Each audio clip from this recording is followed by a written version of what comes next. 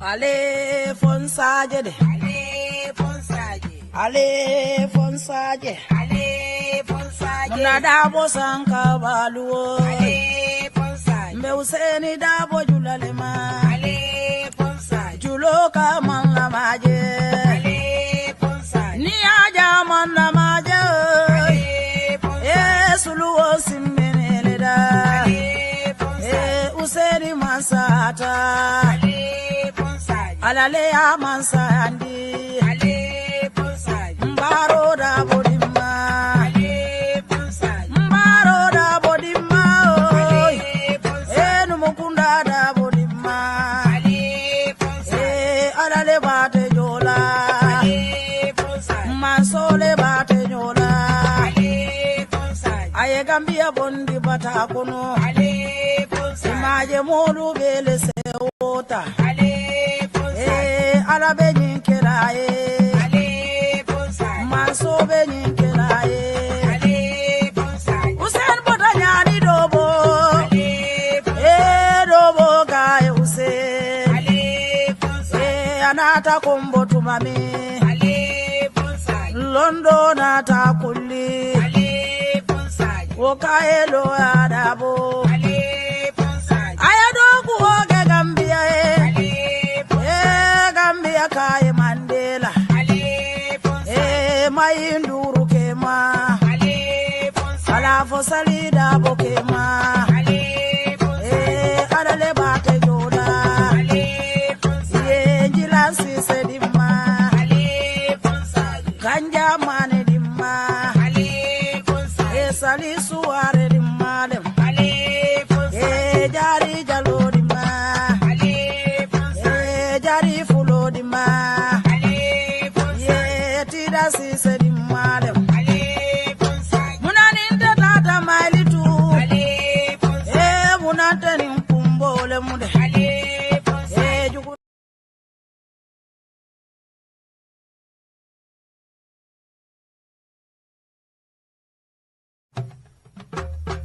ale fonsaje de ale fonsaje ale fonsaje ale fonsaje muna dabo sanka baluo ale fonsaje mbe useni dabo julalema ale fonsaje juloka man la maje ale fonsaje ni aja man la maje ale fonsaje suluo simbene da ale fonsaje useni masata ale alale amansa andi ale ponsa mbaro da bodima ale ponsa mbaro da bodima ale ponsa enu mukunda da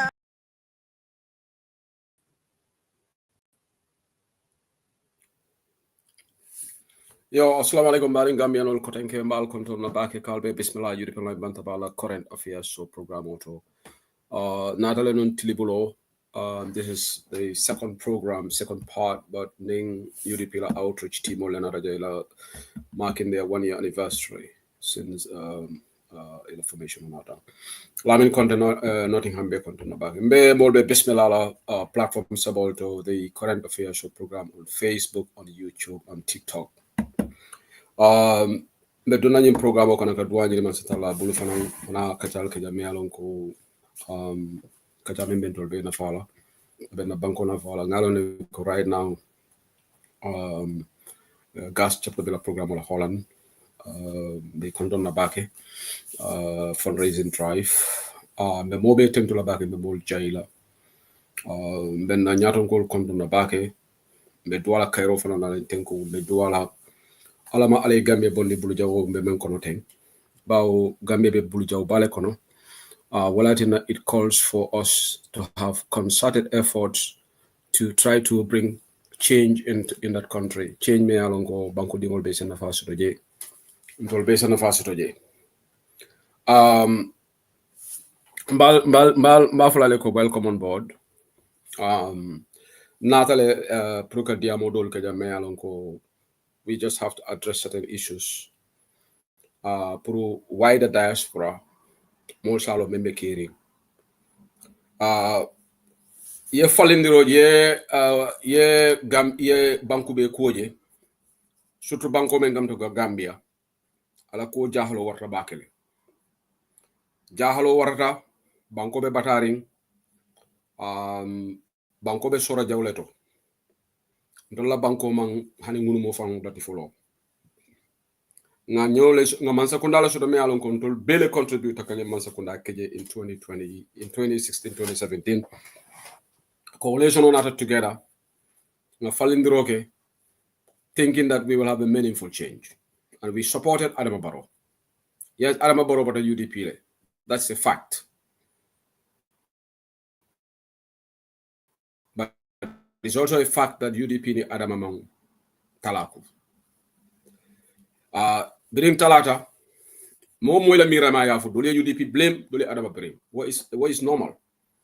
Nta expect la ko mo bebe ndole fasala.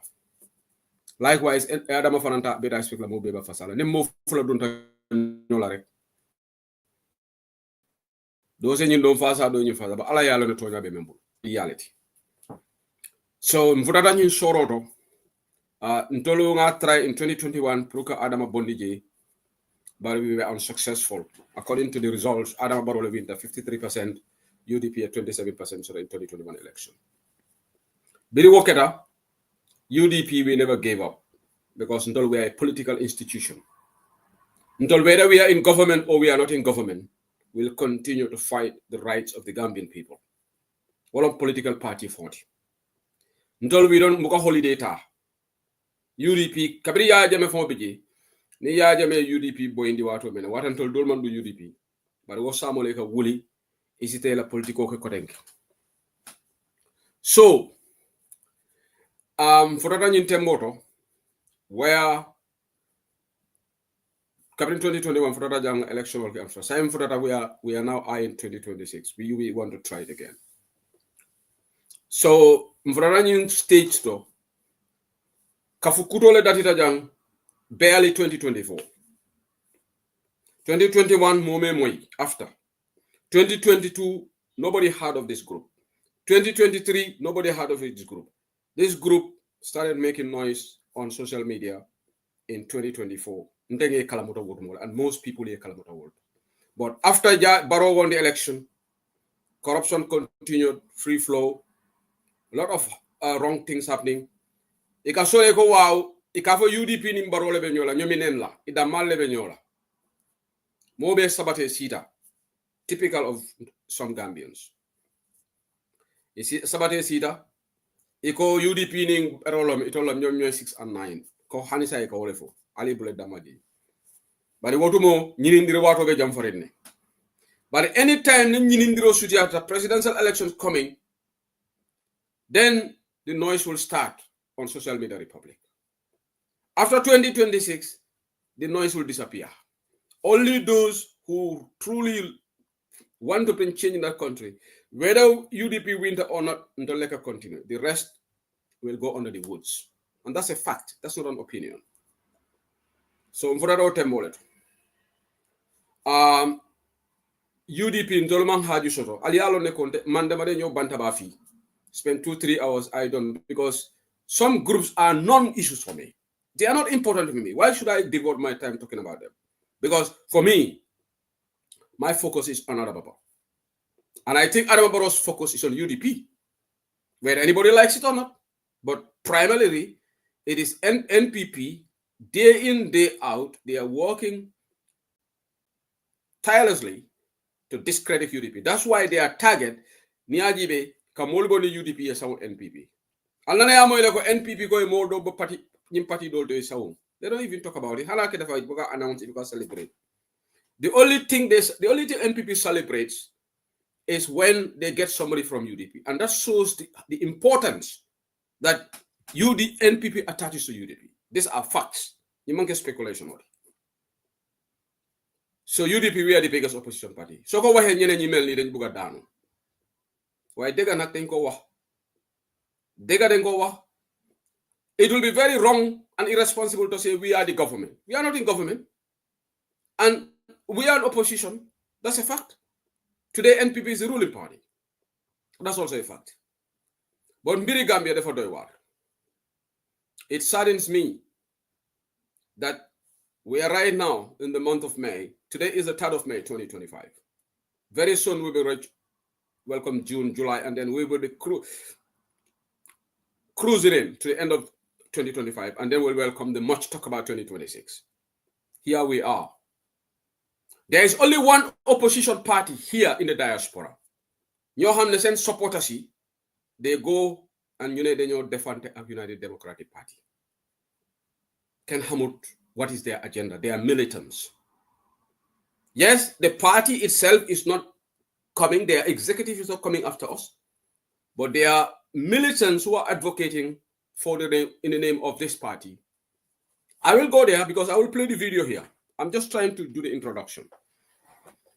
And they always hide behind this fact that Daniel Jason agenda. And they always say they are speaking the truth. Because Gambia mom kuneka yade wadega. So len dega ñu ngi we are speaking the truth. We are speaking the truth. Because everybody in that country is a saint. Yes. Ku wax rek mom man dega bi. Me di am tare wala toña sot. But Allah subhanahu wa ta'ala wa yalla ne jimala bi toña kam. I just want to make certain things clear here.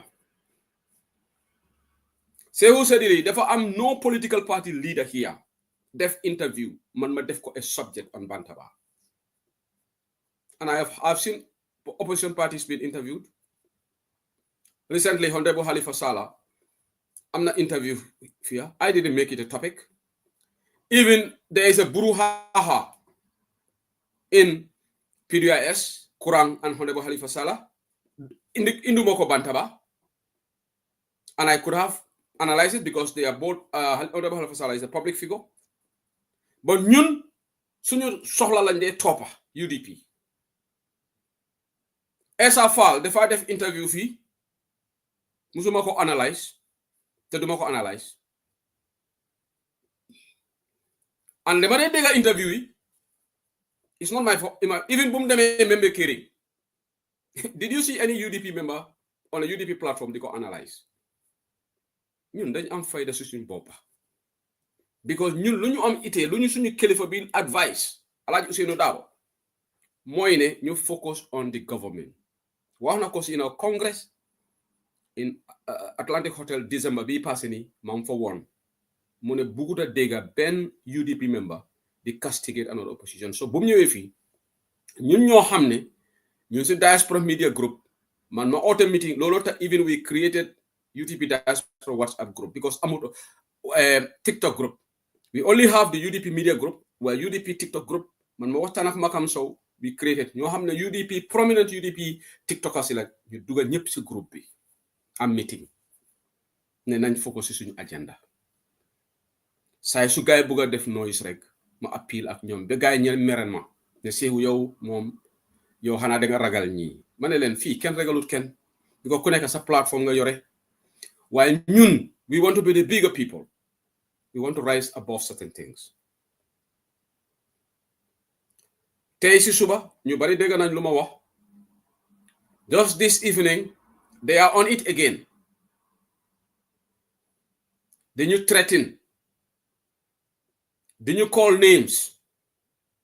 Ba pare they are hiding behind this ne ñoom kenn mënut leen stop ñu wax after United Democratic Party. Let me make it clear. Ñaata yoon la wax Bantaba ne Alhaji Ousainou Darboe is not above criticism, is not beyond criticism. Mane UDP is not above criticism. Mane ku bëggut ñu criticize United Democratic Party by politics. Because it will be far-fetched for anybody to think the UDP cannot be criticized or should not be criticized. Because UDP is a public entity. Ñepa ko bokk. UDP du personal institution ken. Gambians am nañ sen right ñu xool United Democratic Party ñu dégg dara ci UDP waxtaan ko. But my problem is so nekk di tuumal nit loo xam ne du fen la yaa nge fen that is malicious. Loolu there is no place in politics. Man Adama Barrow sax mi xam ne I'm one of his biggest critics online. Dama dee wax Bantaba fii nobody should nga sosal Adama Barrow wax ko loo xam ne man one thing if I'm not sure something if you Barrow ñëpp dégg ma dee dégg ma ne allegedly reportedly because fekkuma ko dañ ma ko wax yéen suma witness la ñu bari ñu dee déglu platform bi but Sobeya supporters, we will not go back and forth with you. Because if you are looking for popularity, if you are looking to have recognition, you have to work hard like UDP worked hard from 96. Cheap recognition will not be given to anybody. You cannot come into politics in 2024, and I don't mean all of your supporters, some of them, because I want to be responsible. Because some over here, all them are torn. I'm not some of your supporters I have a lot of respect for. And I think they mean well for the change. Te wax naa ko benn nit mu si platform buguma wax turam fii kooku dafa genuine in his quest for new deal. Waaye ñeneen ñi I question whether they really want Adama Barrow to go or not. I think they want Barrow to stay. Gis nga during the struggle am na ñu mbuboon ne dañoo fight APRC ndekete they were doing dirty work for APRC for Jammeh to stay long in power. The same thing is happening again. And we will find out these people with time. Because if you really want change in the country, dafa am benn report bu jéem a démba te thankfully Watch on Gambia wrote a post about it for na read ngeen ko and that report, some people thought they won lottery when they saw the report because then they heefal UDP. Xam nga lu tax ñu bañ UDP soo waxee ñu ne bañu UDP waaye dañ bañ UDP seen dee ñeneen ñi sax Barrow yàgga for the rest of even so ne Gambians yi dinañ dee ak coono Barrow nekka for 100 years mu leen gënal UDP ñëw waaye loolu seen right la ku bëgg a support UDP and my say who said li du ma am problème ak yow dinaa ubbi line si later waaye bàyyi leen ma wax ba pare dinaa play benn audio later on ma play ko fii foog naa Bambas play na ko si platform bi and after I will name the individuals who were talking on that platform.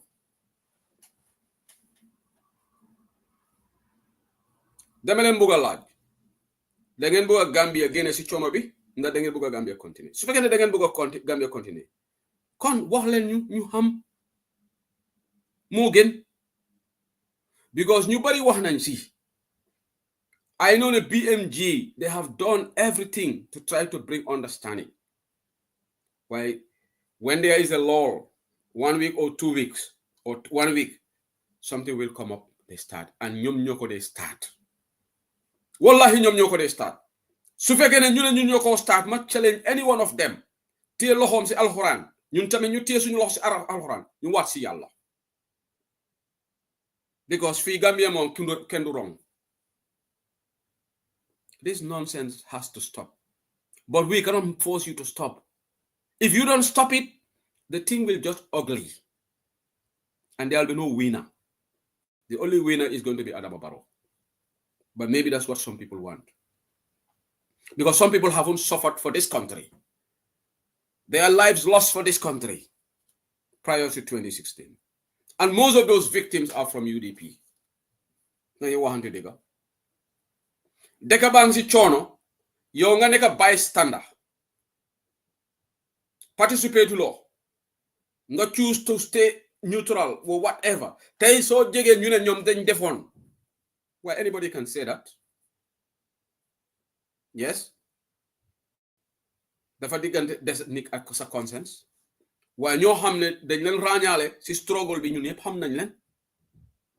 Tey Demba Balde nekk America gaay naa ko tey su jógee fii ne ba dafa participer si struggle bi kan moo ko wéedi Sigil Gambia anonymous account la xam naa ko ba léegi xaw ma kan moo nekk si account boobu noonu waaye tey su jógee mu ne ma may Sigil Gambia naa wax ne yow participer nga si struggle bi because ñun ñoo nekkoon si struggle bi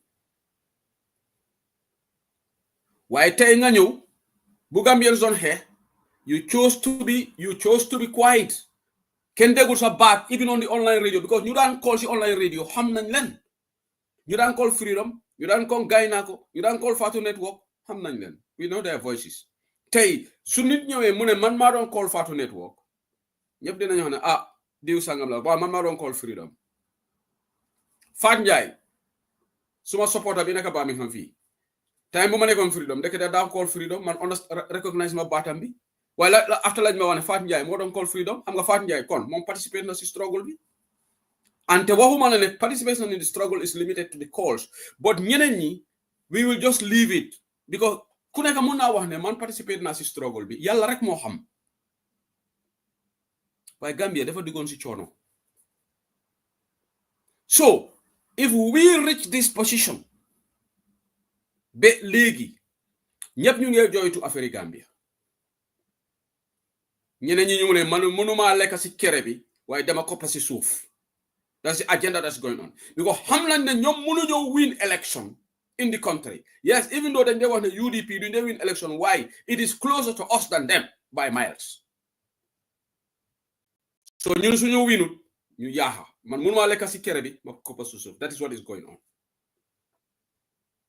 because tey ma wax leen so leen na gëmut dem leen ngeen laaj Adama Barrow in fa jaru ngeen laaj Adama Barrow the biggest threat to Adama Barrow's presidency today is United Democratic Party every day Adama mu ngi ko wax State House loolu da Adama génn na fii mu ne moom su bëggut a def dara sax su gaa UDP wax sax dafaa def but ñii seen agenda mooy yaaxal United Democratic Party their agenda mari sok supporters sami musu ñëw di castigate United Democratic Party fi online musuta am te mari sok tamit dafa am movement party la she once was looking for presidency in the country Gambia Democracy Congress GDC xanaa yéen a gën a jàng GDC supporters yi yéen a gën a bugg a GDC supporters yi Gambia why is GDC supporters not having this back and forth with UDP da ngeen war a toog ngeen seet seen bopp si seetu so leen bugut Gambia dem ñun ñoo xam ne suñu party supporters yi dee nañ Gambia the likes of Femi Peters Solo Kuruma Nogon Njie Sukay Dahaba ñoo xam ne ñoom ñoo champion di Kalama Revolution yéen wax leen ne si seen groupe bi yéen victims ñoo xam ne they are icons ñi xam nañ leen so ñun we have to fight we are fighting for all our heroes our fallen heroes man tey every day suma dégga the last audios of the late Sukay Dahaba si suma WhatsApp forum bi def ma de inspire few days balaa mu gaañu Sukay dafa dem suma seexu séddale WhatsApp group muy wax nga xam ne kii dafa mer the late Sukay Dahaba anytime suma bugg a def take a break sax suma xelaatee Sukay Dahaba the late Nogon Njie then I definitely inspire. But they don't have any fallen heroes within their ranks. Not that I know. So their stake and our stake is different, whether they admit or not. Because don't tell me they are fighting for the late Koro Sise or Deda Hedara. Because the late Deda Hedara will not be doing what they are doing now. No. Amulo Ben, I'm nga right nga scrutinize United Democratic Party because loolu lañ dee wax all the time. But you don't come and fabricate lies. Te doomi Adama bu ragalutu yàlla di wax fen oytu ko. Mustafa K. Dabo reportam bi the Republic fan la implicated United Democratic Party. Even the word UDP is not mentioned in that report. Nga am benn nincompoop nekk Canada kenn musuda dégga baatam bi si struggle bi mu ne moom Gambia la nekkoon mu ne moom UDP la nekkoon sax xaw ma kañ la dem Canada that's not my interest why maybe after the change moo ñëw di am sañ-sañ mu ne UDP ak NPP ñoo seedoo asset yi Yaya Jammeh loolu fen la feni kese la du dégga am leen ragal yàlla because number one ma prove the fen bi foofu noonu buñ doon seedaale asset Yaya Jammeh NPP was not even in existence loolu wone na yow lu ngay wax fen la because NPP They came around 2020. These assets were sold in 2019. Man, I'm going to deal with facts here because, man, I'm too responsible to speculate. Joxe sa opinion pour tilimal nit, then nga based on facts, then uti. NPP was not in existence when these assets were sold. The Gambia not do they apologize. Majority of us. Keroog dama def interview ak Taliban Souda. Now ñëwaat back to these assets. Ndeysaan. Te ñoom ñoo tax ma indi Taliban Bantaba. Because one of them, they are supporters. Man dama dem si platform yi doomi réew. Yes, dama dem fofu. Because my mom doomi réew, yes, no matter his side, but doomi réew daf dem protest in America. Lolo tax ma am respect for him. Even though dama werante am waaye doomi réew bu ñoom Dr. Samate ñëw moma ñoom King Jobis ñoo nekkoon di protest. So at least kooku mun nga wax ne he proved his actions in the street. Do they know no online? But most of them don't are talking. When Barrow came to New York, and people invited, let's go, come Lamin Silla and others, they went to protest. Did they even go there? No, they will not. Because Bugunyo ya Hassan Awasi. Dollars Bugunyo am for 1 day. Molen Genal. That what the Senegalese did. Senegalese in your ndamoni. When Macky Sall came to New York, they go Ruslo Fufu. So, when I invited Tal Bensouda, last Thursday, te ñom ñoo tax ma invite Talib Bensouda because ñu ne KMC dafa tilim li yépp hidden agenda la. Even though they are saying that ñom they are residents of KMC, they use that as a pretext. Ne wow, they want to scrutinize Talib. The next day, and te dama leen associate platform ma ne leen dina indi Talib ak Yankuba mooy bu post boobu noonu Watch on Gambia post turntable te Watch on Gambia, man, I have a lot of respect for Watch on Gambia. Watch on Gambia suñu criticize UDP or like Ousseynou Dabo wallahi duma gis sama bopp man musuma ñëw fi tontu Watch on Gambia. You know why? Because they're a serious media house and they don't have a dog in the fight. Their criticism is objective. Sometimes they will go after Barrow. Lunde go after Barrow, some more but sometimes they will criticize UDP. So they put BAC under the spotlight. Watch on Gambia has done a lot of support for Kiamari Yankuba Dabo. You have just linked. So Watch on Gambia new tay make a constructive criticism of BBC. Any UDP member ñëw fi nga ne danga cash Watch on Gambia man dina werante ak yow man Cheikh Ousseyn na la wax ne you are not fair to Watch on Gambia. Go Watch on Gambia support na fi Yanks Dabo. Be pare su Yanks Dabo def lu baax dañ ko lay wax. Li mo ñi ñoy ñoo xamne they are objective. Gis nga nit ki so amut objectivity sa xol bi am la lu fa nekk. Te nit da nga wara raxasal sa xol. Nga am jealousy for somebody du la yobu fen. Nit rawna la because UDP ñoo la upper support ci dëkk bobu nonu. UDP amna ñaari mayor, amna ñaari chairman, amna 15 ñaata councillors, 15 MPs. You have no elected official in that country yet. And if so waxe lolu nga ne waaw ñun we are new. So ñëwé do def ndank until nga prove sa bop. Because you have jealousy. Man mënuma win waaye ñi tamit xalama wala ma use recognition to ride behind these people. Nonsense bi nak dafa uppa. Buma invite the next day ma call Talib. Yalla dafa nek Talib is a very busy man. Ñepp xam nañ ne liggéey mayo issue because da nga am lot of calls. Ma call Talib dafa ring once or twice rek mu ne ma Mr. Sidi ñu waxtaan. Then ma explain ko situation bi ma ne ko Lord Mayor man de dama dem si benn platform de man ñu ne léegi KMC dafa tilim de because man dama fa ne waxi Adama Barrow rek la waaye am na ñu nekk residence ñu ne mbalit ci they are not being collected bla bla bla ma ne ko you need to come to Bantaba nga waxtaan ak waa diaspora because wax bi fii la jógee Talib mu ne ma Sehu dinaa ñëw mu ne ma just give me a date bu ma schedule Monday he was busy mu ne ma nañ ko def end of the week maa ngi am text messages ak moom den ma ne ko Thursday mu ne ma hey loolu baax na sax Thursday in fact tombé May Day la holiday Gambie ñun Angleterre fii Monday mooy suñu holiday xam nga ñun British anglais ñun dañu war a ute ak nit yi holiday bi war a nekk Friday ñu ne bank holiday Monday ñun Monday la ñu am holiday anglais ñoom lu nekk dañ ko def differently waaye Gambia moom Thursday holiday la woon May Day So I invite Talib. You know, I'm into it. Even though I'm UDP, I asked Talib very tough questions to the best of my ability. Bentay, these elements in Sobea, they were not pleased with Talib's interview. Because Holly knows, Hol Bila. So Banyi nit, Bugulo nit them si kanam. Lungwa Dula satisfied. There were some of them who came and gave objective analysis and said, yes, I'm not going to generalize. That's why I'm very careful. I say some of them. Because me, I want to be objective. Tebuguma told me tamit.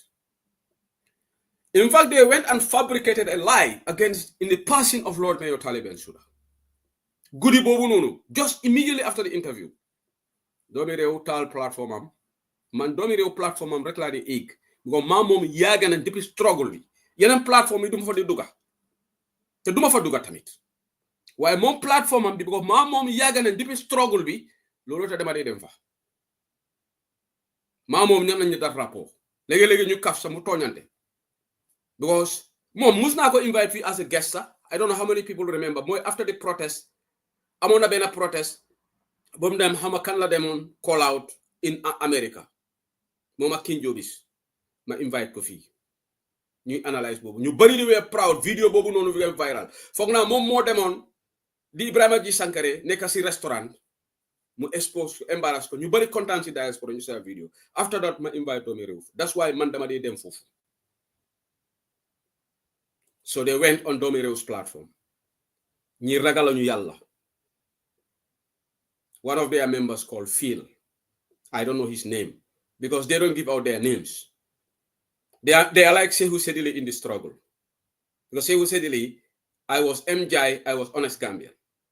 So why that was dictatorship. One can even understand that. Man, even when my identity was exposed, I didn't stop talking. Time Bobula started civic education and freedom. Time Bobula bugo one guy nesa man ragaluma jame. Because I wasn't doing civic education. The Madan participate see Tuesday analysis a pandering before my identity. Pandering if Madan invite for no ma call while I def economic analysis so for you need to struggle why after when my identity was exposed. You know say was the crawley but they wrote an article he's educated highly educated blah blah blah. They wrote the article and they put my picture there.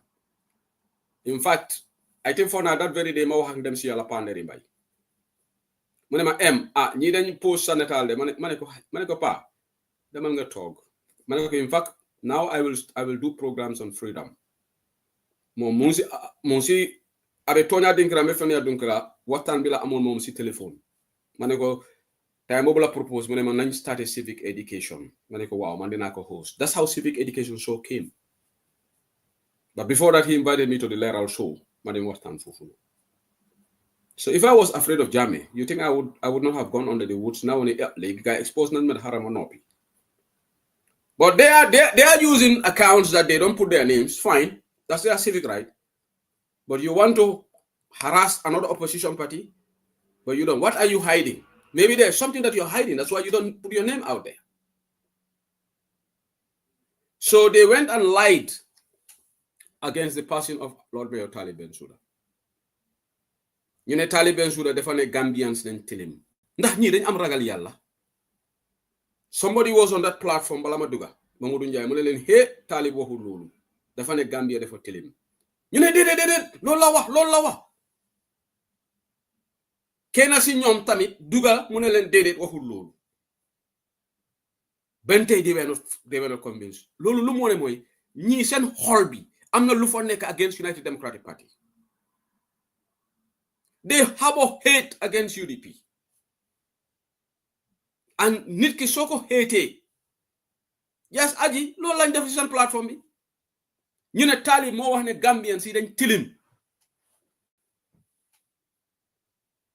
Kena si ñew tamit ñew mu ne man dama ñun moderator is deleted. But right now I'm reading all the comments on the computer. Because they only broadcast on TikTok. Bantaba, we broadcast on Facebook, YouTube, and TikTok. Right now I'm simultaneously broadcasting all this. They're only confined to TikTok. Because if you want to go and create a Facebook account now, followers mainly Bantaba, you have to work. Bantaba started DP how many years? Our viewership, our followers, you follow Facebook, mashallah, on both YouTube and Facebook. You have a wider audience. Lola we broadcast on all these three networks. Yalla def ñu may lolu. Ñom amuñ that pedigree, do they? They are only limited to TikTok. Legi so la ñoo TikTok sa xejna 50 people du len setan. Man right now 124 ñoma setan. On TikTok alone.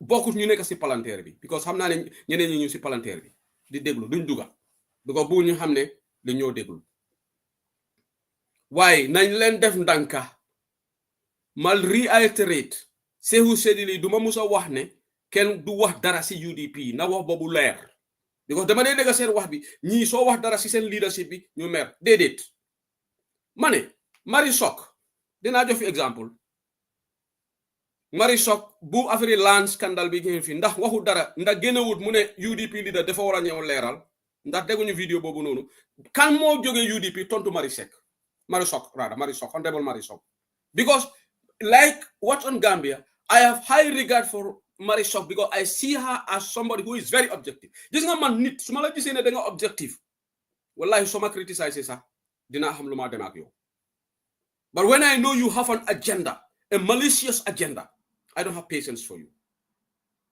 Mari Sok génn na fi man because yónni na ma vidéo bi mu ne suñoo Adama Barrow dafa war a ñëw leeral affaire state land bi Alaaji Ousainou Darboe tam dafa war a leeral affaire land bi buñ ko accuse ne yaayam jabaram ak doomam jëna Mari Sok génn na fi vidéo waaye ma laaj leen which UDP member génn fi tontu Mari Sok wax leen ma benn amut because ñun xam nañ ne honorable Mari Sok has no malicious agenda against UDP. She was just speaking as a citizen. The UDP is not beyond criticism. Wax bi nak dafa leer tay. Because dama dee dégg lies yi ne ñu ne UDP ku leen criticize ñu mer. Loolu du dégg. Man dama dee wax waaye UDP de.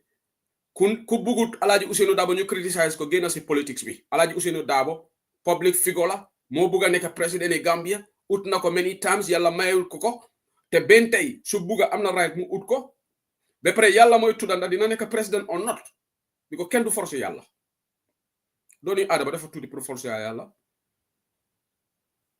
Alaaji Ousainou Darboe fo ñu wax si moom ñu ne UDP member sax léegi-léegi ñu disagree with our party leader waaye sooy criticize nit nag mu nekk si kaw dëgg nañ leen ragal yàlla te si suba be Bamba started live bi because man dama jóg suba I think I just drank coffee rek ma taal suma phone bi ma gis UDP TikTokers group Bamba's def for audio mu bàyyi audio ma déglu audio mu ne démba si guddi programme somebody who calls herself Adugal si live am lañ nekk TikTok then I listen to the audio ma dégg gaay lu ñëw wax dañu ne waaw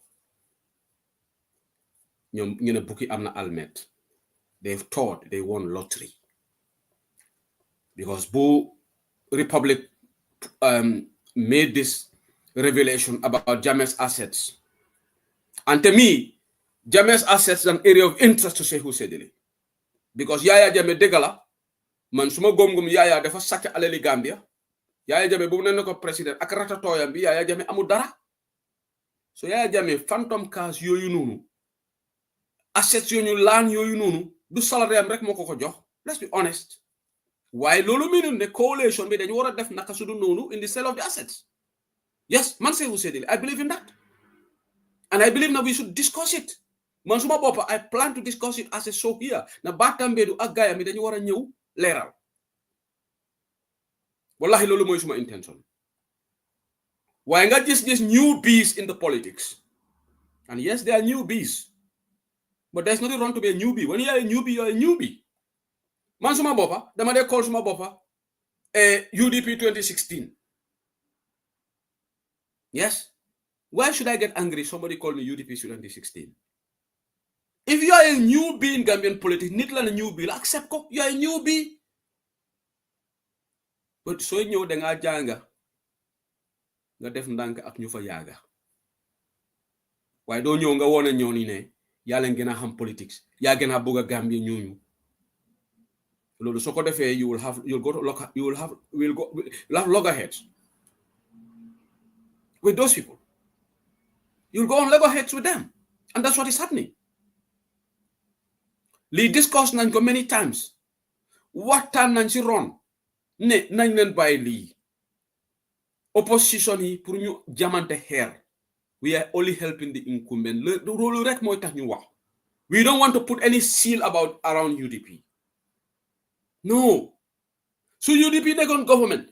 UDP mu ngi encourage corruption ku Barrow lu moo def yéen yëpp opposition yi da ngeen war a manko ngeen fight United Democratic Party. Si booba man sewu seen li sax dinaa bokk si opposition boobu. Because man UDP government suñ ñëw wallahi ma wax ko fii.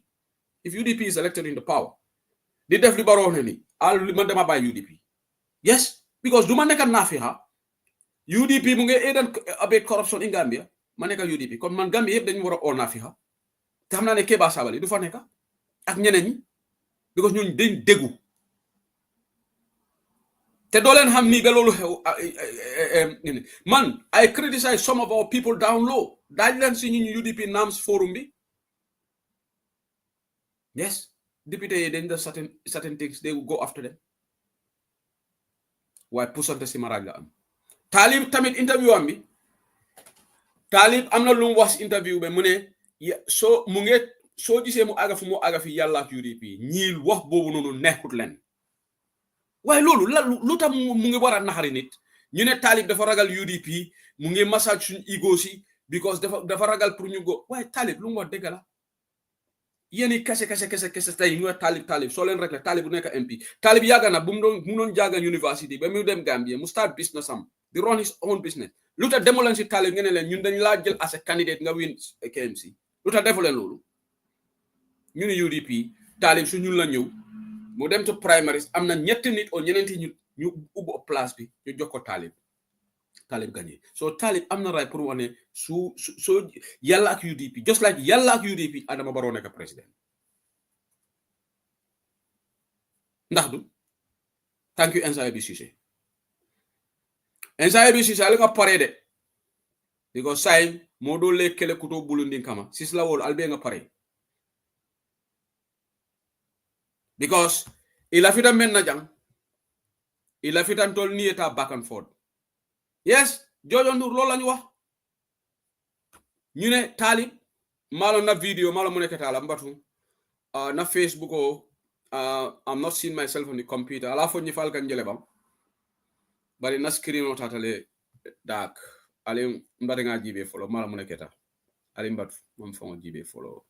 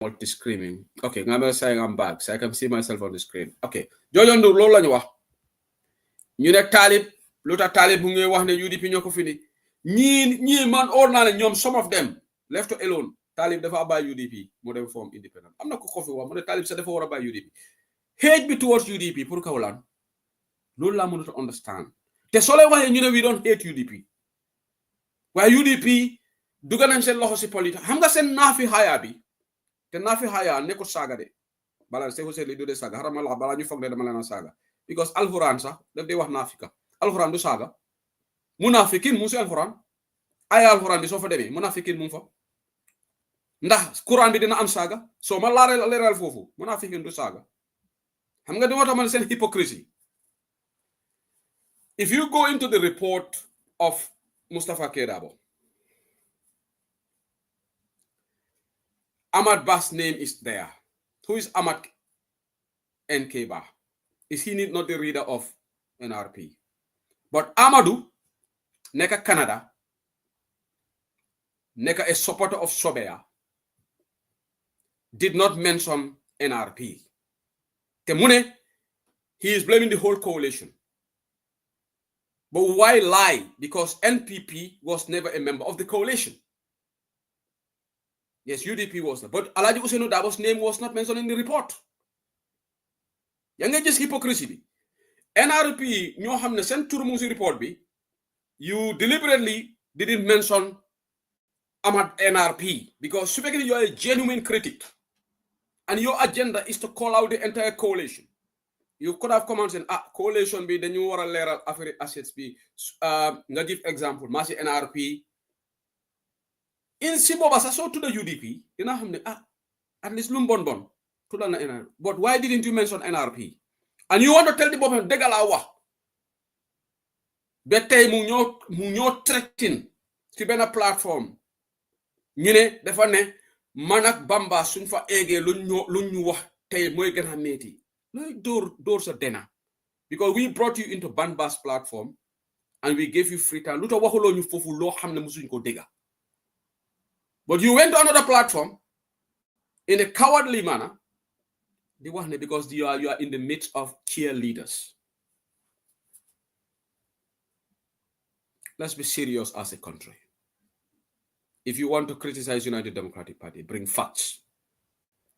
And su fekkee ne da ngeen win lottery ticket, dem leen ngeen ut beneen lottery de bii moom fail na. Because so far, Alhaji Ousainou Darboe's name gisuma ko si list bi. Watch on Gambia pretend. Ngeen nga gis. Waaye ñi ñoo doon kontaan suñu gisee Alhaji Ousainou Darboe si list boobu noonu. Kon kay tey kay dinañ def parti. Lu ñoo yakamti yépp mooy gis turu Alhaji Ousainou Darboe or Alhaji Uncle Omadou Sane or somebody within the ranks of UDP. ñu ne waaw gisuloo UDP kenn nit mo si UDP. This is what they are fighting tooth and nail to see. Li mooy seen wish. UDP lan la leen def ñun taxuñ ne amuleen benn elected official du ñun demel you have to go and work for it. You had a golden opportunity to go and vie for the half-die by-election. Why didn't you put a candidate there? Why didn't you encourage your party? I'm talking about these militants who go online. Because so why you know yang dugal party bi why militants la. But it's these militants that are drawing UDP. When Bamba says something or Kasama Sisema Nimori says something, time bobo de want UDP la. Let's be serious as people. We either salvage Gambia or you buy Gambia mu continue si choro bo nekani. That's our choice. There are no other ways around it. Either you fight to come together, gain Gambia si loxo Barrow ak ñoñami. We keep trying until we get the right leader, or you buy Barrow and his cronies to continue. Then xam nga la xew. So if again that's not going to happen, so be it.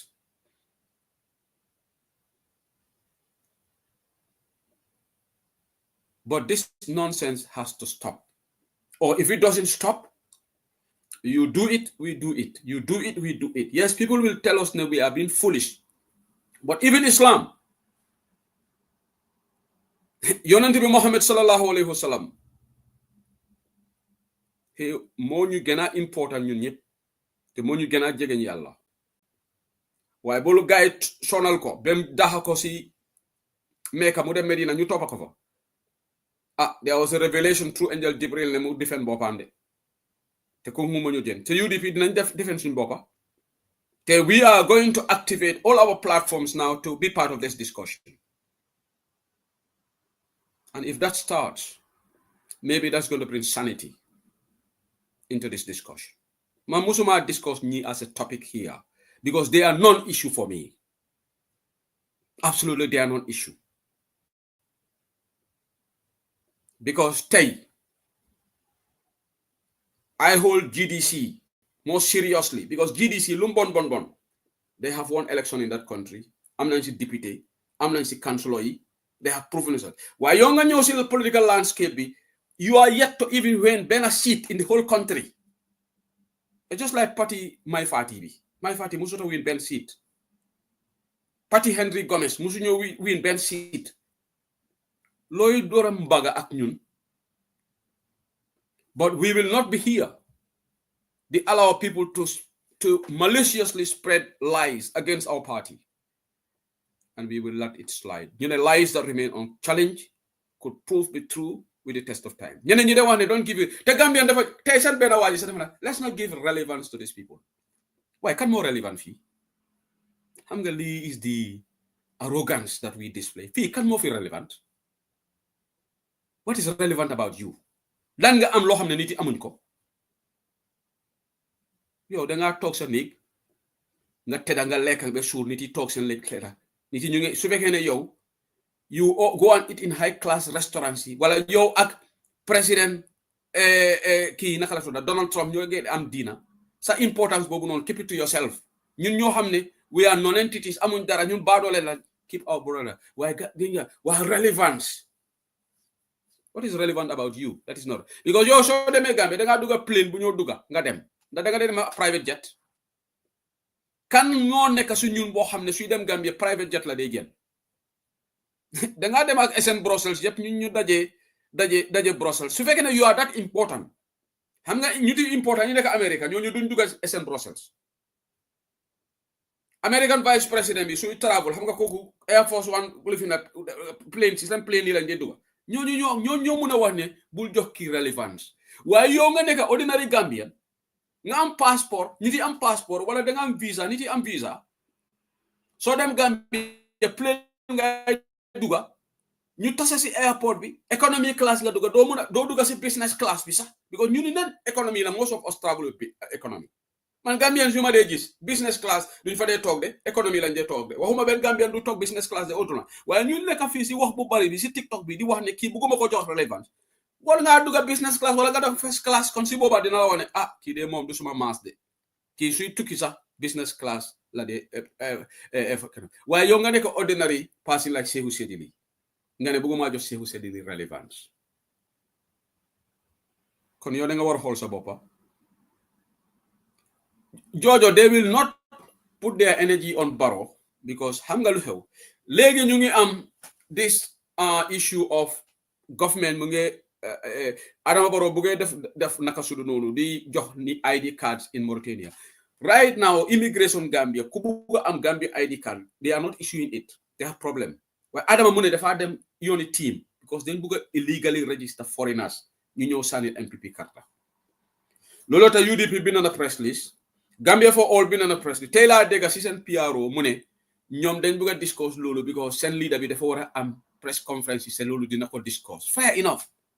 Well, at least we made a statement Gambia for all. I think anybody who is a serious opposition demba li mo wara na nek sen discussion but they can amuñ interest lolu. Their agenda was buñ gisé affaire asset. You know hey légui am nañ UDP légui fekkena sa di wax ne Sehu Sedili Soma mune lalamati aha momati silan because they also lied against me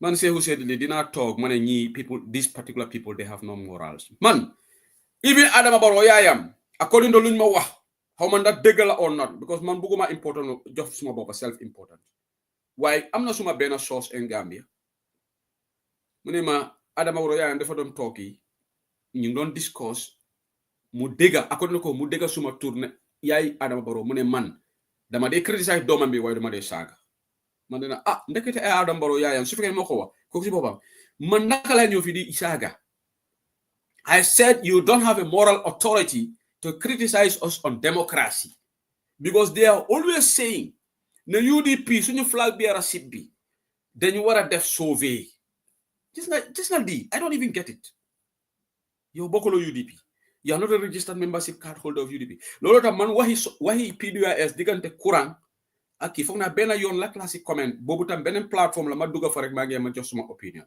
Waye dibi bobu discuss suma ko bantaba. Da ngeen ma gis ma discuss ko fi. digante honorable Halifa Sallah ak Kuram because suma affaire nekku fa man duma Sobeya member UDP ku ñu war a jël as our flag bearer loolu is our decision yéen loo leen sonal seen boppa si loolu ba di sogees ne ñun dañu war a def show bi te yéen seen leader bi bu ngeen ko doon taana kenn contested against him da ngeen ko handpick he was handpicked ba pare ngeen dem def alliance with a party boo xam ne man that was the first time sama dégga turi APP musuma dégga turi I'm being honest musuma dégga turi APP xam nga kan moo nekk te most of us here don't even know who is the leader of APP but léegi I don't even know who was the leader of APP kan moo ko xam if you do a survey online and you say who is the leader of United Democratic Party aduna bi yëpp people who know interest in Gambia Alhaji Seydou Dabo is the leader of UDP why do a poll online nga laaj nit yi who is the leader of APP I bet 95% of 97 or 98% of Gambians don't know who the person is Ben léegi I don't even know who was the leader of APP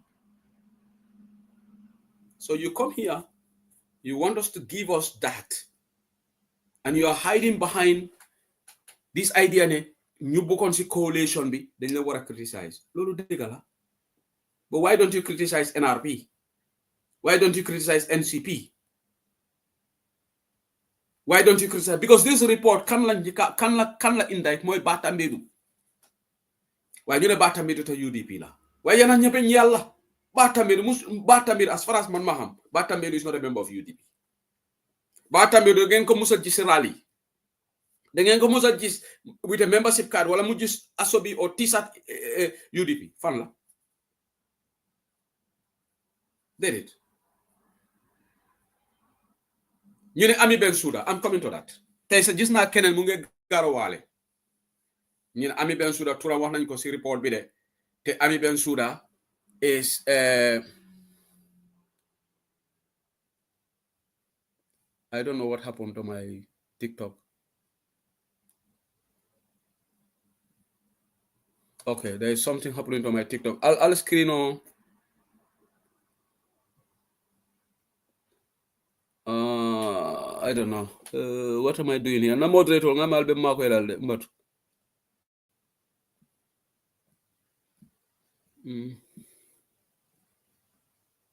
Okay, I think objects that are the same shape. Okay. Okay, I'll be mark that because they are trying to do verification on TikTok sometimes. So you go Ami Bensouda because you are Talib la. Okay, let me ask something. Dega hate amna. Bañ nit amna. Money. What is the role of Ami Bensouda? What was her role in the Janneh Commission? She was the lead counsel. What was Essa Fall's role in TRRC? Was Essa Fall not the lead counsel? So, who was the key decision maker in the TRRC? Was it Essa Fall or Dr. Cisse? Dr. Labi Cisse. He was the head of the TRRC. Lolota, even when Essa was cross-examining it, chairman bi def de interject léegi su affaire bi tànga ma gis there was a time bu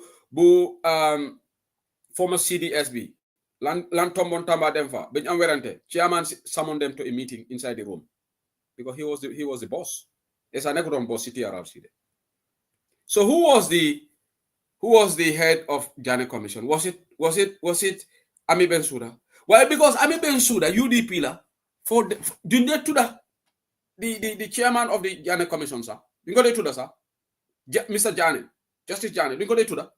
Amun in the dengan musa gis ñu mention Surahata Janneh si sen wax bi when it comes to Janneh Commission.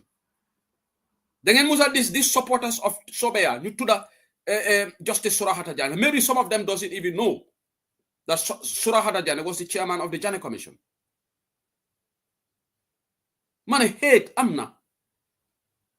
Because su fekkee ne Justice Surahata Janneh tam UDP la kon dinañ non focus on Justice Surahata Janneh waaye lu tax dañ dee wax Ami Bensouda because kooku UDP la kooku ki doomam mooy Talib te ñoom in their nose drive in their maliciously driven agenda they want to sabotage UDP wala ñu tilimal UDP dañoo am waxtaan rek pour waa diaspora bi understand ne lii problème bi statu tey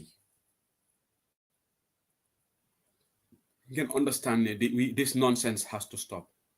Surahata Jane was the chairman of the Jane Commission. Te soo gën a fii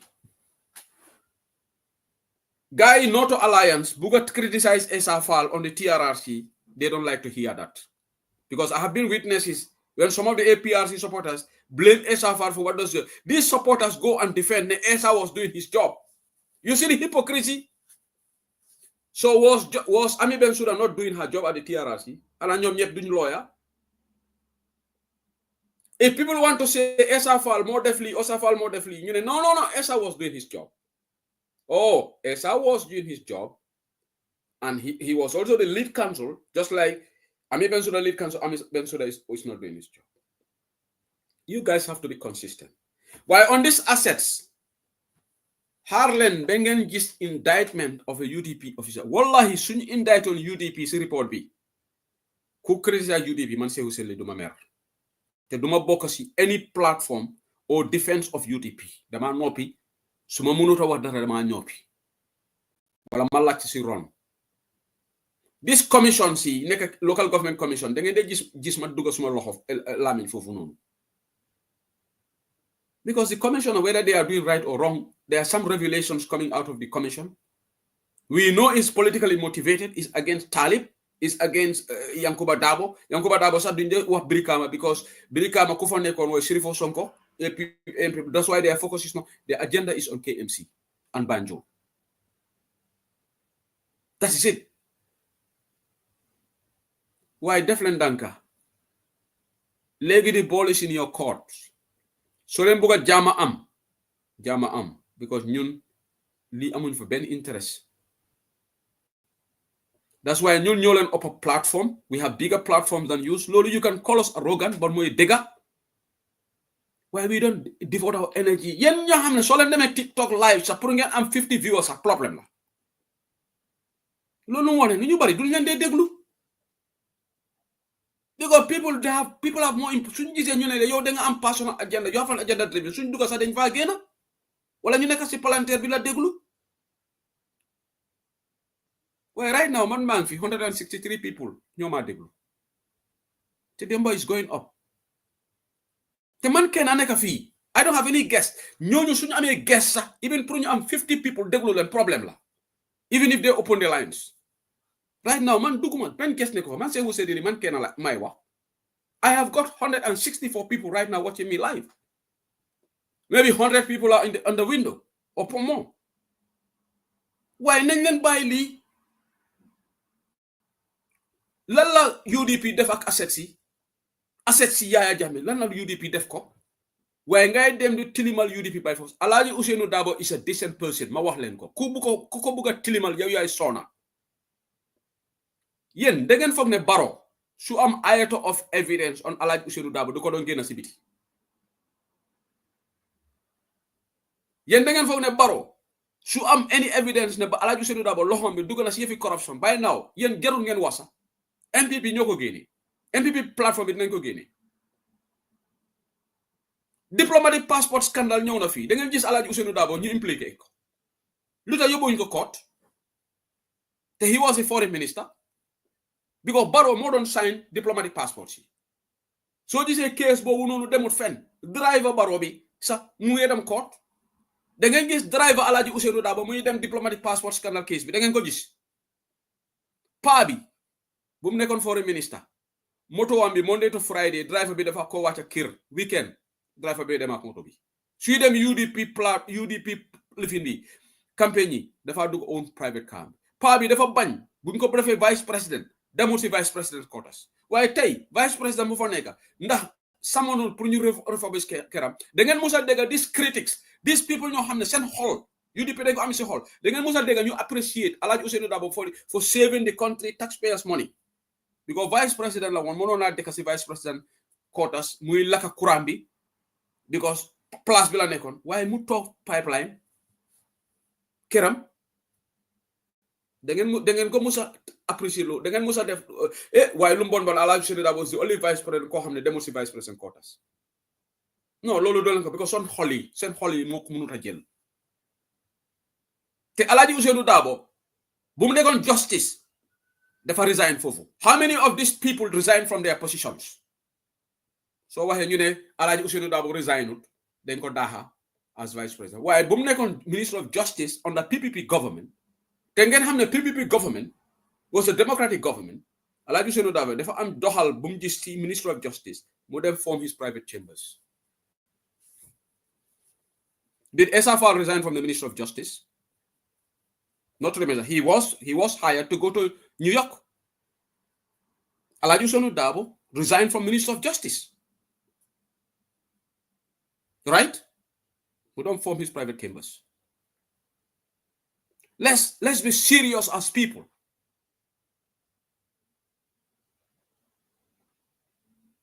You want to talk about Alhaji Ousainou Darboe in negativity. The report bisa duga ngeen si UDP when Mustafa Suwande Darboe wax naa ko tey si benn live dafa nekk reporter boo xam ne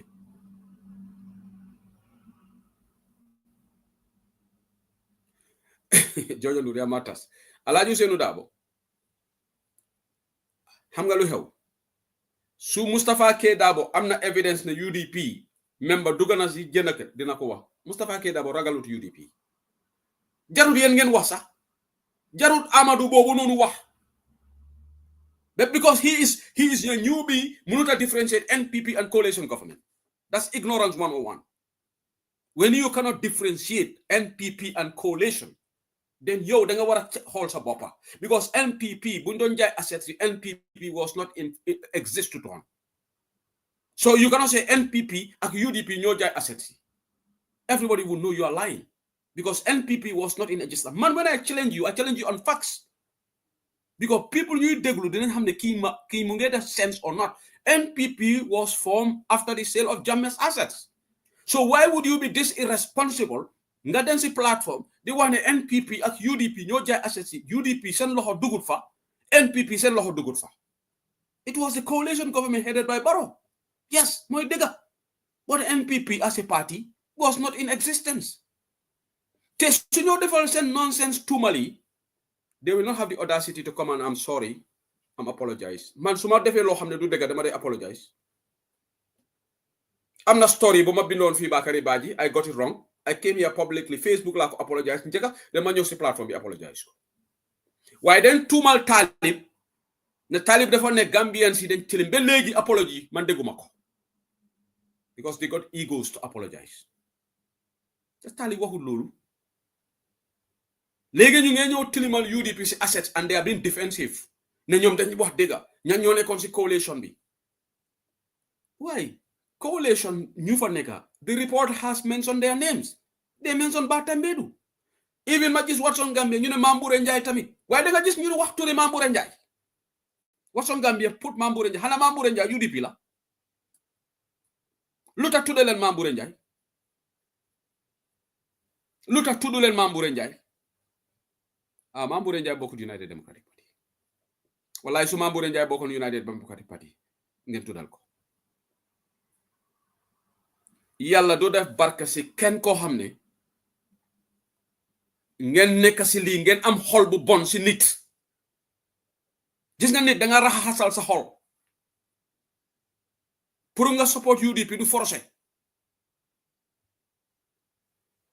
Pour nga support nit du forcé. Why di toppa benn party, di toppa di nganka benn party because you are in a misery, you are in a state of misery. ñooñu at least lu bon bon duggu number 1 Marina Parade te ñun sax mun nañu wax ne dugal nañ Marina Parade doomi réew mo ma seetaan UDP Baro UDP la jógee wala lota mu win di primaries ak Jama Holdi yàlla ak UDP Baro nekk president. Why ñun we have 2 elected mayors, we have 2 chairmen. The biggest local government authority brick West Coast kan mo fa nekk Chairman Yankuba Darboe fan la jógee UDP.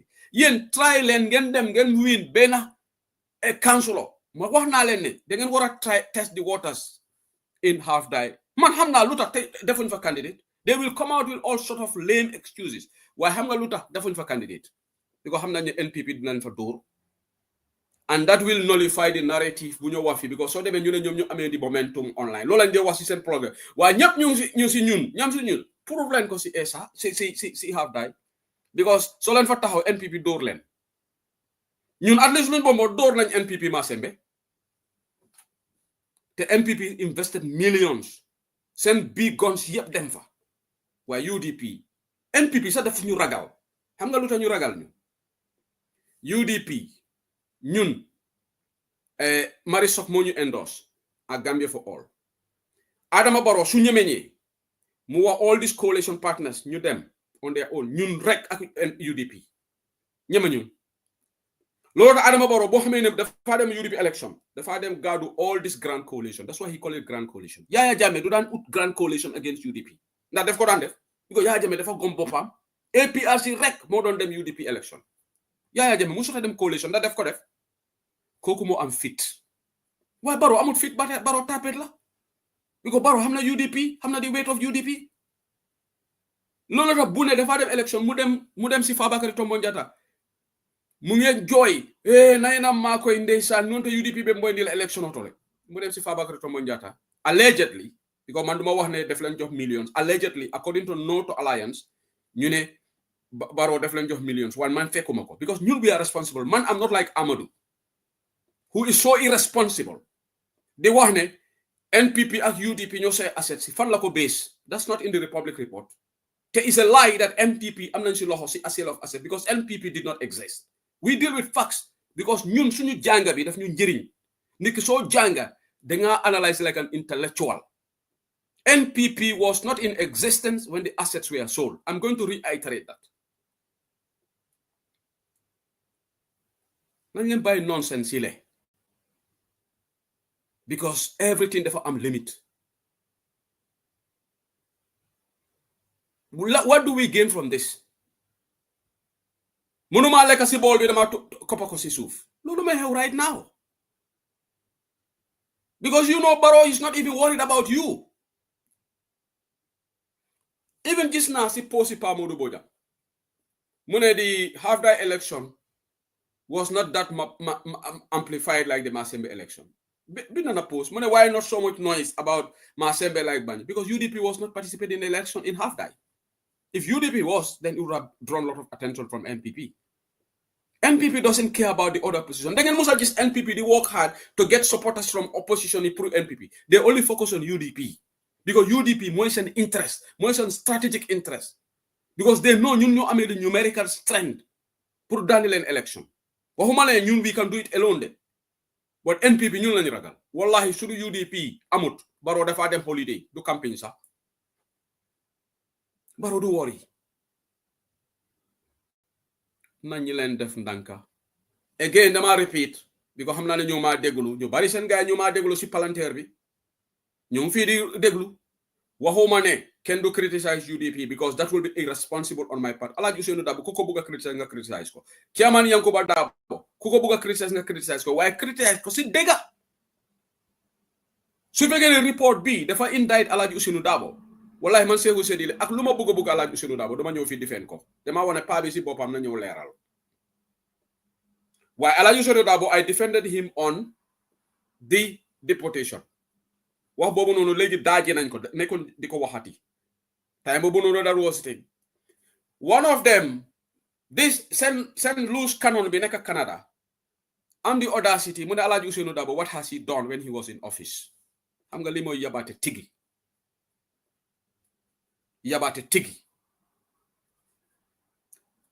maybe the guy is not because ñoom seen interest yes is in Banjul and Serekunda they don't even know Basse. They don't even know the rest of the country. Amuñ fa interest. Same focus is in urban areas because don't forget Gambia is just urban areas. Alaaji Ousainou Darboe, when he was foreign minister, can more than China to successfully negotiate the cancellation of debts. Bor bu China, Gambia ame China. Alaaji Ousainou Darboe, his foreign trip, mu dem China and Chinese cancel order. Lolo, you don't call that an achievement. Alaaji Ousainou Darboe more negotiate grants for the construction of the roads in Basse, where Hamuko, because the person is clueless about that. Because Kuham Lulu, Alaaji Ousainou Darboe was successfully negotiated for Gambia to come back to the Commonwealth. Through that, lot of Gambians in Angleterre started going back to the British Army. You don't call that a benefit. Because bu Yaya Jammeh jëlul out of Commonwealth, Gambians yu nekk fii mënoo ñëw dem British Army. Gambians ñoo xam ne amuñ passeport UK. Xam nga ne if you are a Commonwealth citizen, mun ngaa vote in election here. If you vote in election in the UK, laajal ñu nekk UK, dafa improve sa credit rating if you can vote in this country. If you are in the voters elections register, laajal leen Angleterre fii. Man, I'm not here talking mombo jumbo. We deal with fam. Dañoo waxtaan ak si xam-xam di affaire la mañ soo nekk Gambian Commonwealth citizen nga ñëw fii mun ngaa vote in the election even so amul kayit so amee British passport. Yes, but bu Gambians bu Yaya Jammeh génn ñu a lot of Gambians yi xam ne ñu amul passport dañ leen binda ne léegi you cannot vote. Laaj leen ñu nekk Angleterre that cause mënuñoo dugg si British Army. Alhaji Ousainou Darboe buñ ko defee foreign minister moo de te gis ngeen Alhaji Ousainou Darboe dafa demoon Saudi Arabia. Xaaral ma school leen a little bit because so ñu am the audacity pa bi lan la defal Gambia nga ne kooku lan la defal Gambia. Foreign minister lan mooy liggéeyam mooy nga you make the relationship in diplomacy between Gambia and other countries. That was his job. Maybe you don't know the functions of a foreign minister. Through him, dafa demoon Saudi negotiate support for the security sector. Laaj leen ñu nekk si nguur gi. Immigration benefited from that.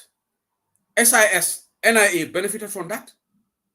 Funds were given to the government of the Gambia, the coalition government. Dem leen ngeen laajte su fekkee ne dama wax dégg dama wax fen na coalition government yi daaji ma waaye coalition government ñu xam nañ Seeku Sedili nguuri Barrow xam na Seeku Sedili am na ne man duma dee waxantu because man maa lik that letter boo xam ne Barrow mu ngee jël forum ne so yéeni kese mu nga xam ne loud mouth si fii yéen su fekkee ne yéen rek la kenn du gis letter boobu noonu because nobody takes you seriously even the government of the Gambia. Whistleblowers yi nekk system bi kenn gënu leen seriously because then xamuñ ne ndax yéen supporter Barrow ngeen ndax da ngeen nekk opposition. They will not trust to share any information with you. So the bilateral relationship Baraka Sadio ite diplomacy kele ite beno embassy le Alhaji Ousainou Darboe perform successfully well. And again, let's go down the memory lane. I don't know whether most of them even understand the National Development Plan, the NDP. Probably the newbies were not interested because Solelahi, what NDP, I bet they don't know. The National Development Plan. Bu Barrow ñëwee from Brussels. Depuis Barrow jógee Brussels dem ñëw Europe. Depuis Barrow jógee si Brussels Donor Conference bi ak Angleterre ñëw si Commonwealth Barrow tegut tànkaam Europe. waaye bu Barrow demee Brussels negotiate din NDP Barrow bu mu taga airport ñaari ministre la taga mu ne mu ngi jërëm foreign minister bi ak finance minister for the good job that they did in NDP. And that time Barrow was not just saying that because the NDP document ñu ko liggéey UDP officials lañ and that document su baaxutoon you think the European Union will approve that pledge? ñaata lañ pledge on sax I forgot the amount. Be Barrow di wax ne ni ko doonata Gambia ñankumol ni sajjol ni be xari yep ni ñoo am. If that document was not well written, the donors would have thrown our document on trash. So the document was well written. Gisuloo bu UDP jógee si nguur gi donors NDP dafa dee NPP dafa dee di but some loose cannons go online di wax ne Alhaji Ousainou Darboe lafal la Gambia la defal Gambia nañ leen bàyyi yabaate yéen yàlla ak coalition leaders yi ngeen ngaña si Facebook bi la tey ñooñu ñoo de itole selo tey selo male ko fo ñame surwa kamata ale mako yi selo wala selo tey fo bintol be nga démocratie soto waaye to ñu ne loolu sax waruñ ko wax ñu ne waruñoo delluñ jukal soo waxee ñu ne waa léefi delluñ jukal yow soo bëggul delluñ jukal man gom naa delluñ jukal ku ma gomul ne kon war a delluñ jukal mooy just the fact that participating as a struggle te you don't have the ham-ham you don't have the knowledge kooku duma la wax ne da nga war a nekk nii loolu mooy delluñ jukal ba Alhaji Ousainou Darboe kan mooy wax ne jàngut kan moo wax ne he is not clean su fekkee ne dafa am corruption scandal over his head ngeen ne waaye yéen seen leader bi sax America mu ngi nii seen président bi he's a convict Donald Trump du convict la waaye ñu ne Alaaji Ousainou Darboe convict la dañ ko dee waxtaan even though Barrow jox na ko the state has given him amnesty under our laws waaye Donald Trump du dañ ko convict today moom mooy the most powerful president because they have no agenda to sell. Alaaji Ousainou Darboe soo ko bugut bàyyi ko why you people have no agenda. I'm telling you, don't have any agenda. Neex laameñ rek nekk fii amu leen benn agenda seen agenda mi mooy pour draw UDP into the mud. That's why da ngeen a tuumal Talib Bensouda loo xam ne waxut ko si interview am bi ne dafa wax ne Gambian si dañ tilim Talib yow na tap gam waaye Adama Barrow wax na fii ne mu ne KMC dafa tilim ba one of them di wax ne Talib doesn't even know his role as a mayor. How laughable is that? If Talib doesn't know his role as a mayor, why was he re-elected for the second time? Against the backdrop of the fact that Adama Barrow went personally campaign. Musuma gis president bu campaign bu Gambia amee boppam ba léegi for chairmanship election ak mayor election Adama Barrow moo ko start. Adama was campaigning door to door. Talib dóor Bakary Badji.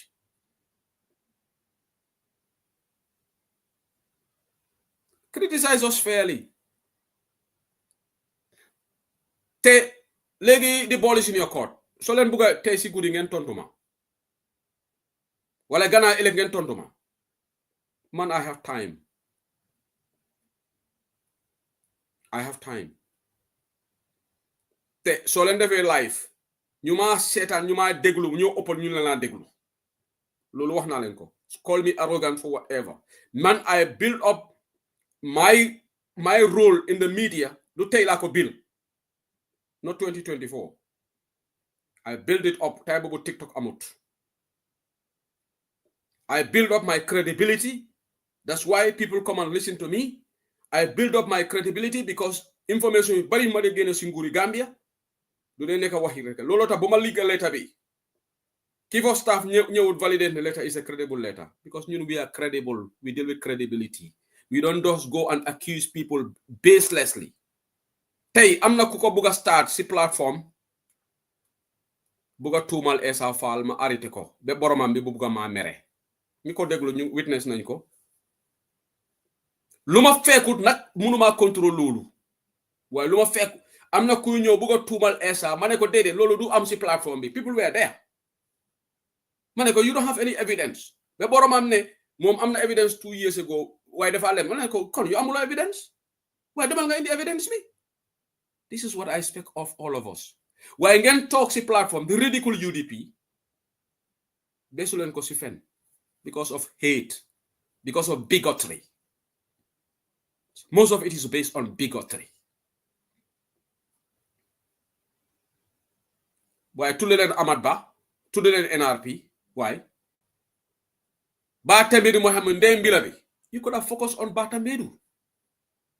Batambedu said there is an allegation. One of Jigeni who jai asset bi Kokola Muje Taka is an allegation. I think that's a big scandal. Why the whole discussion, their focus was on United Democratic Party. Taisa, ñu ngi gaaru wale, ñu ne Ami Bensouda, Domi Talib, potential flag bearer of UDP. You guys are sickening. Man, I will never go personal on anybody. Even NPP, when they go personal on me, man, my agenda here, I will deal with issues. Why is it debate la? Ken munuma debate si yen? Ragaluma kensi debate on issue base because general nyo janga, general nyo am aduna. Most of yen, ngeen joge Gambia, ngeen ñew talk si dëkk yi ngeen nekk bu ngeen duga fofu sax xejna musulena dem fen ñun yalla dembalé na we have traveled this world gis nañ aduna. Yes, yalla may nañu lolu. Why ngay wax nit ko xamne is not relevant. You are not relevant. What is so relevant about you? Ana da nga dey tedda ci White House bi.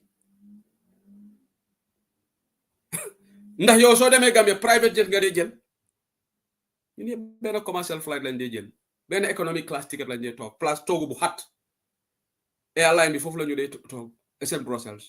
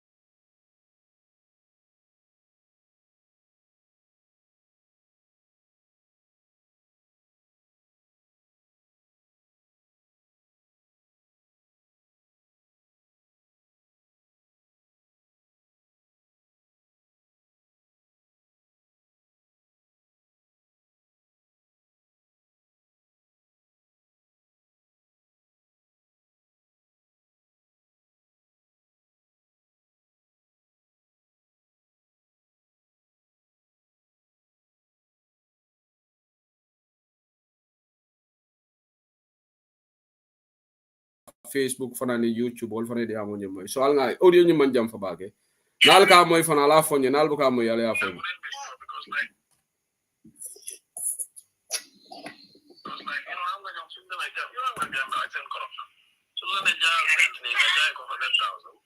so yo 100,000 but so been there 100,000 ko jay am nga you be accountable to present 100,000 why so been there 50,000 ko jay you can take why be in this case you know what they did ñom ni neen ñoko doon ci den ko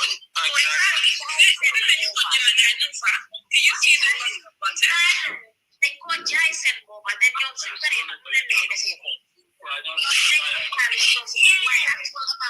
ñoom loolu lañ leen ko jaayee ñoom neen ñoko jaayal jawun ko de ñoko séedo yeah ñoom neen ñoko séedo nagi séedo tractor si can you people see who bought the things?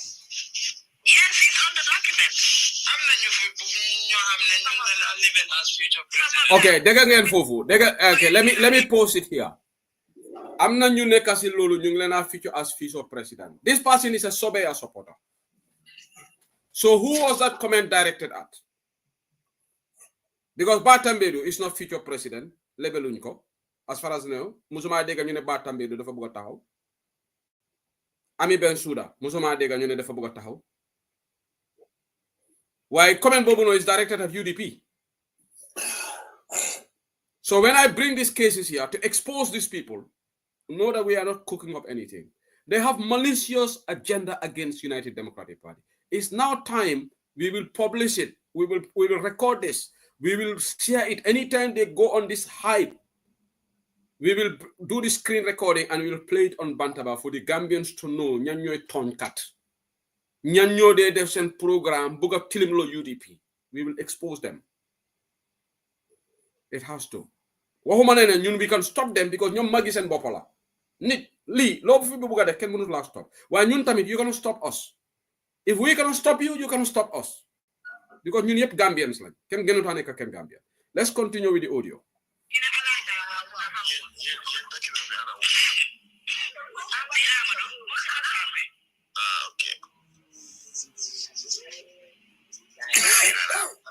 Ali mute please. Velvet TikTok. Ali mbala ali mute.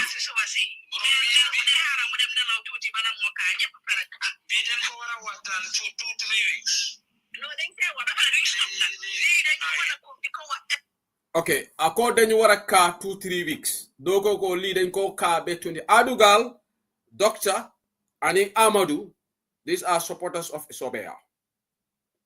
And that Amadou in particular has a lot of hate towards UDP. To the extent, Momokowa, wahumane Sobea nyokowa de.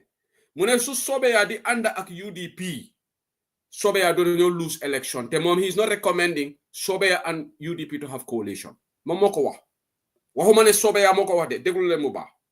Why this guy who has so much hate towards UDP, Holland be hamalalan for Duga against UDP, Momode and this character assassination, and they try to come up with lies and fabrications. So let's continue listening.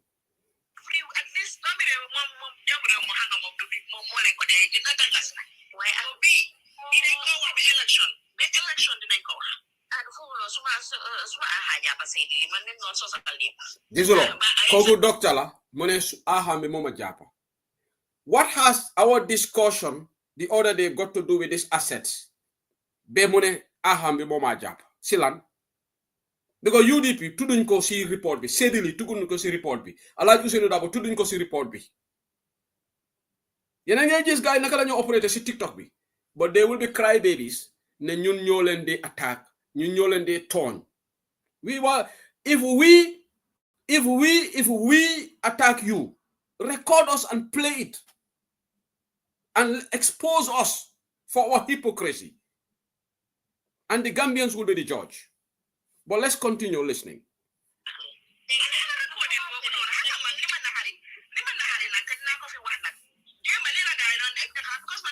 So I was kind of like, I don't know what's going on. I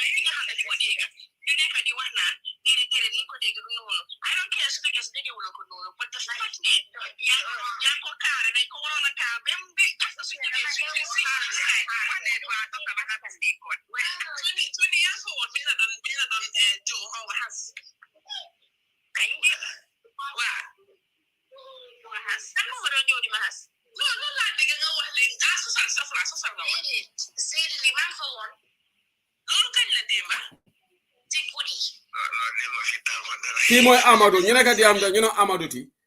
This is the guy who said if Sobea goes into coalition with UDP, they would lose.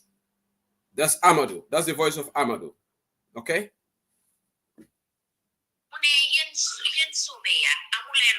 And he said it twice.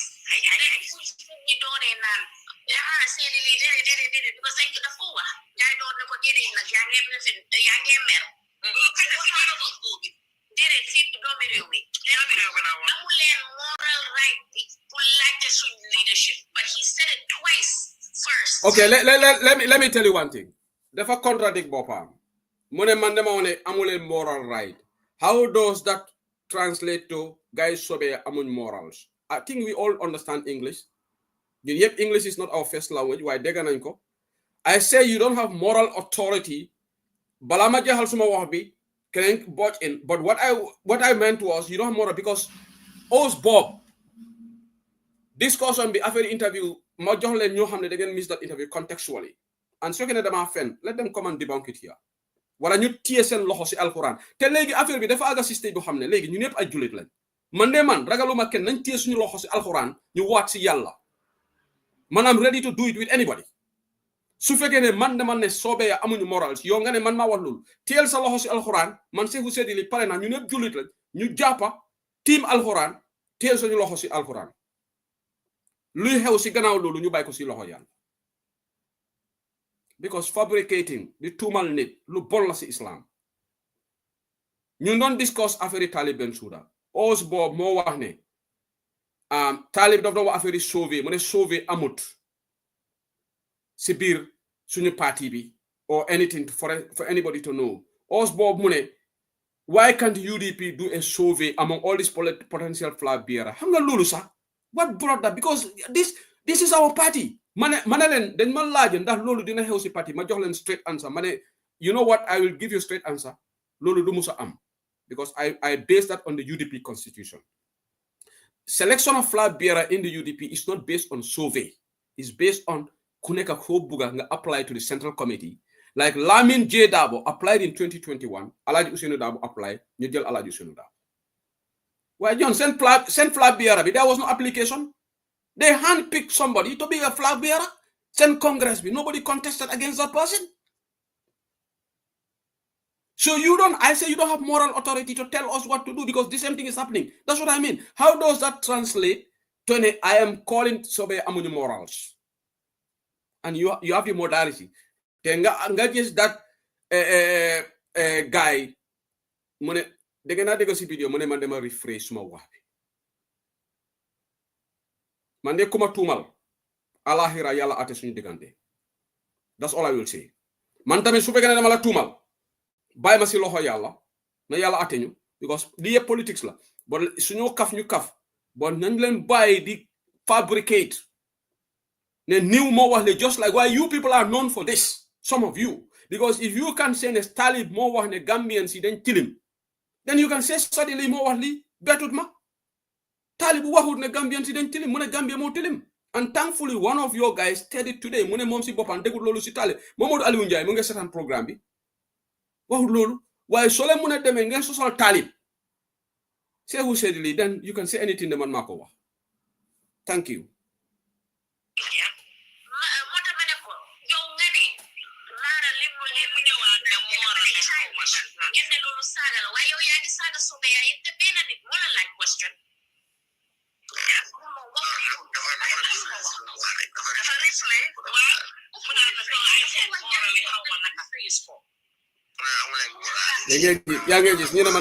Okay, I'm going to stop the audio here.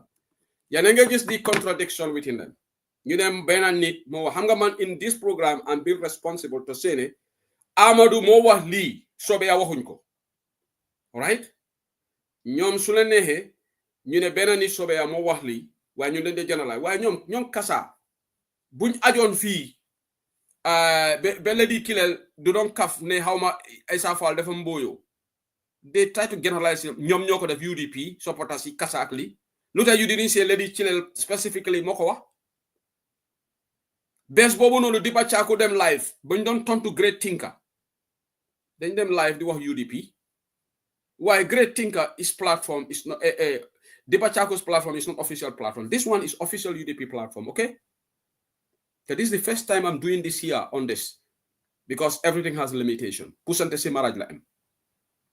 Te yaga na ñoo waxtaan si ron. Ñoo juka si they are witnesses.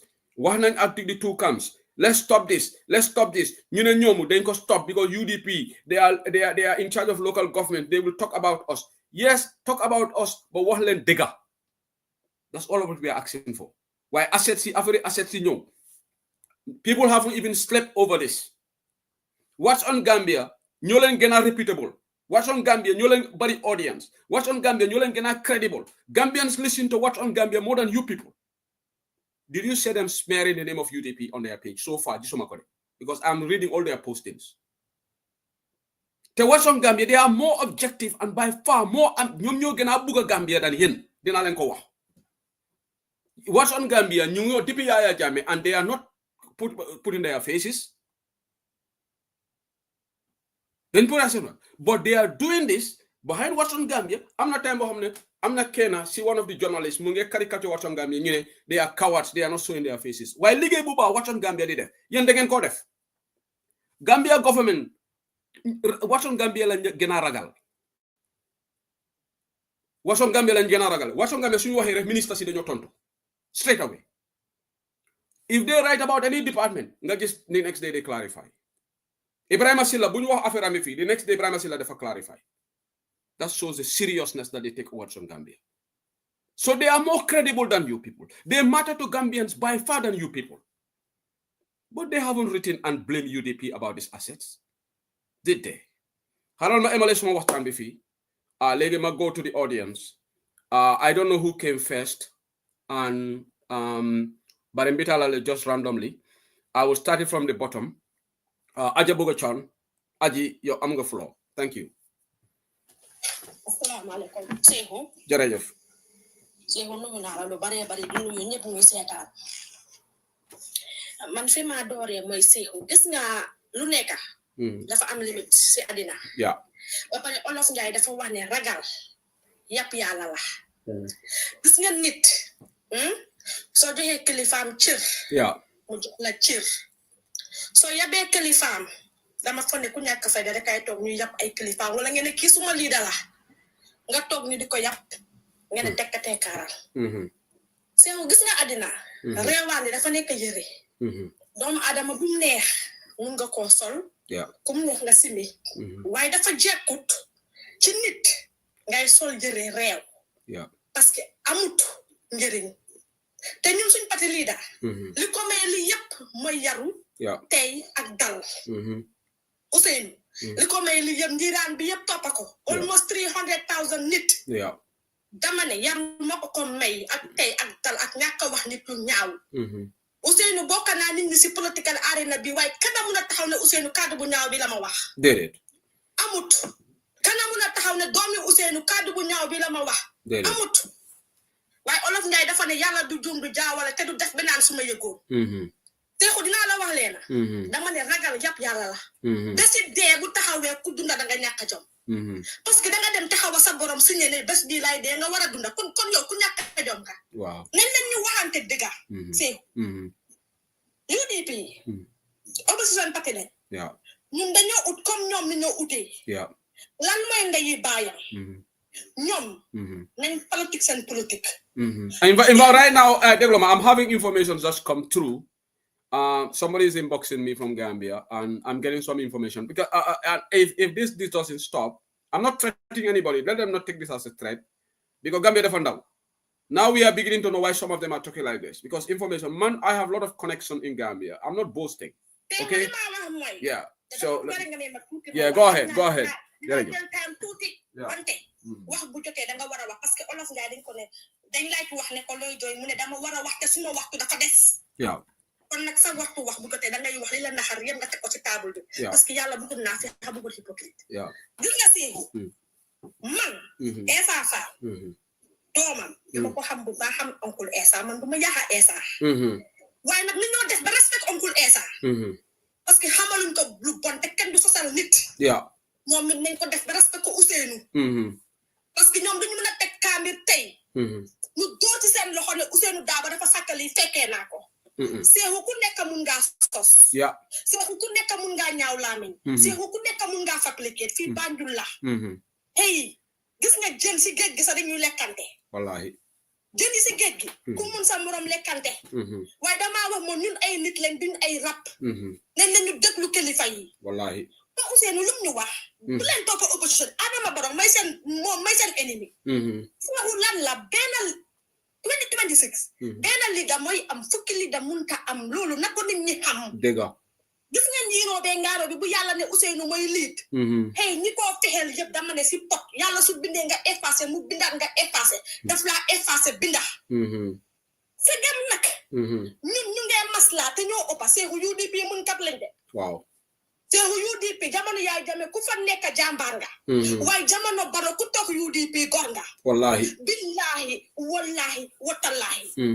dama ne ba méttee maa ngi dégg keroog Mara la xaw ma damaa ooturam. kooku tam kenn la si xeeta si Mara boobu noonu.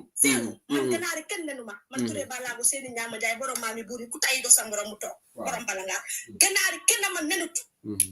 Mara ba nga demee sa plateforme ba loo wax. danga ne Ousseynou Daaba lu mu defal Gambia. loolu la ba moom waaw. ma rek seexu ma dugg foofu. Ousseynou aka moo liggéeyal Gambia. ba samay man lay wax de man mii. ba samay mag. sama yarakay sama ñëpp ti day nelaw.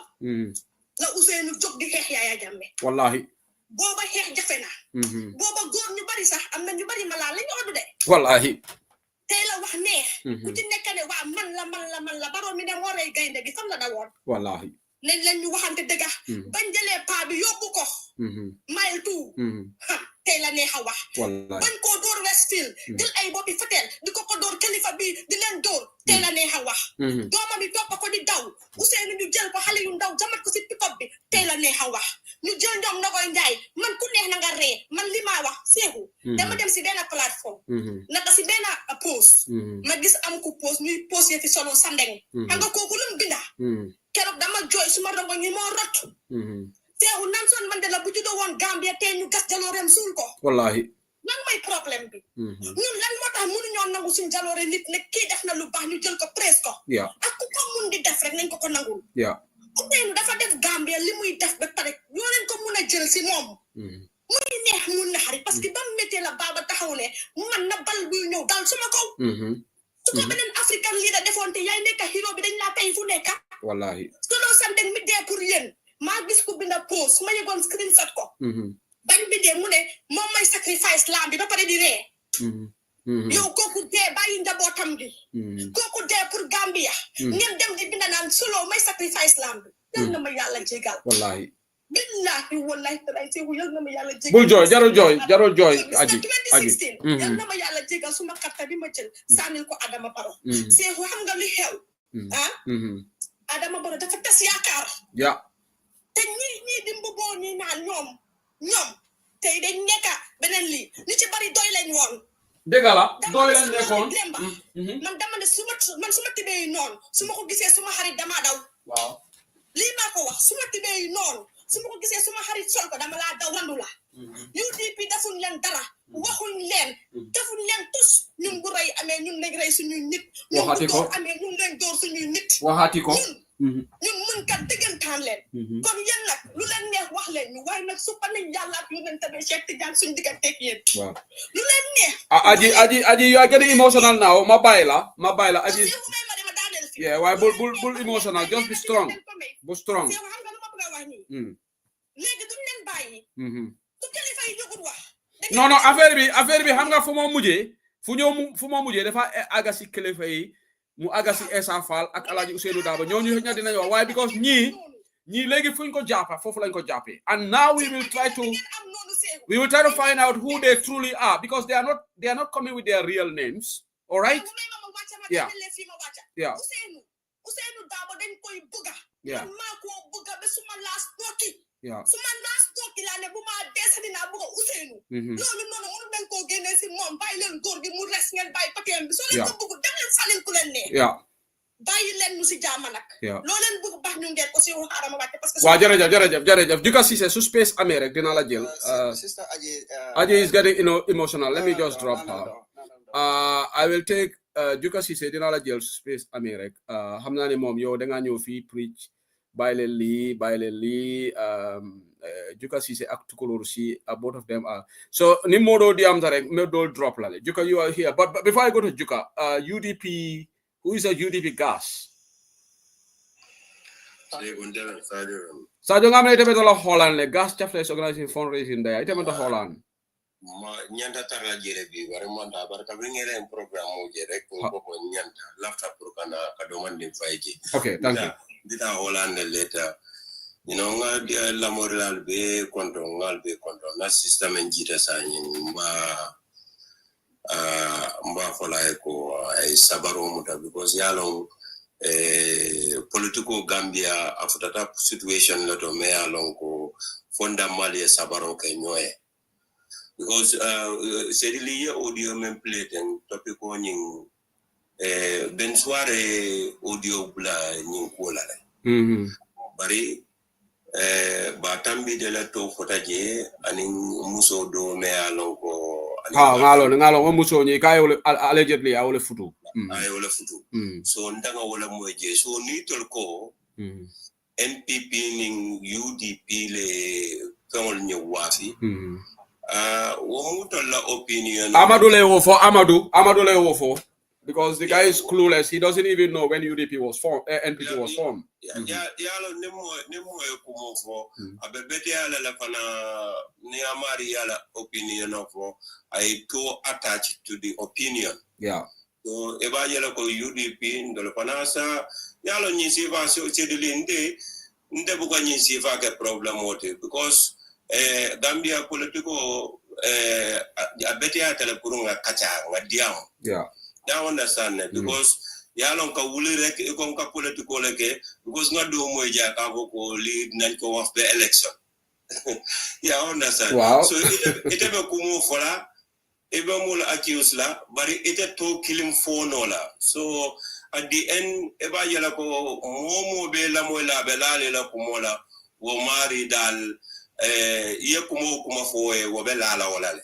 So ndenga mi re tul fana be mo nyinola. So be afana be mo nyinola le e lafta relevant la Gambia political konole bari ni ko ba start la teng ka kumul fo me alon ko ite to attack no la je because alon ni ko UDP le nyinke wo warata le bari UDP mo lel beje isa fo no la ko UDP karle nyinke yalon ninte ko seku sedi li UDP atele nyinke I am specific so sedi li nyinen ka fatala ke oran sedi li se 29 na fan depend bani da ko UDP le nyinke man to attack je ima fo fana ya wafi mintole ya wafi jellela ya wafi jumalema so edamari at the end of the day ebe fanke kan jele fengole direct because mol buko kuma sifa danko sani bo pare meme adla je because mol be siare di amlal be siare wala nyinte ko ngamira issue important dol be Gambia political konole Africa signing country jamale be develop kan. You know, okay. Sorry. I just hold on, Allah. I just want to ask for decorum on the platform. UDP Online Bantaba, we don't condone profanity. Unless if I didn't see the comment, but even if you are a UDP member, if you use profanity, we will delete your comment, and nobody should use abusive words here. I just want to make a statement. We're a very responsible platform. We don't condone insults here. So you can have a debate within yourselves in the comment section, but certain languages, if you use, definitely will delete your comments. Go ahead. Close. Then get Africa sign countries or Senegal men benda ko jibe bang will be responsible political men because yalo sedi linda ka menje Gambia wala nyindi kon dolo hani sign dolbuka karam political kono Senegal kari munyin tribe lati warang kari important like wote Senegal membe Senegal sign wala nyindi ko fo ntolla balwa betia tala ba fama betia so we don't care personally I have nothing against Esafal do kende bale ke Gambia kas ndene mo na sila ka foko mbe Esafal I may not agree with Esafal with certain issue one political quality but Kafoko mbita up to the extent ka disrespect on a platform I will never go there because I do women kantamaki Usene Dabo iba folako ilako UDP it's your right it's a political right but Kafoko Usene Dabo disrespect la ibala effort doyandila Ntanga mira woman is very unfortunate amanya na kala wanyama so abaraga sajo ngadi amla dol fananta thank you so much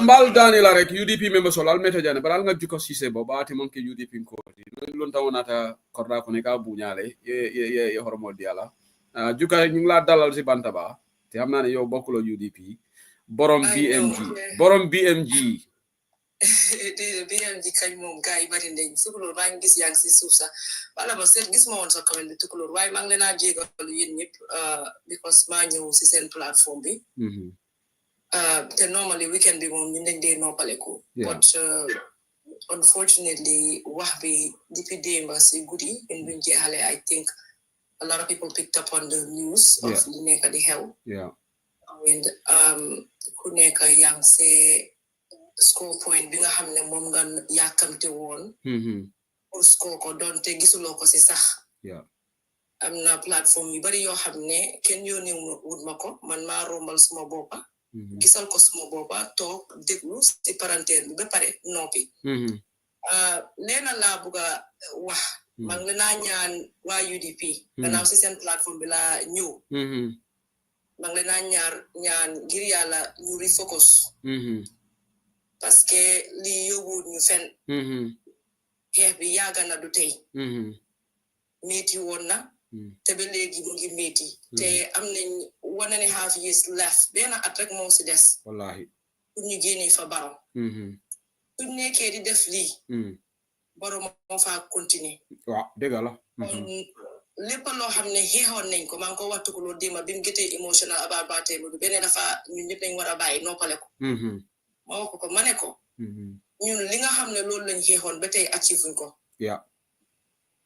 kon tey bu fekkee ne dañ jóg pour jekkale pour mun a am li nga xam ne loolu lañ doon xeexal askan bi focus suñ si loolu kon nekkul ne ñun dañoo perte time bii rek de waaye même lañ xeexoon yow mii toog li nga xeexoon ay at ak keneen ak keneen ak keneen yëpp dañ koy perte man loolu la ñoo ñaan yéen mi nga xam ne yéen a sos plateforme bi te seen magi boppa ngeen nag ku nekk lu neex la moo def ñun wax rek leen mënu waa BMG vice waaye ku nekk yaay seet li nga xam ne moom moo doy sa xel nga def ko waaye wax ji mooy léegi lan after loolu fan lañ jëm after loolu su ñuy taalee ñu ŋàñña ñële taal ñu feyeeku ñële taal ŋàñña ñële taal feyeeku bekkañ ak fan lañ jëm what is it what's the purpose what's the point and are we really genuine for what we are asking for that is the $1 million question that's a $1 million question kon xam nga lan la ñun ñi nga xam ne we are genuine te loolu nekkul dangaa toog nga wax ko danga ko wane loolu mooy wane ne danga genuine mooy ne ñu put our differences aside day in and day out ñuy xeex pour Gambia pour ñu egga fu ñu war a dem waaye nga taal plateforme rek ne you are genuine man loolu minute ne danga genuine si man te maa ngi ñaan gars yi Sobeya te du Sobeya yëpp waaye ñu ñëpp xamee wante ne tey bu fekkee ne plateforme dafa taal man ak Xadi ñu nekk fa donte du plateforme yi Sobeya wala man ak Maam Lisa wala man ak Tukuloo nit mun naa rooma mu ne gars yi BMG la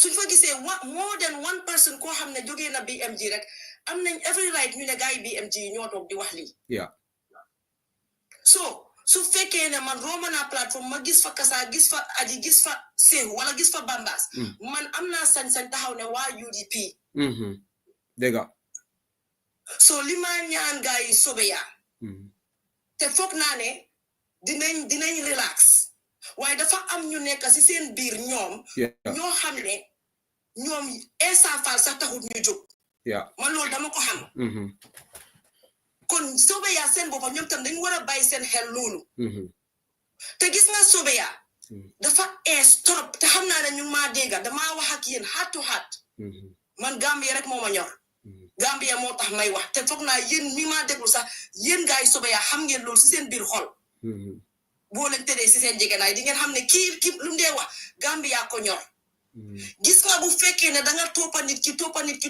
toppa benn wax bi rek loo xam ne gisuloo ko fa sax fa jéem a ut pour gis ko pour wax ko su yàggee dafa nduru leneen dangeen war a xaar ba gis ñu ne diw sangam te mu ngi si exécutif UDP bi te bàyyi jógeewut UDP nekkut ne mu ngi NPP ba léegi dem na ak ñoom bokk na si lii te loolu bu amee yéen UDP da ngeen war a jóg ngeen ŋàñña kooku BMG jóg ŋàñña kooku not because ne dañoo ŋàñña UDP waaye individual boobu pour denounce ki nga xam ne loolu la def tey yéen waa yéen Essa Faal yéen a ngi bootu am na ñu baax seen biir am na ñoo xam ne baaxuñ seen biir ndaje noonu la dee mel ëllëga si biir suñ fi waxee ne Sobeya ñoo def lii yéen kenn si yéen su fekkee ne dañ den kenn si Sobeya moo def lii yéen da ngeen war a jóg ngeen denounce kooku ngeen ŋàñña ko as a collective ñu bàyyi divide and conquer bi suñ buggee jëm si kanam as a nation tey man kii naka la ko tuddaati sax Tambédou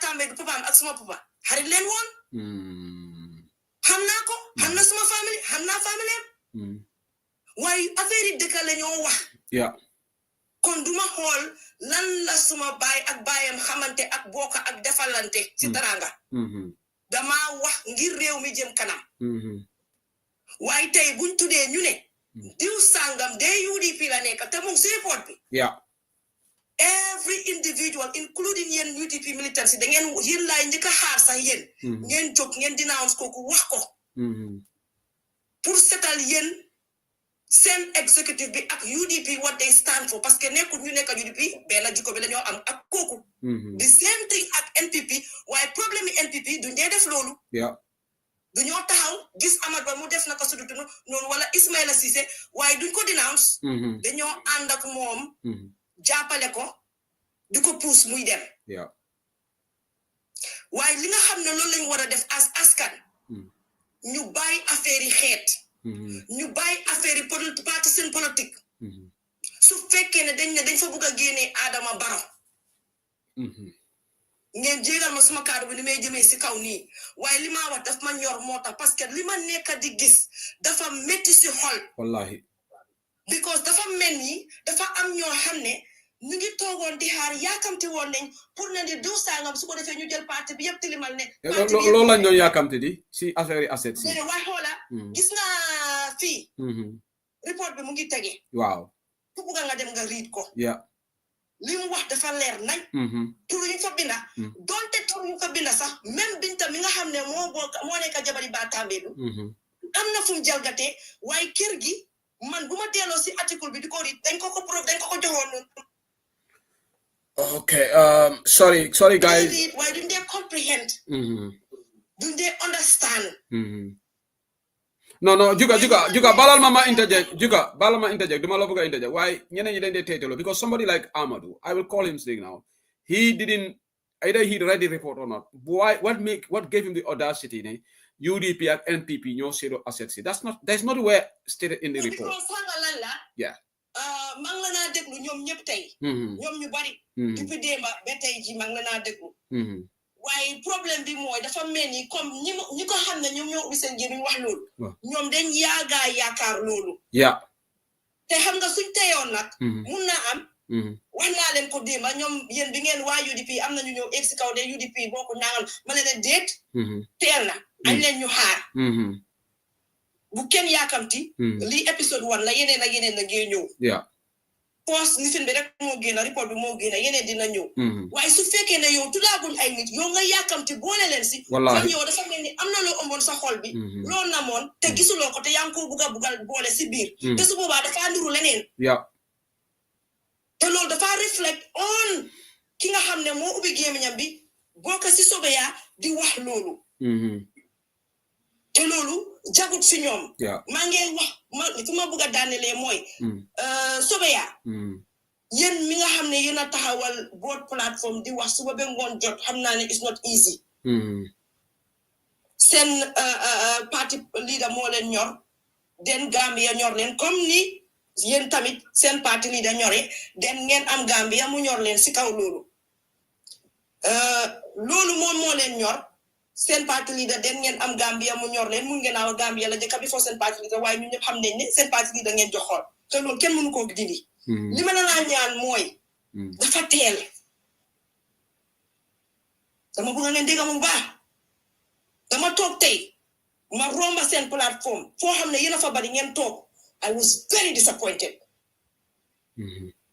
because politique ak media pexe la wallahi du naxaate te borom xel bu toogee di la déglu li nga wax su la neexee nga wóor kaatong ba kay na bu fekkee amul substance daf koo fiil daf koo yëg daf koo xam man yàgg naa si media bi bés buñ amutee content dinaa xam ne foog ñu uti ji content parce que lu ko may ñu ñoo déglu bu yàggee dañoo tayal di ñu déglu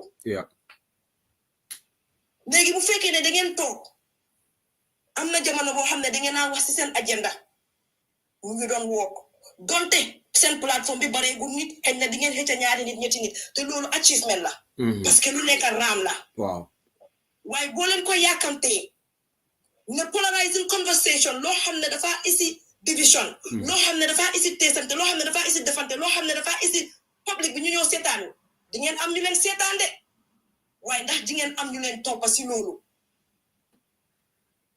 soo ñëwee toog nga lal détail def ko xuloo def ko teesante li lañ ma wax li lañ tay li lañ def di nga am ñu la seetaan de waaye ndax yow sa góor dëgga yang ko achieve moy lan nga win ben Juka Cissé ko xamne boko fen mu ñew mu support la donte man duma mësa def lool waye dama ko wax ci tour rek comme ne mun nga ko ben kuma jaame or whatever mu ñew mu topala te koku nim la topé moy indi nga substance gis na lu rafet ci yow gis na ne yow réew mi mo la ñor gis na ne wax bu sew taxul nga jog gis na ne ngañante taxul nga jog defante taxul nga jog nga mëna win hatam ñu ñoo bokk seen political party the same thing applies to yéen tamit waa UDP te moo tax ñun the last time bi nga xamee ne problème amoon na benn jóg suñ plateforme bi ñu wax bi yéen ngeen rekki la ngeen dellu gannaaw ñu gis ne yéen a ngi continuer ku nekkaa ngi focus lan moo tax mënuñoo toppa di focus loolu mun ngeen a debate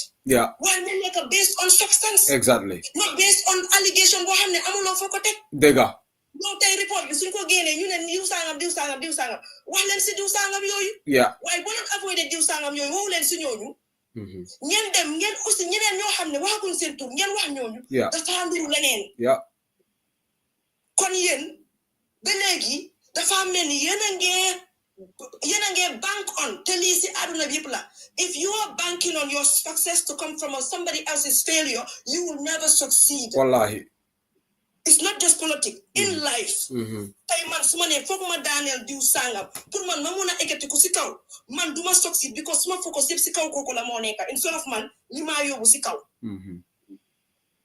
kon li ma ñaan wa sobe ya moy es ñen tel na te lu yalla am du dé jeex ñun xam nañ ne coalition mo ñu fi mëna génné in 2026 gudul lool baro moy continuer dañ ko fi dé wax waaye after 2026 ku nekk mun naa taxawal sa political party te li nga xam ne loolu la nit ñi xamee tey loolu mooy ànd ak yow for a long time UDP dama ko wax yëpp si panca lañ toog doy tey ñu ngi nele dama bëgg a sobe yaa ngeen déglu ma baax doy ñu ngi nele tey da ngeen foog ne doy ñàkk a mun a téye nguur moo tax amuñ nguur ba tey déedéet xam nga doy ñana leen daboon si wax dañ ko wax te de mooy bi PPP taxawee ne ñi socialist leen waaw foofu la doy they finish doy de because loolu mooy narrative lu mu dee téye stigma la on them jël a long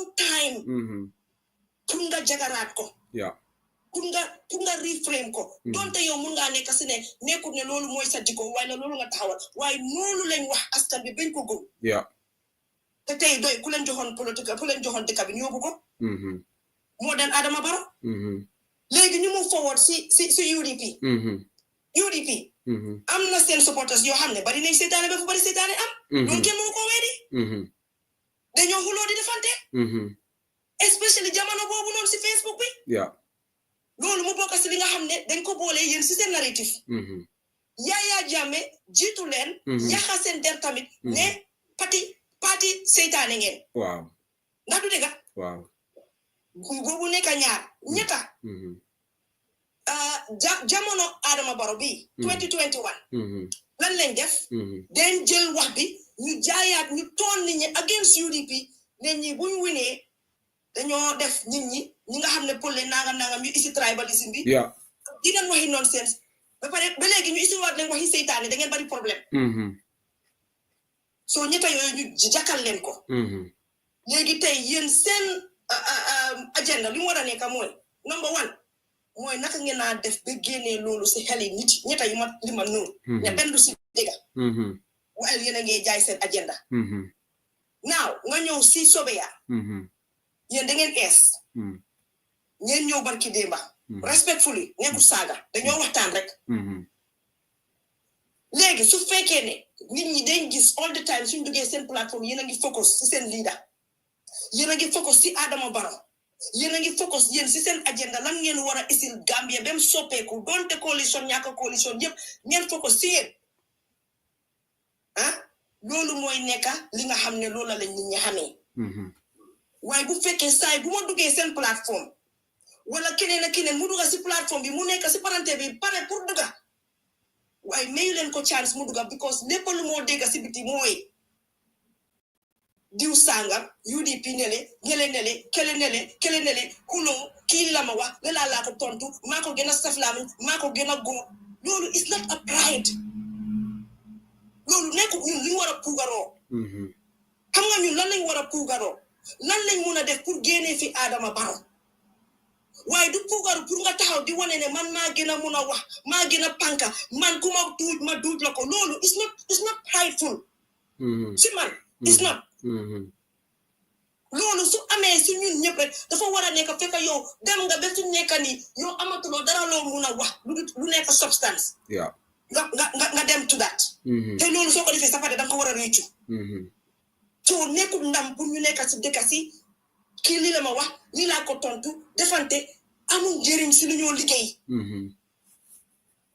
te yéen tamit buggu leen soobee yaa ba tey yéen buggu leen narrative bi mu ñëw mu tint leen mu yaxal leen seen future ne yéen tamit defante ket ngeen xuloo teesante parti la te nag ma wax leen dëgga tey li ma déggaat ko suma xel bi foofu la dem I was very disappointed ne benn substance nekkuma di ko dégga man foogoon naa ne tey ku taal plateforme booy wax dangaa ubbi report bi jox ñu data jox ñu numbers because that was a very extensive report article boobu yëpp lañ fa def ñu educate askan bi ñu xamale askan bi ñi nga xam ne ñoom lañ fa tudda ñu wuli paane lañ si askan bi because after 2026 next republic bëgguñ lañ anywhere close to the government waaye yow ñoo loolu yëpp ñu ngi la ko tegal nga romba loolu yëpp ba léegi yow yaa ngi xalaat ne maa ngi wujjee kii te yéen mooy li ma leen wax yéen a ngi wujjee te seen jëkkër nobul leen Juga ba jërëjëf waaye ma daana ko foofu yow ñu ngi wujjee sobe yaa ñu ngi wujjee te seen jëkkër mooy Gambia nobagut leen waaw juga jërëjëf xam nga lu ma bëgg a yokk si wax rek bala nga dem jërëjëf xam naa ne sis la mu ne ma drop la mu ne sa wax bi doy na sis la jaadama mu ne dama la war a wàcce léegi sa wax bi waaye léegi juga let me just say something clear here man wanaa ko sa gannaaw gis nga report bi su fekkee ne dafa indict anybody in UDP every Gambian am na right to dem laajte kooku noonu man sa boppa dinaa ñëw fi kii de suñu officiel la de tudda nañ ko de na ñëw leeral boppam ok so waaye yow jaxal nga wax bi yëpp jaruma repeat ko thank you for your time thank you and hopefully you know ngeen close wax bi ngir yàlla well it's up to them if hopefully they will let it slide close ñu focus because ñu ngi doon def a very good job the last few months ñu ngi focus ci Adama Barrow ñu ngi focus ci li nga xam ne moo ñoo yóbbu ci kanam fi mu nekk nii am na report bi rek nekkul scandale Gambia passeport yi Mauritania loolu laa doon wax loolu scandale la ba kii fii naka la tuddaate sax Watson Gambia ñu ngi génne beneen scandale foog naa fii nii la Central Bank la xaw ma xayar wallahi ñoom everyday ñu ngi génne scandale yi bari na biir Gambia waaye ñun dañ dee toppa fu bu xaaxa bi nekk rek that's it with emotions añ leen isi fact si table bi ñu debate ko ñu wax ko parce que yéen kii wax bul foog ne yow ñi laa déglu amuñ xel de suma yaay daf ma ko daan wax ma daane ne foofu mu ne ma boo toogee di wax xalaatal ne lépp li nga wax yow boo foogee ne yaa ko gën a xam am na fukki nit yu toog di la déglu ñoo la gën a xam li nga wax te lépp li nga xam ne commencé nga di ko wax ñoom balaa nga egga fi nga jëm xam nañ fi nga jëm ba pare jërëjëf Juka thank you so much thank you Juka Cissé sa waxtaan bi am na solo jërëjëf mbaadi ngolu muna na nga Juka bulay di am to this level because Juka was one of the mediators Juka sona na si Lee Hadija Kinte Mam Lisa these people they always want us to have unity of purpose to ñoom seen agenda mi no pour ñu génne fa Barrow waaye ba léegi mënuñoo am lii te ñun rek man UDP ma wax leen man kese discussion bi duñ ko am I don't have time gis nga ma wax leen dara Essa Faal dañ ko dee invite mu ñëw interview fii I never analyze interview am bi fii because to me my agenda is not about Essa my agenda is Adama Barrow okay why even keroog Halifa Sallah def na interview I didn't make it a topic tey sax ñu ne maa ngi dégg si na ñu ne Essa dafa dem si leen platform bi do you think I will talk about what I didn't even listen to the interview let me make it clear because while he was there I'm here I didn't even listen to the interview. So, and I'm even not going to make the interview a topic here. Bantaba, we focus on Adama Barrow. But nyom talib interview me, them nan ubi live. This is all talib and suda. So nan ne wahan nyan nyoy ton kat fi. Nyan nyoy they go after each other. Who are the people always looking for something to like Juka said, Harlan be report be indict UDP. Telen report be monana bena episode monana gena. Then if any UDP member is invited, man say who says the nanyo fine ki sunyo member la de why report be invited nanyo leral. Si boba sobe ya bun ngena dem 12 hours ngeen wasi lolu. Why yakamti yahole. Let me go to another person. Tukulo si ite bejande but mbital na molia saim follow. Lady Chilal, bismillah. Bare juga fele jang even sis la kamfata la ko nga drop sis juga clear 15 minutes diamole for 20 minutes. Bari sa ente ma right roka 15 minutes ibe diamole ba jani kataje ngata Lady Chilal fo be chance la tukulo afa be chance la tukulo role ba. No me chance la anti tukulo dia.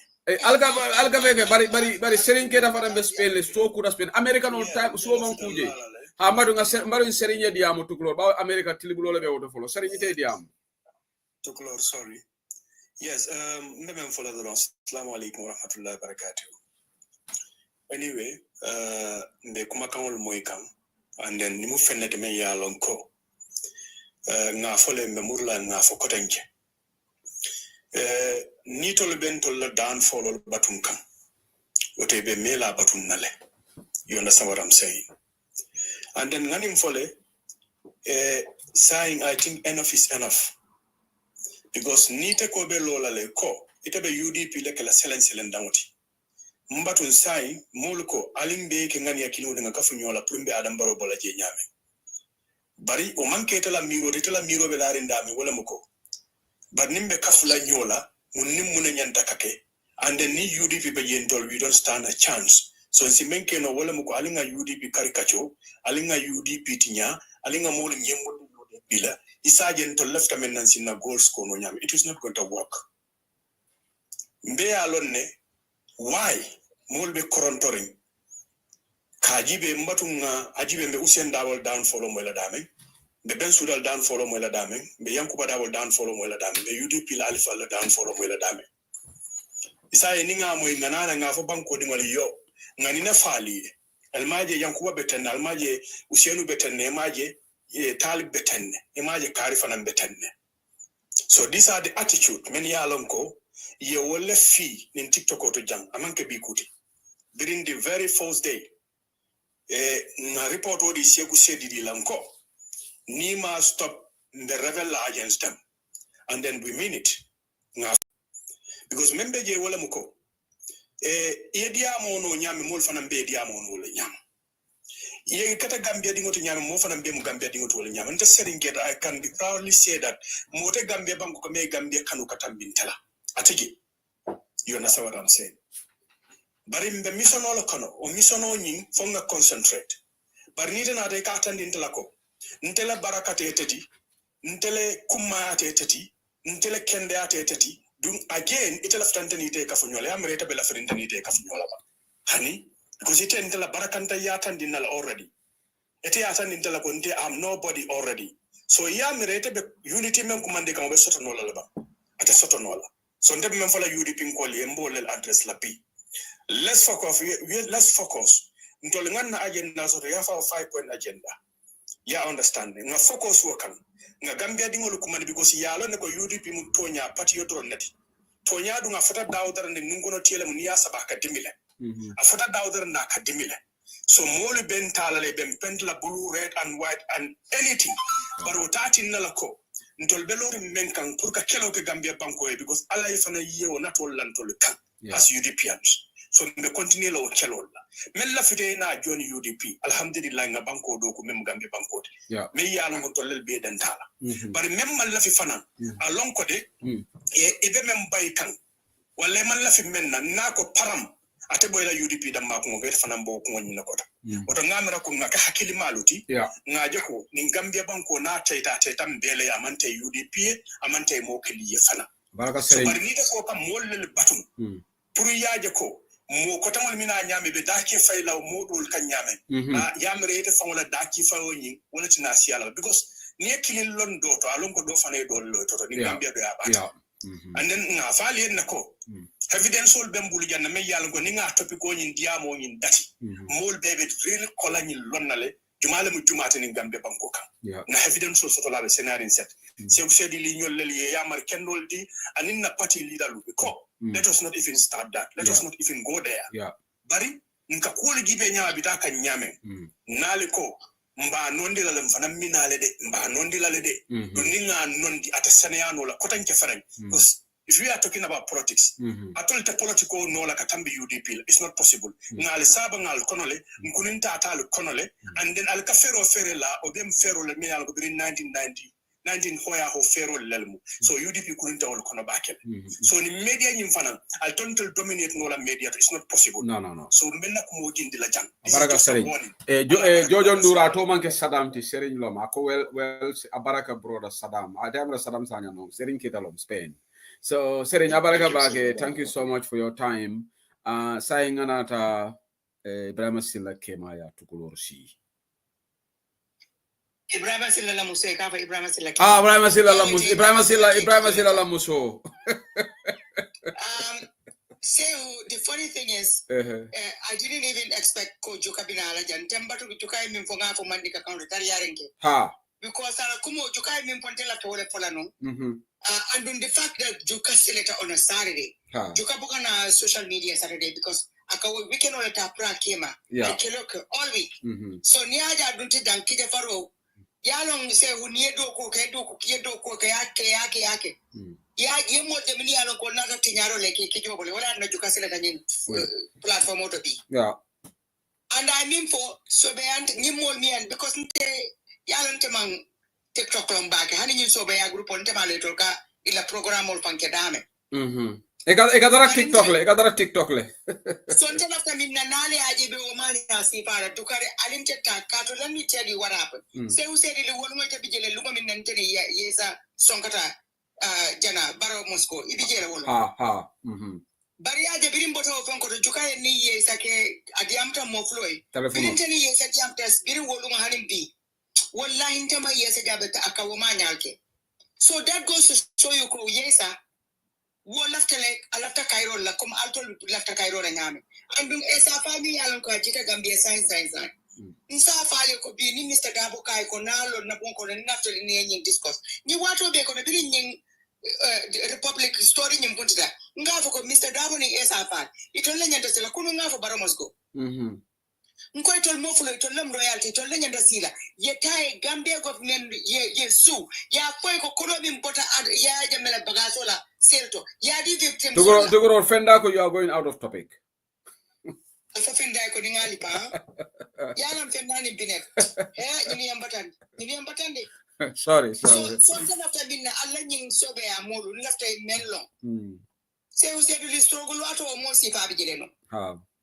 mini yalon control be kelo lambe kumbola be victimo la ko no maka ngaje ko be mol rape kan ibe mol fa kan tol be kumbola every day don't be ibe struggle to put ambers that's what I'm saying here yes wala be clear mini yalon ko wala after mansa yala Gambia right now in King so they are not behaving like that you know I have defended UDP when people have said ko UDP nyoma kiye fe here nta ko then I start naming all the people in the executive. They will never do that. Yes.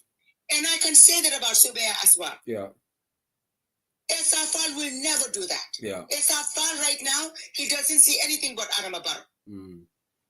She has stopped that and she is more focused on seeing how UDP, Sobea and all these other parties. Even one of their members is a good sport. Memo Fenketi. Eku is Eku. Yeah, Eku. I 100% Eku is sincere in the genuine in the fight against. And so is Yesafanan. Yesafanan, to be honest with you about Traikan. So scientific Gambian old Yamad Lemena. Right now, to Yaku Bali from sort of the damage to them. But Minister of Justice of the Adama Barrow's government. yagen tan tan to buka benna bari mbala patalele katu ningara nunko useno dabalon president to binyim ko kete yeah but afo ni ata useno lon justice afo nata useno lon justice minister di wala yankuba dabalon justice minister di ko de no mode ando mon na daga fanyo ka alla freno ko konte batam bade se usedi le hanala jin ton ko jin tan tangara biriye tangara sange son ko tangara la ko ran kede daje bari biri mol bebe batam be du endorse la praita pour que yengela nga fen ko batam be la ko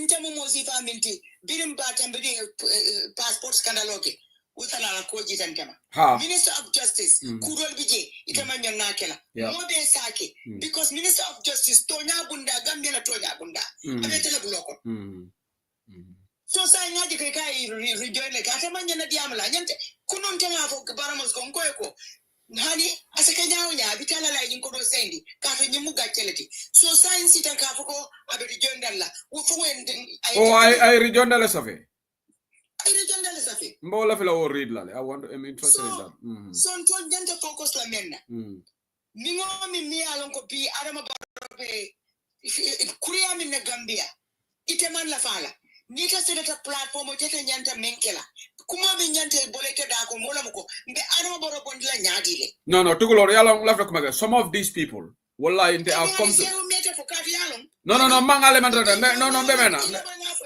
because yalo ite minke den to fanan ka kele because ni mo e batande def la pousse dañ la pousse ba jemara wa pousse am de jemara but what I don't want is I don't want people to come ikadimbanyo because it all is an interest into learning keloto dimbanyo to bo lan tel man tere dimbanyo rola ite minke ten ye batandele and you have to come at katuna meta ni abulaten yebule gabaylen sen sago dinañ continuer de hamne to jerin Gambia to jerin Ken elect so wala nan tol be nyanta na and rubbish what they are doing ka ko be menna ya bula if that fall me bula nyinna mo me tol bula nyinna nyinga ray tol nak they want more following on naka TikTok then let them go on their own influencer pages but right now tol yakule so to me alonko Lungo Gambia do be fala. Lungo Gambia do be kumbola. Lungo Gambia do be homeless la. Ntol dinde wato ya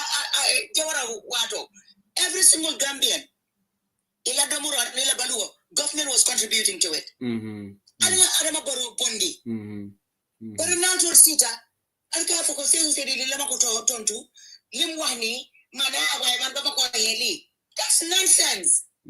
Politician obukadi amuteng saka momi alonko soma itafanya alonoko you are going to coalition with UDP everybody knows ko Sobeya is going to coalesce with UDP wala mtu wadati ite mgenga olone so sai wodo sai ni UDP ning Sobeya benta albert bitala campaign yola nyumi minde ngendi rola ulbe hanyila kabuli isa hanya ka to dibe an yakoro ba ya je domi adama da yeah mana gara tukulola line ola for Facebook for TikTok le mo be mute o ngaba TikTok le mo be mute ngaba TikTok le ka kele wato do ay call it okay ko Ibrahima Sela le ge call pour ya adama barode mo la ñor bu len nek fofu di def fi ñaka fayda di waxi jejja ak waxi alal you have to be mature ku nek amna sa platform mu nga to nga wax lu la ne sa platform to talk against Adama Barrow. Barrow Moscow does it. UDP and Nalbanda Barrow does it. So Beya needs to focus on Barrow. Yeah. UDP is not your enemy. Barrow is your enemy. If you are really invested in making Soko, you are going to take a whole show and dedicate it to Sehu Sedili. Genyen, hey, Adama Barrow Ekati Woodland. Put send on both, Molen Ekati. Man, how Molen Mandumari Afghan. Why so he said, you what he chatted like you are right now.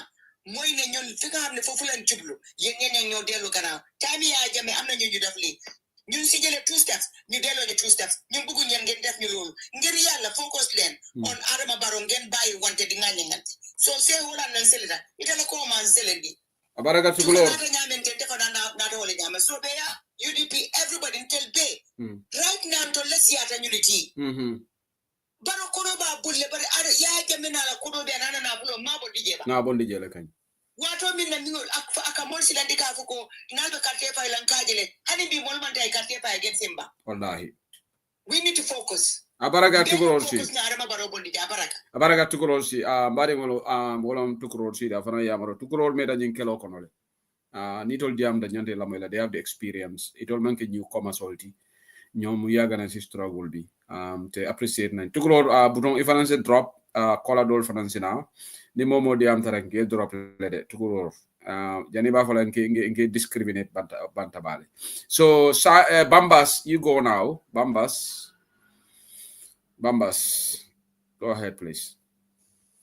Yeah. Okay. Branchely abaraka bake. Me anti tukulor mbaten to la bake baje la lawo yamar kendola makan kendol naning sister juka. Branchely lete alo neko itol. They have always been doing this. Yeah. This is what we expected. They will try to, maintain the peace again. But unfortunately, the Sobea supporters in Lamoy Nula advice. Because Nike Lamoy Nula advice, I don't think we should be here again. Because Nyunkuanga Diamule for a panta. I remember 2 occasions, me and Uncle Kanying quote Diamule Faka Bang. Now we are moving forward. But all of a sudden, they come back. Okay, Bamba, sorry, hold on you comment. Saja Shisho, Mantra Cultural Takam, are you on TikTok, Sajo? Remember South Africa. If you're on TikTok, send request to Banjaban. All the callers are coming to TikTok. Yeah? Yeah, so I can get in I'll have to contribute. If you have a TikTok account, send requests. So, yeah. Go ahead, sorry, Bambas. Yeah, that's okay. Mimbe je wale mnyitiko juka ya fujane. Juka wana kofi. Wana fi some background history bohamantene. They are facts. Moneka luta PDOIS mununyo dem. Ak luta tamit UDP tamit swing turbi ñu change ko. Wana fi some background living si lolu non. And lolu moy diga. Gis nga politics ñun so gisee sax ñuy ñëw fii ni di tontu it's because of the political part of it nekkul na ñun we don't have thick skin like some people were writing on the comments da ngeen war a am thick skin yéen xamuleen lan moo nekk am thick skin in politics am thick skin in politics moo nekk ne nga def dara wala nit ki criticize la constructively nga accept ko lolu moy am thick skin because xam nga ne da nga joom ñu wax sa joomte nga nangu ko waye nekkul na nit dafa ñew mu sosal la mu wax lo xamantene amul fen musuta am musulo ken musuko gis lolu nit su ñewé pour dibon ko do ko wax ne amulo thick skin no that's a different case nit su waxe lo xamantene amul in politics you come and debunk it and that is exactly what we are doing here right now yes ñi dañ wax dara lo xamantene amul fen Jumale, Lady Chilel drop. Lady Chilel send request again, please. Moderator, can I drop? Malum for drop by mistake, bam. Lady Chilel send a request again, then I will. She's back. Okay, sorry. Okay, so see political nega. And UDP mandinale numtudati guys sobe man. In fact, let me say this. One na ko sis my live streaming tay. Why dina ko waxati na ko bantu wat fi tay. Recording bobu nonu bu sehu play fi man mako record. I recorded it. Man mako record te I will continue recording su feke ne. They just sent me another screenshot of their program today. Yeah. I haven't listened to that again. Recording man su feke ne si suma gis na is necessary. And this was the first time man ever record that Senko Sehu can attest to that. Yeah. Why I will promise Fini, I will continue to do that because hamna lita. Si politics la neka. Nit su waxe dara Fini nga ñew nga ne ko yo ya wax li dafa wax ne waxuma ko. So yo su fekke ne you want to back yourself da nga wara am evidence.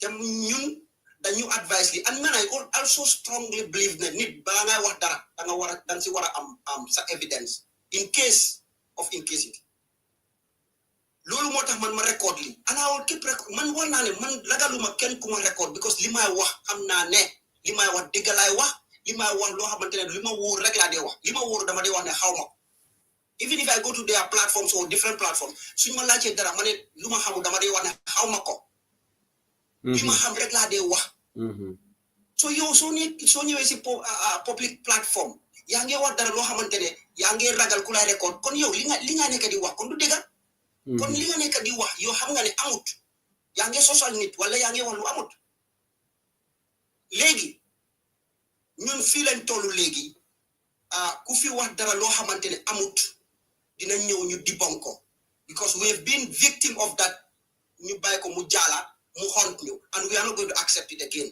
in 2021 you all remember ñun li ñu loo xamante ne haunt nañu bokk na si false narrative bokk na si false narrative Dembo Baye Force taxaw na fële lim ñu level jarul sama bantuwaat ko fii ñun yëpp xam nañ ko and that narrative got through dafa jaala because unfortunately ñun suñ nit ñi am na ñoo xamante ne kaddu nu mu dee ñëwee si ñoom wax nu mu dee àggee si ñoom noonu lañ ko dee consumer ñoom duñ ko dee filter duñ ko dee segaat so léegi loolu ñu bàyyi ko mu jaala because we thought that it was dañ fogoon na it was just some unnecessary talks yoo xamante ne amutoon njëriñ ñu bàyyi ko mu jaala waaye unfortunately bokk na si lu ñu hunt and we are not going to allow such kind of narratives yoo xamante ne du dëgga ñu bàyyi ko mu jaala and that is why man ak Sehu we try to engage these people even though some of our congress will say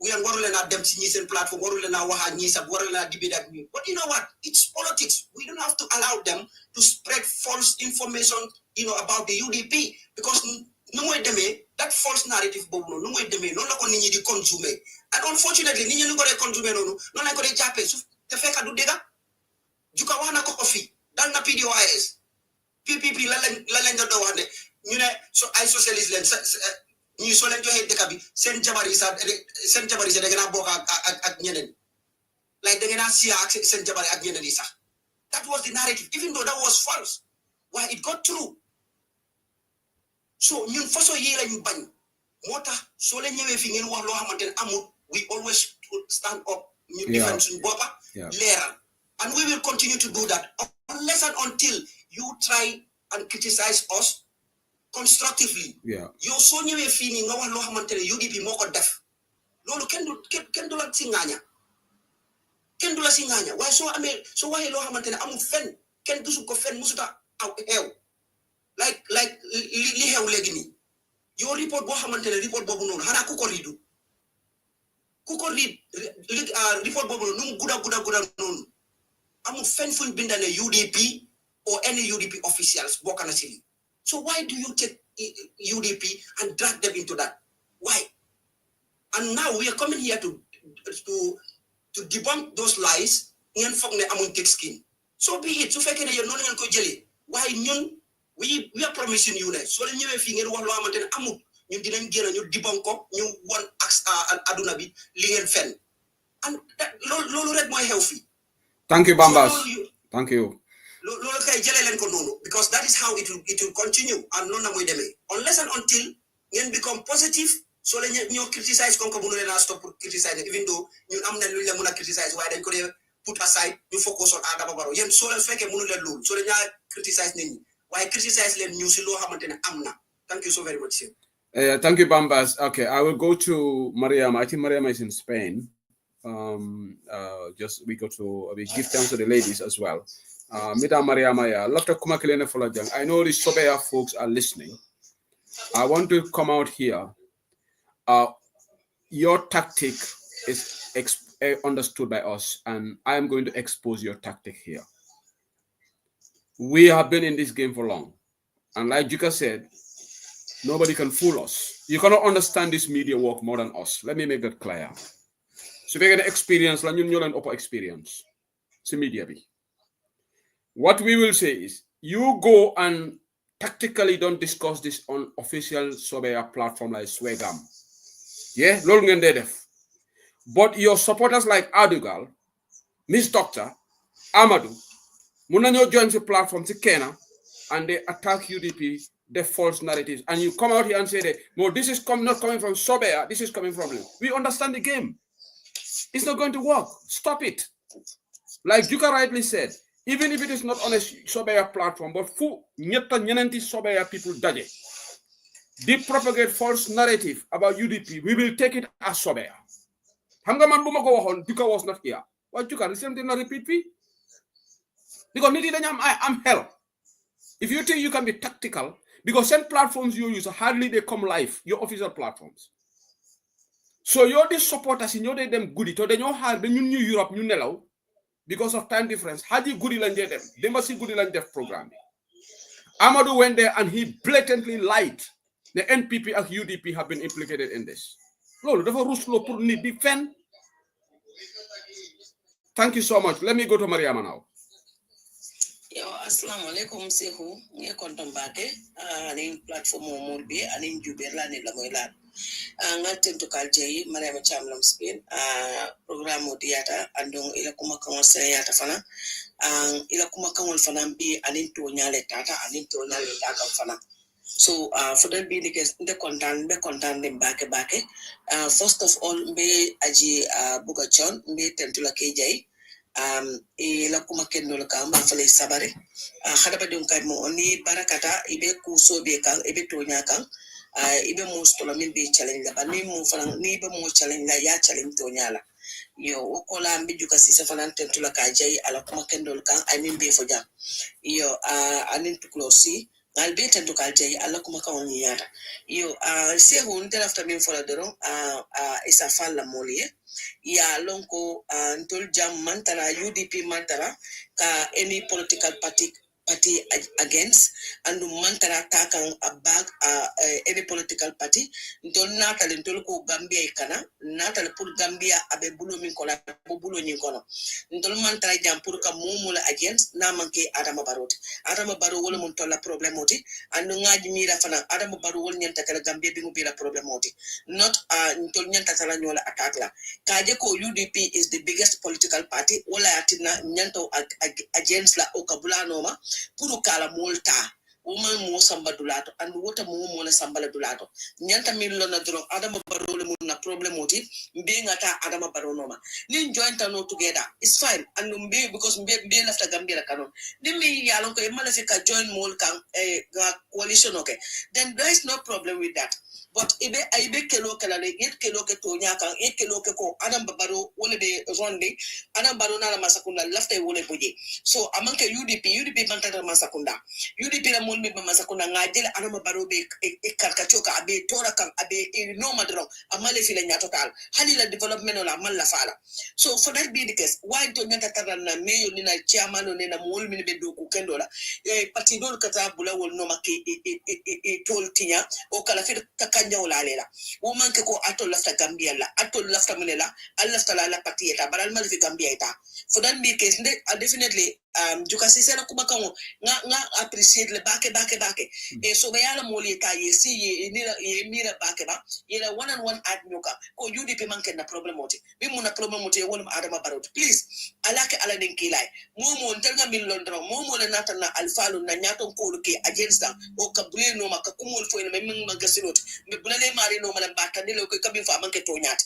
bi mu tonyati mo ofo abanta bari katana na mo no maka kuma jawol leka o mal sija ado mun Gambia ba position min to bi ntol be nyanta min kala ka kelo ke konko din feto din min do din kon kuranta yani jinta yambe ke Gambia kono ngo kele bari manyan na tatara jan kon kay Usain Daboleta mba disrespect la mi yalo kay kelo min ke Gambia dunia bele yaje amanke only Gambia so ni ilafte ite momo lafte yeto kendo soto ibe do ko kendo la kala moli na fo bari man do ko ke afo moli ofo atakela Gambia sai mol paretale na ko peace ni one take mo ni mo na nyaton kol ma jambe la mol malal albe sa wala ala baraka baka sewul baraka sister Mariama so ite fanance jinole okay Mamadou Aliou Ndiaye su space ame dina la jël Hadijatu Kinte I will take you space ame rek so Mariama it is a drop knowledge to create space for others ni men diam rek is a drop yeah mbadinga Mariama okay hold on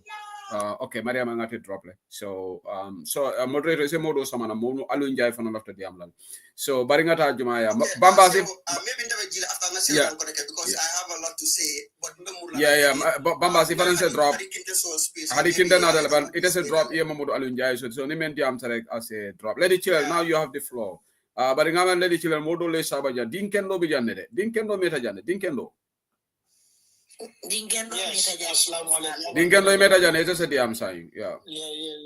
Jambal be kondo no be. Sabe damenteng nimbebe kuma kilungo le fulan kana dia mul jam fande bake so that mobe space so da yamoy.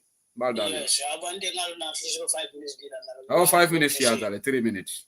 Okay, 3 minutes, okay. Mm-hmm. Yeah, but last time I go eten members were ngal to the blame because alakara ni more platform all the time. Yalong before ndekatara jelo no.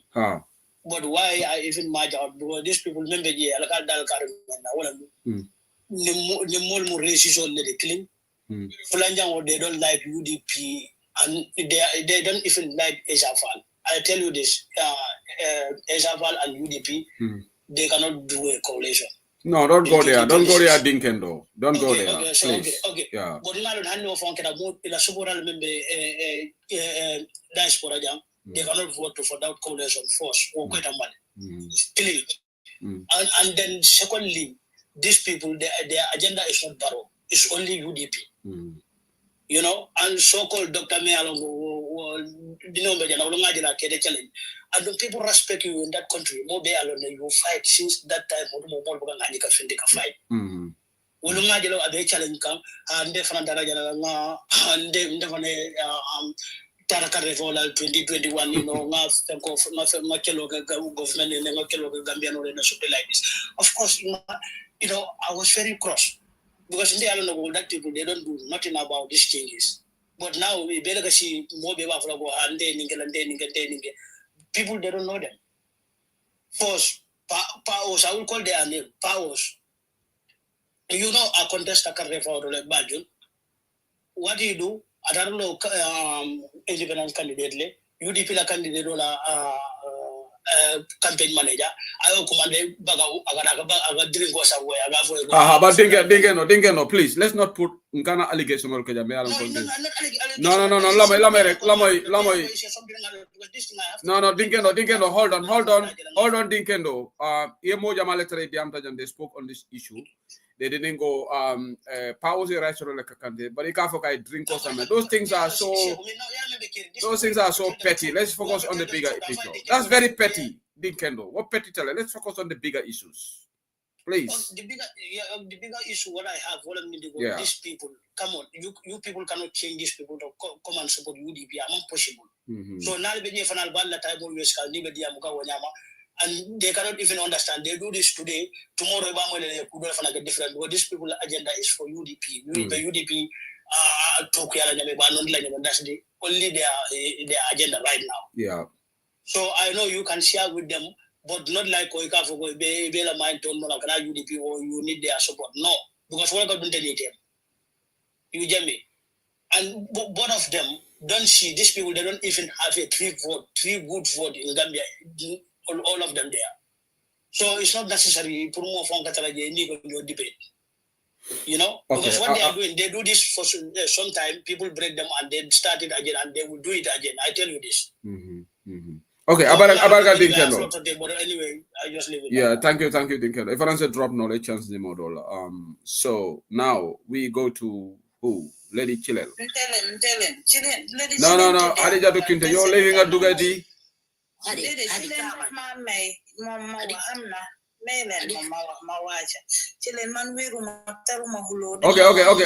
Let Hadija, you can talk. Maybe.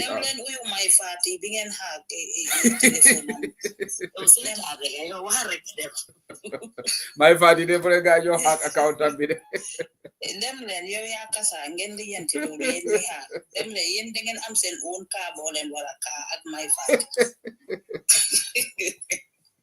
I did you don't need.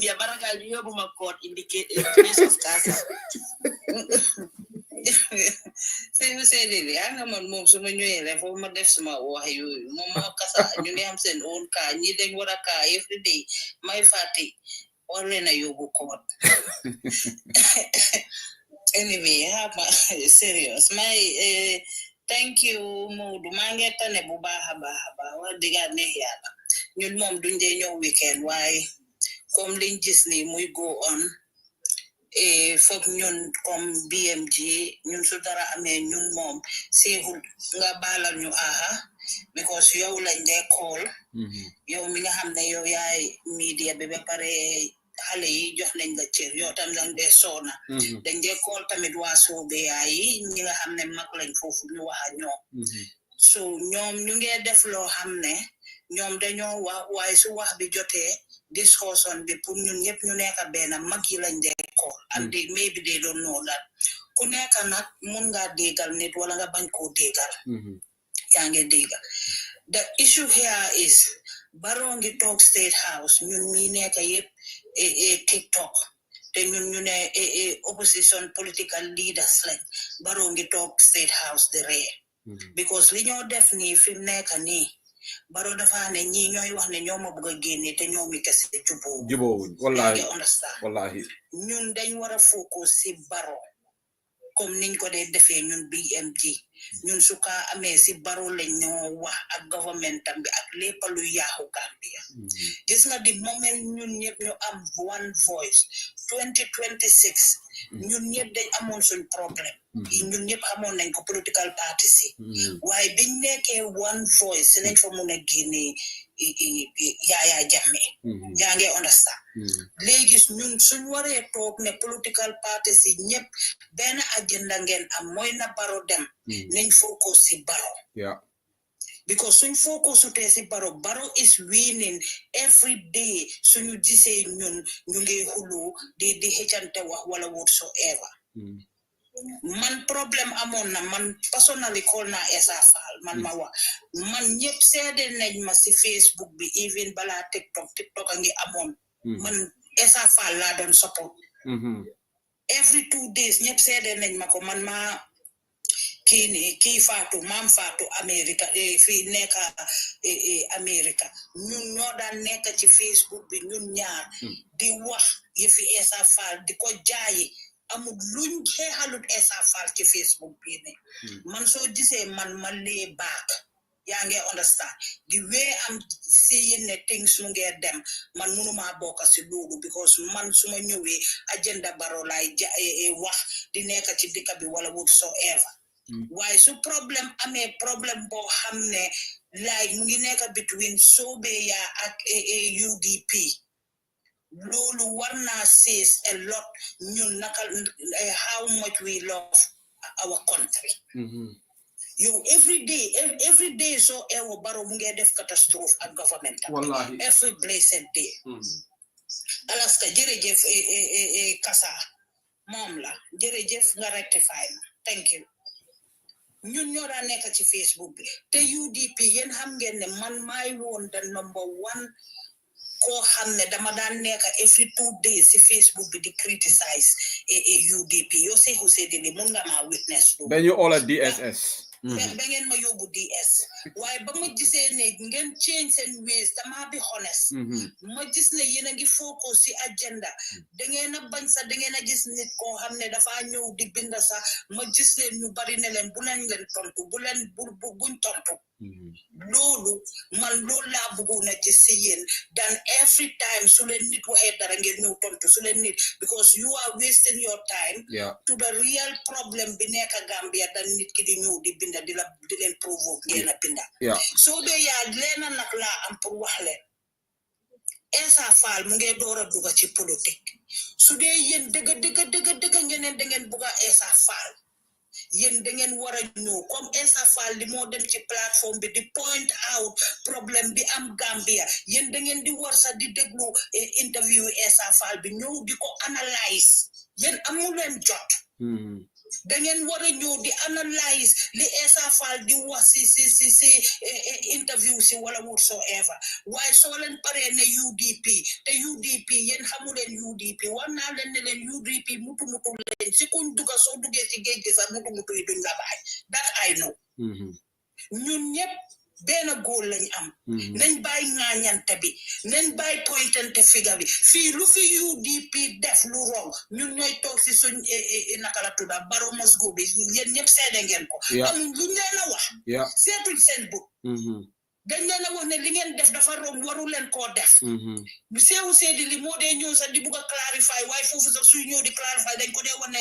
man maa juko déedéet fii mënu loo rafetal dara yéen tam dee leen a nangu seen mistake si.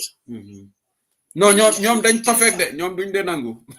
yéen a ngi am kilifa yoo xam ne ñu ngi def lu nekk pour ñëpp concentré ci kilifin bu leen ko yàqa. li ma wax mooy issue bi nekk nga xam ne alali suñ alal bi sax du alali Yaya Jammeh loolu that is our money and things yoo xam ne dañ ko war a génnee ci loolu luñ ko jël jaay ko. ID card yi ngi nii ñu ngi dem Mauritanie dem di jox de foreigner yi comme lim defoon 2021 te óor na ma óor yàlla ne yéen tey su Essa Faal toogee oncle Ousseynou toog GDC toog PDOIS toog ñu ne ñoom ñëpp dañ bëgg a def coalition tey comme 2016 mbaa ñun dinañ xoolante si bopp ñun de ñun BMG dinañ xool each and every one of yéen si seen bopp because ñun loolu lañ doon yuuxu waaye fi mu nekk nii ndax yéen di ngeen war a toog di xoolante si bopp ndax yéen di ngeen mun a ñëw sax di jaay agenda coalition bi doo leen ko mun because soo leen ñëwee sax di ngeen distract seen bopp sax pour ngeen wax dara UDP wala UDP wax loolu soobee yaa te loolu du yóbbu coalition kanam. We have a lot of things yoo xam ne mu ngi ahead of us yoo xam ne suñ dëkk baa nga na la di yaaxu ci loolu lañ war a concentrate nañ concentrate ci li nga xam ne moo ñoo njëriñ waaye loo xam ne ñoo di ŋaañante ku amoon tey proof yéen démba ñun bi ñoo waa Baromus bu su UDP bokkoon ci lii ñun ñooy ñëw ne waa UDP kenn bokk na si. We don't spare waa UDP. waaye bu leen ñëw ne da ngeen bugg a topic rek because UDP la ki ngeen a wax noonu Amadou la xaw ma Amadou mu ngi Canada Amadou xaw ma santam bi sax bi ko xam nga duñ lay wax kañ la Amadou la but we started getting information about him anyway. yaa ngi understand. Yeah. kooku da ngaa gis gars yi to be honest gars yi ngi ñëw moom mu ñëw twist everything te dañ leen ko dee wax soo leen concentré si seen agenda concentré den leen si yow li dam ñun ñu dee ooyee dictateur at the beginning ku bugg a wax a political leader ñu ne la déedéet ñu si saa si man maa daan wàccee nit ñi because loolu nekkut ñun ñu ngi focus on si Barrow soo doo ñëw di kajafi ni ko soosey di waxee doo ñëw di amee an other political party boo xam ne ñun ñu ngi bugg a ñëpp nekk benn nga ñëw di wax ci kooku duñ la ko nangul ba ñuy ñëw ooyee dictateur plateforme boobu ku fa dem ñu wàccee ñu nangu nañ because nit ki sooy liggéey te yow li nga góom nga ne yow loolu nga góom bu fa nangu kenn di ñëw di tuutil keneen koo xam ne ñun ñu ngi try pour ngeen nekk benn xam nga liggéey ñun ñëpp nañ tëj suñ TikTok yi bàyyi Barrow mu toog fa 2026 wallahi because the way this is may ma rek because lii daf dee metti ci xol ñun ñu ngi liggéey ñun ci di ñuy xëye ñu gis ñeneen ñi di xuloo wala di xeex wala di saani wante ay kaddu we are not concentrating ñun concentrating so ma ne lii laa ñëw pour lifin ndax ma maan leen a ñaan ngir yàlla nañ fàttali yéen 2-3 months ago ñun BMG sa jow nañ leen damaa wax yéen waa Sobeya ñu ne depuis bi kilifa yi waxee gaa yi ngi concentré si seen agenda ku nekk nag nga wax ko waaye taa yii nii li ñoo gis man dama feebaroon tey démba ak tey maa ngi gis Bambas mu ngi ubbi Facebook am bi boori 1-2 man dama doon scroll ma taxaw ma dégg Bambasa ngay wax di teg audio wala whatsoever yéen a ngi understand because léegi nit ki loo ko wax mu weddi ko nit ñi dañ naa man na mënuma screen record war naa leen ngeen jéemantal ma ba sona maam lii salaa wax loolu mu bañ yaa ngi understand bàyyi leen di ñëw ngeen a nangu keneen ku ñëw si seen plateforme bi di yàq seen agenda bi ngeen xam non Adija do xalal ma correct la foofu keneen demu fa de ñoom ñoo dem si seen own Adugal is a supporter of UDP. I don't know who this Adugal is, but she has an account on Facebook. More than life. Amadou Denver, Doctor Denver, could also Papa Mrs. Doctor. Nyung fa nyunge wa amna kenen kufa neka sa mune kena kubuga neka future president of Gambia sa nyuko tudal si report bi. Koko hamakan la. Why it is not that niti nyo them send platform. Nyom ame program is their own agenda driven. Nyom la. Maleral fufu. Okay. So you like what a buy. bu leen na dem si seen plateforme yi di amee UDP suñ nekkoon si report boobu ñun ñoo leen a ñëw ñun ñoo yéen xam ngeen ko sax ñun spare ñoo baxadi su eboo ngeen hate Barrow must go we know you guys hate us yi yéen ñëpp na UDP suñ tàkkee si seen kaw dañoo mer ba bugg a rey seen bopp bot lu ñoo def yéen tamit soobee yaa suñ ñëwee si seen kaw da ngeen a mer waaye loo leen a def because dëgg lañ leen wax nañ leen teg lii aside Barrow is winning every day ñun suñ nekkee fii di misunderstandante di ŋaañante di xasante wala di tuumalante te tuumal baaxu fii ku nekka su dee dëgg ba Ousseynou lim def foofu leen Gambia amul benn political leader bu ko def Gambia boobu nañ ko wax nañ ko ba soona nañ ko jox dafa xeex te moom time bi ñoo UDP ba time boobu leen du deje ba pare lii problème bi Uncle Ousseynou samput UDP is an old PPP ak yeneen political parties te amuñ kuñ ooyu time bi Yaya Jammeh pour mu ñëw mu lead leen ñoom ñu ne duñ jël responsibility boobu leen moom lañ mu jël taagu familleem bi fekk mu ngi demoon American for naa Olympics la demoon yaa ngi understand so yooyu leen yëpp moom mu jël loolu ne moom dina taxaw dina lead waaye ñaata kilifa yoo xam ne ñoo nekkoon Gambia dañ leen ko laaj ñu bañ because of Yaya Jammeh gis nga nit ki li ko yàlla may dañ ko war a nangul nañ nangul Uncle Ousseynou ne am na liggéey bu mu liggéey Gambia boo xam ne alhamdulillahi rabbil alamin tey soo gisee UDP taxaw ba ñëpp di ko taxalee ak Uncle Ousseynou sancut UDP na leer sampa mooy woon waa PPP ak yeneen hadi léegi mën nga daaneel because léegi ma daaneel li ma leen a ñaan mooy nañ fàtte wax bi Seewu Sedili yoo xam nga ne ñun BMG num bon ñun dañ la dee call di waxtaan ak yow jukka daf dee call waa Sobe ay seen kilifa yi tamit di waxtaan ñaan naa leen ngir yàlla nañ fàtte li ñu focus li nekk Gambia you guys are the biggest party mu neex ku nekk nag ci dëkk boobu leen ku mun a neex you guys are the biggest party waaye léegi nit ki nag soo demee ba mag yaa ngi understand li ma leen a ñaan waxuma kataatoo yi ak mutu yu sew yi man suma kaadu dama ko sànni ku ko jël yow yaa ko moom léegi tey ñu binda maa ngi leen a ñaan ngir yàlla yow Seewu List saa yuñ waxee dang dee understand yeneen leaders si tamit yeneen kilifa yi nekk fële tamit dañ dee waxtaan nañ fàtte lii please ñaan naa leen waaye nee na Freda Gomez mu ne ñun am nañ énergie mu ne ñii duñ bàyyi mu ne moom gomut nañ ñii dinañ bàyyi mu ne nit yi wax nañ si ba soona waaye maa ngi gis jukka mu ne ñu calm down because already foog naa mu ngi waxtaan ak guys so yeah thank you dinaa just bàyyi ñeneen ñi ku nekk nga jos sa xelaat yàlla nga am tane nag mbaadu Barrow moo la yóoni li fii di Kaluwa def la yóbbu li fii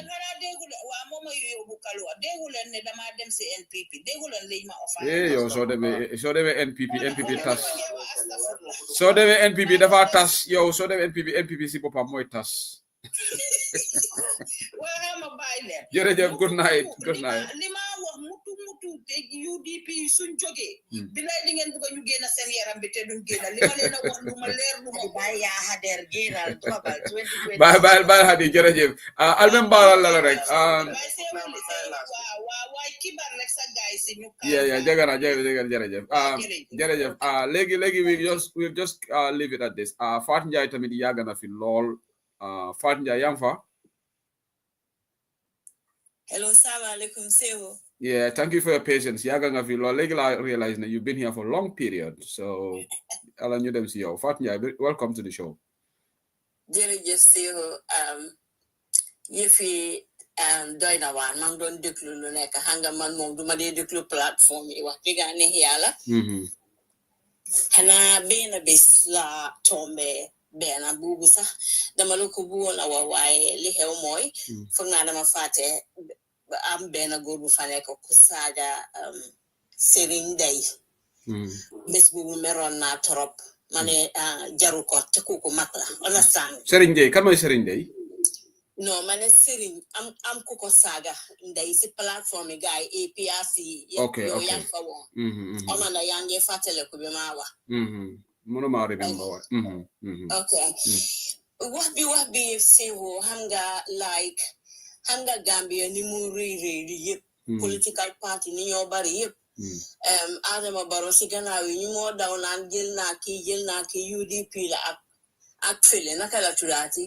Pati mama kande GDC nga xamne ñu rek relevancy Gambian politique understand so gisee ñuy tok di wax UDP liñ bëgga moy su ko defee Baro recognize leen ne ñoom tamit parti lañ waaye loolu do ta Baro recognize leen di ñoom dañoo na seen boppa ba pare seewu yow temps bi nga jël yépp di wax ñi sangwa ñu lu bari lañ wara wax ci dëkk boobu noonu te waxaguñ ko lii bum amati gisa man sole ma dégale ñi suñ toogee seen plateforme googu noonu di wax suba ba guddi ngeen toppatoo seen soxla ñun fuñ segale ñu sega fa Adama Baro Fatou Baro ñun si ñooñu lañ war a wax ci government boobu noonu understand nga Fatou Baro ñi def scandale boo xam ne dafa ruslu waaw gis dëgg naa scandale boobu noonu ci ko xam ne Gambian ga loolu da nga war a segal sa boppa bi first lady tiye góori jàmbur di massage loxoom bi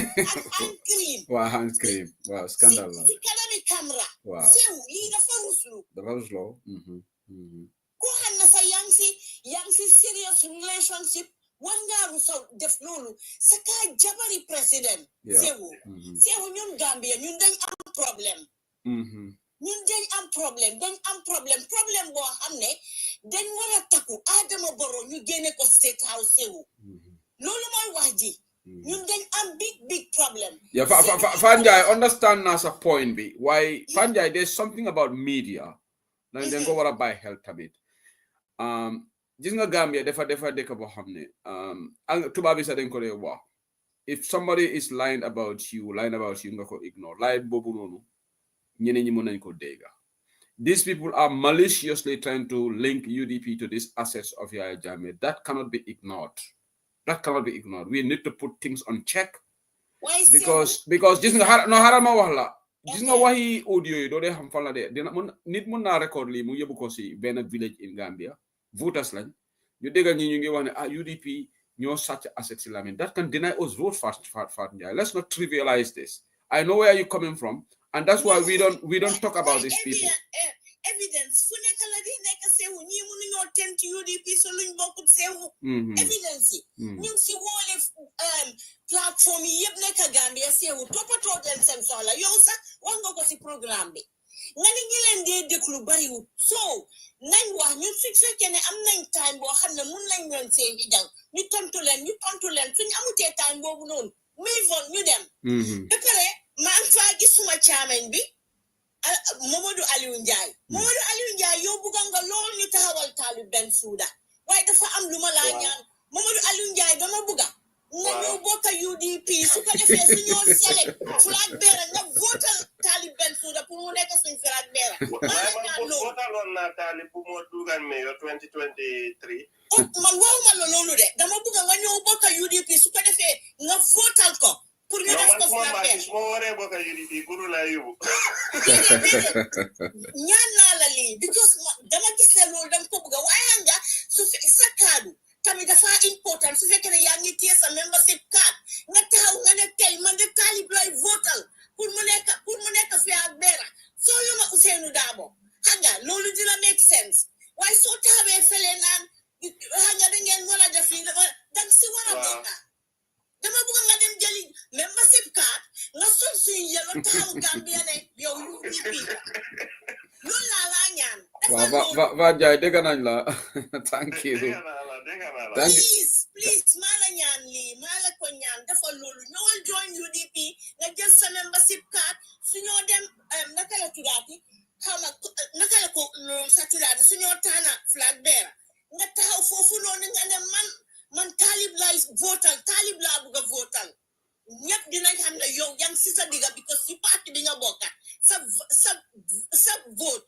matters loolu laa bëgg nga defal ma ko yàlla mun na lu nekk nañ daal please jërëjëf bokka UDP jërëjëf ñaan loolu speak Jërëjëf Fat Ndiaye, thank you Fat Ndiaye. Thank you. Yow daaneel lo léegi mu ngi guddi de.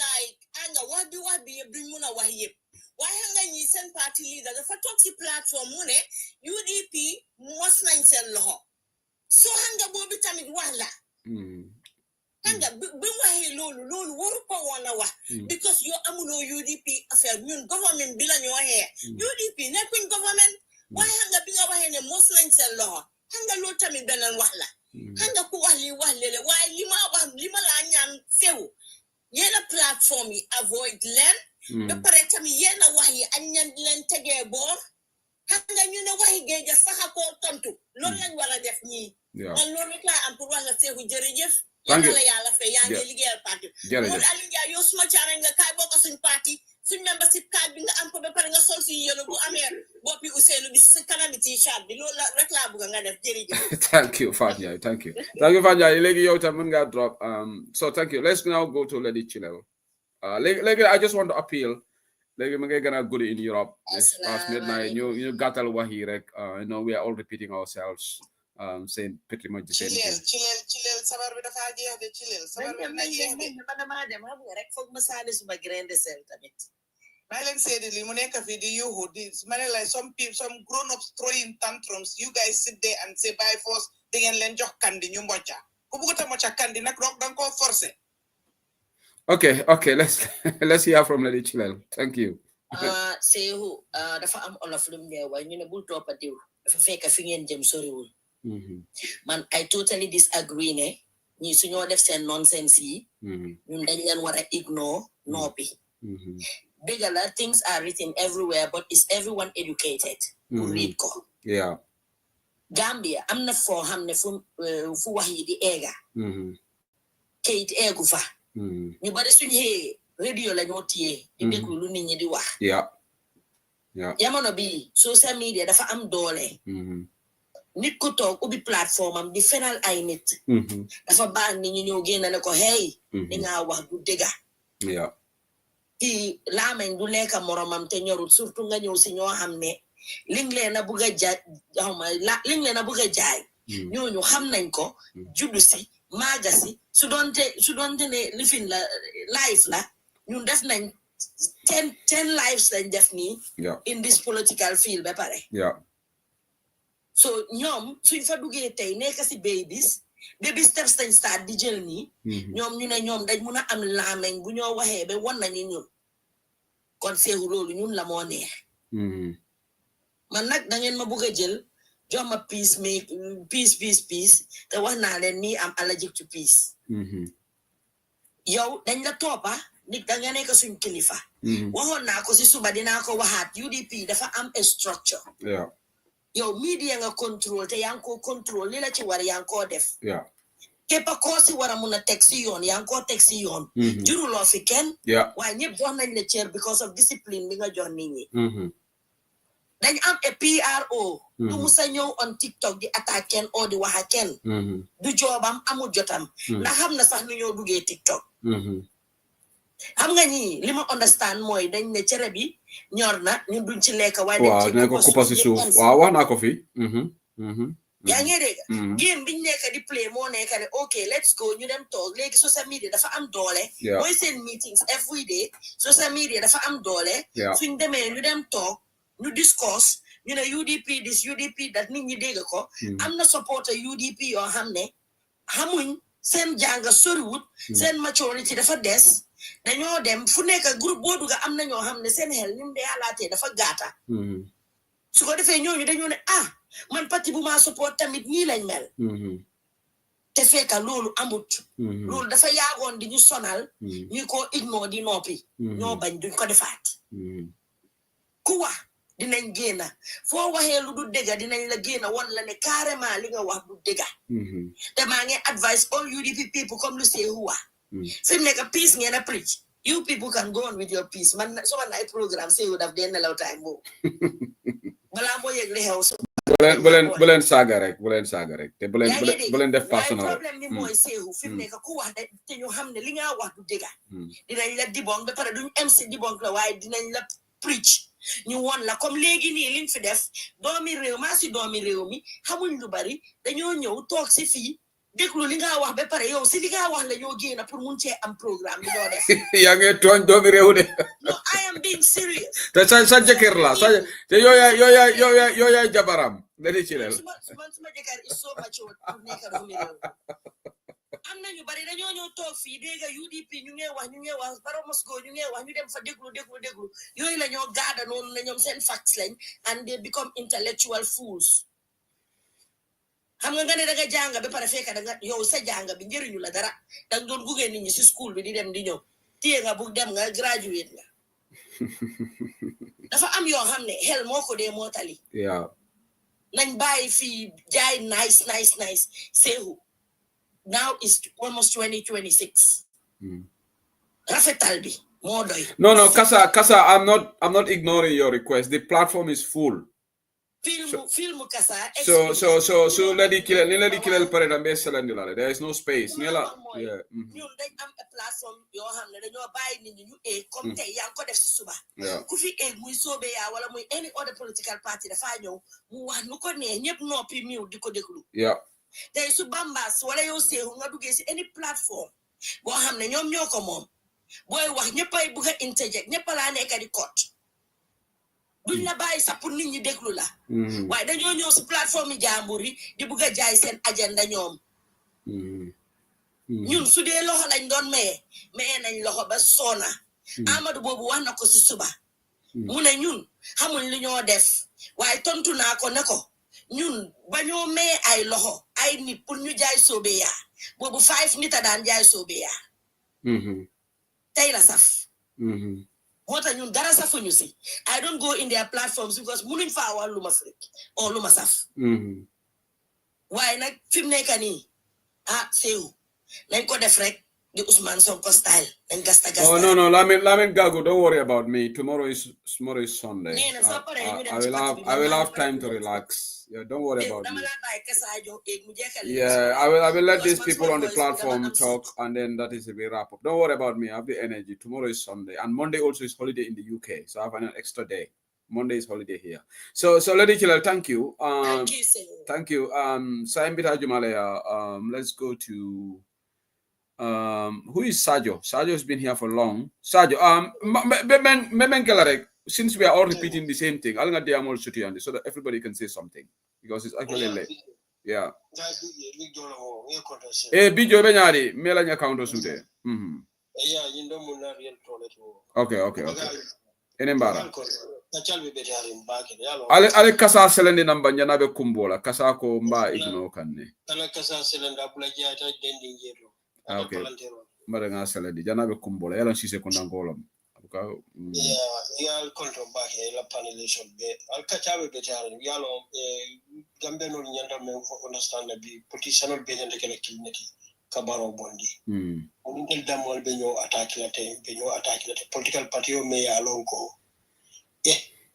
ite be UDP me attaque UDP la chairman kilina keso me soto ite la party leader famo kate keso fa soto Gambia ko UDP ko la chairman kili political bureau famo ite pour ite la party leader pour Gambia ko ite ko ite kana UDP la tay ko attaque yalla be fam fagal to alinga try ibe melbeni ata Isafal definitely I love Isafal so much because now for the diamond kon was time ko Isafal this time another role 2026 lefa ibaje la ko abe respect ko sotla bakene abe bunya fana sotla ko bara hawjitale last election la lota because abe mon mako na political konole ay londo sotla adu ay do ko men fana ke mo bele akanu woka bani Isafal la dinding pilale ko be UDP la attaque la Isafal la ngenda fundila e condemn anyande stop la lede aya fo ya stop ibe menke kande be political party o memaka o be Gambia kono lo 30 years abe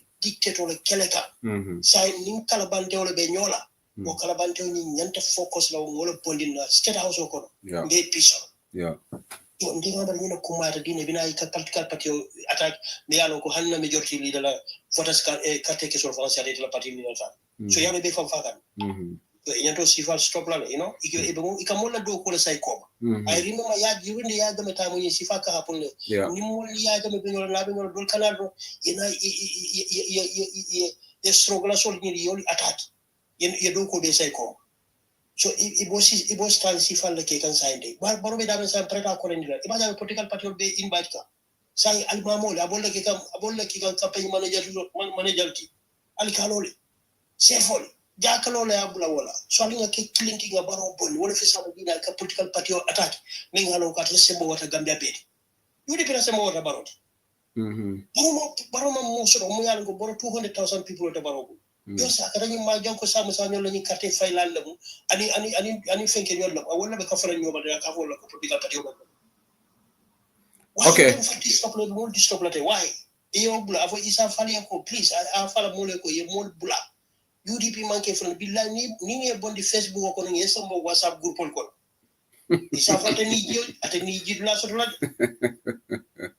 to dorone bijeto Abaraga Sajo, thank you so much. If I don't say drop knowledge sign mbadinga ta fenke ya sign Mohammed Ali Unjai, then after Nene UDP Mkola Alimbalal, the non-UDP members, we get a chance to say something. Majo Nene mudem nyekanda madam. Des na sa diga na Nene ya njaka ñew de da nga bëgg bay jigen bi first bay jigen di ñu na jigen first Nene Fredo Gomes bis Nene acha. Thank you, Modu, my brother. Thank you. Sehu. Gis nga dama leen bëgg wax leena. I remember some few weeks ago or months or whatever, Bala Julibi. So in last encounter on Barrow must go. We used the entire 3-4 hours, 5 hours addressing such issues. Yeah. You understand? That was not the first. But on that day, I was really frustrated and I told my comrades, you know what? I'm not going to get into this massaging of ego, trying to babysit some elders, grown-ups, throwing tantrums like, I don't know what. We need to have a strategy and just ignore them like a bad habit. You know what I mean? Because there is nothing we're going to address that has not been addressed. True. And when I have come to a conclusion to make up my mind, you know what? These people are not worth their salt and they're not ready for prime time. Yeah. If you call yourself an opposition, which means you don't agree with the sitting government in everything that they're doing, and you say I put up a group, a movement, a club, a cabal, whatever it is, you structure yourself to remove who is there because you don't believe in them. Yeah. So, poor man, it doesn't make any freaking sense on earth.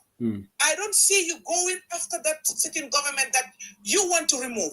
Talk about their ills, talk about their mischiefs, talk about their flaws, talk about the things that they're not doing right, the reason why you want to remove them. But you concentrate on another opposition party, you understand?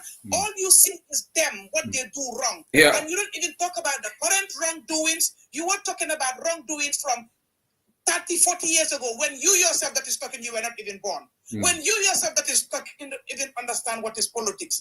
Hey, it has to be done, or we all quit, you fall in the you then talk. You get the popcorn. No more happen. You know what I mean? You talk to people who have sense. You talk to people who have understanding. You talk to people who understand how to play the game. There is a process of how to play this. You don't understand it, get on the sidelines and learn. Humble yourself and learn. Until you understand, you come in the arena. If not, you're just going to be a distraction. I am of the belief that they are moles, because these are not oppositions. They are not. Honestly, they are not. And that's nobody can convince me until I see otherwise. So a strategy has to be put in play. I have somebody saying it. The time that you have spent talking about these nonsenses and these, you could have spent it and talk about there is an alarming time bomb. Exactly. The revelations that are coming these days. You know what I mean? It's worth discussing. We need to sensitize the people. You have one Aja Binta who's sitting in Kiang. That needs to hear you speak to her to understand what is happening, for her to understand it. Oh, you know what? This is what is happening. I have to talk to my family also to understand it. These are the predicaments of this country, and we have to make a change. But now, because of the mischievous actions and ignorance and myopic mind, they have made you lose that time to talk to that mayor in there and you're addressing something that is really not value adding, it's not really important. You all need to research, strategy, and think. And no, this has not happened once, twice, 3 times. How many times are you going to continue to address this thing? How many times are you going to continue to sit here and say, we talk to the elders? You know what? It's not Khalifa to say act. Khalifa nekkul si age. And Khalifa buñ la respecté benn yoon nga wax ñaari yoon du passé ñetti yoon.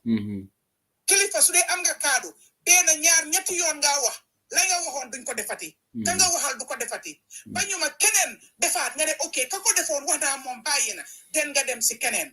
Kooku bàyyi keneen defaat nga dem si keneen. Why the same bunch of people? You keep on saying Khalifa yi ñu ngi wax Khalifa yi ñu ngi wax Khalifa yi ñu ngi wax. What kind of a Khalifa is that? What kind of ears do they have? The same people repeating the same thing. And the target here is UDP. Yeah. Is UDP the only political party? We have parties who are in hibernation. They're not talking. Why can they put pressure on those people to come up and start talking so that the force will be bigger, the force will be stronger? That's what I expect them to do.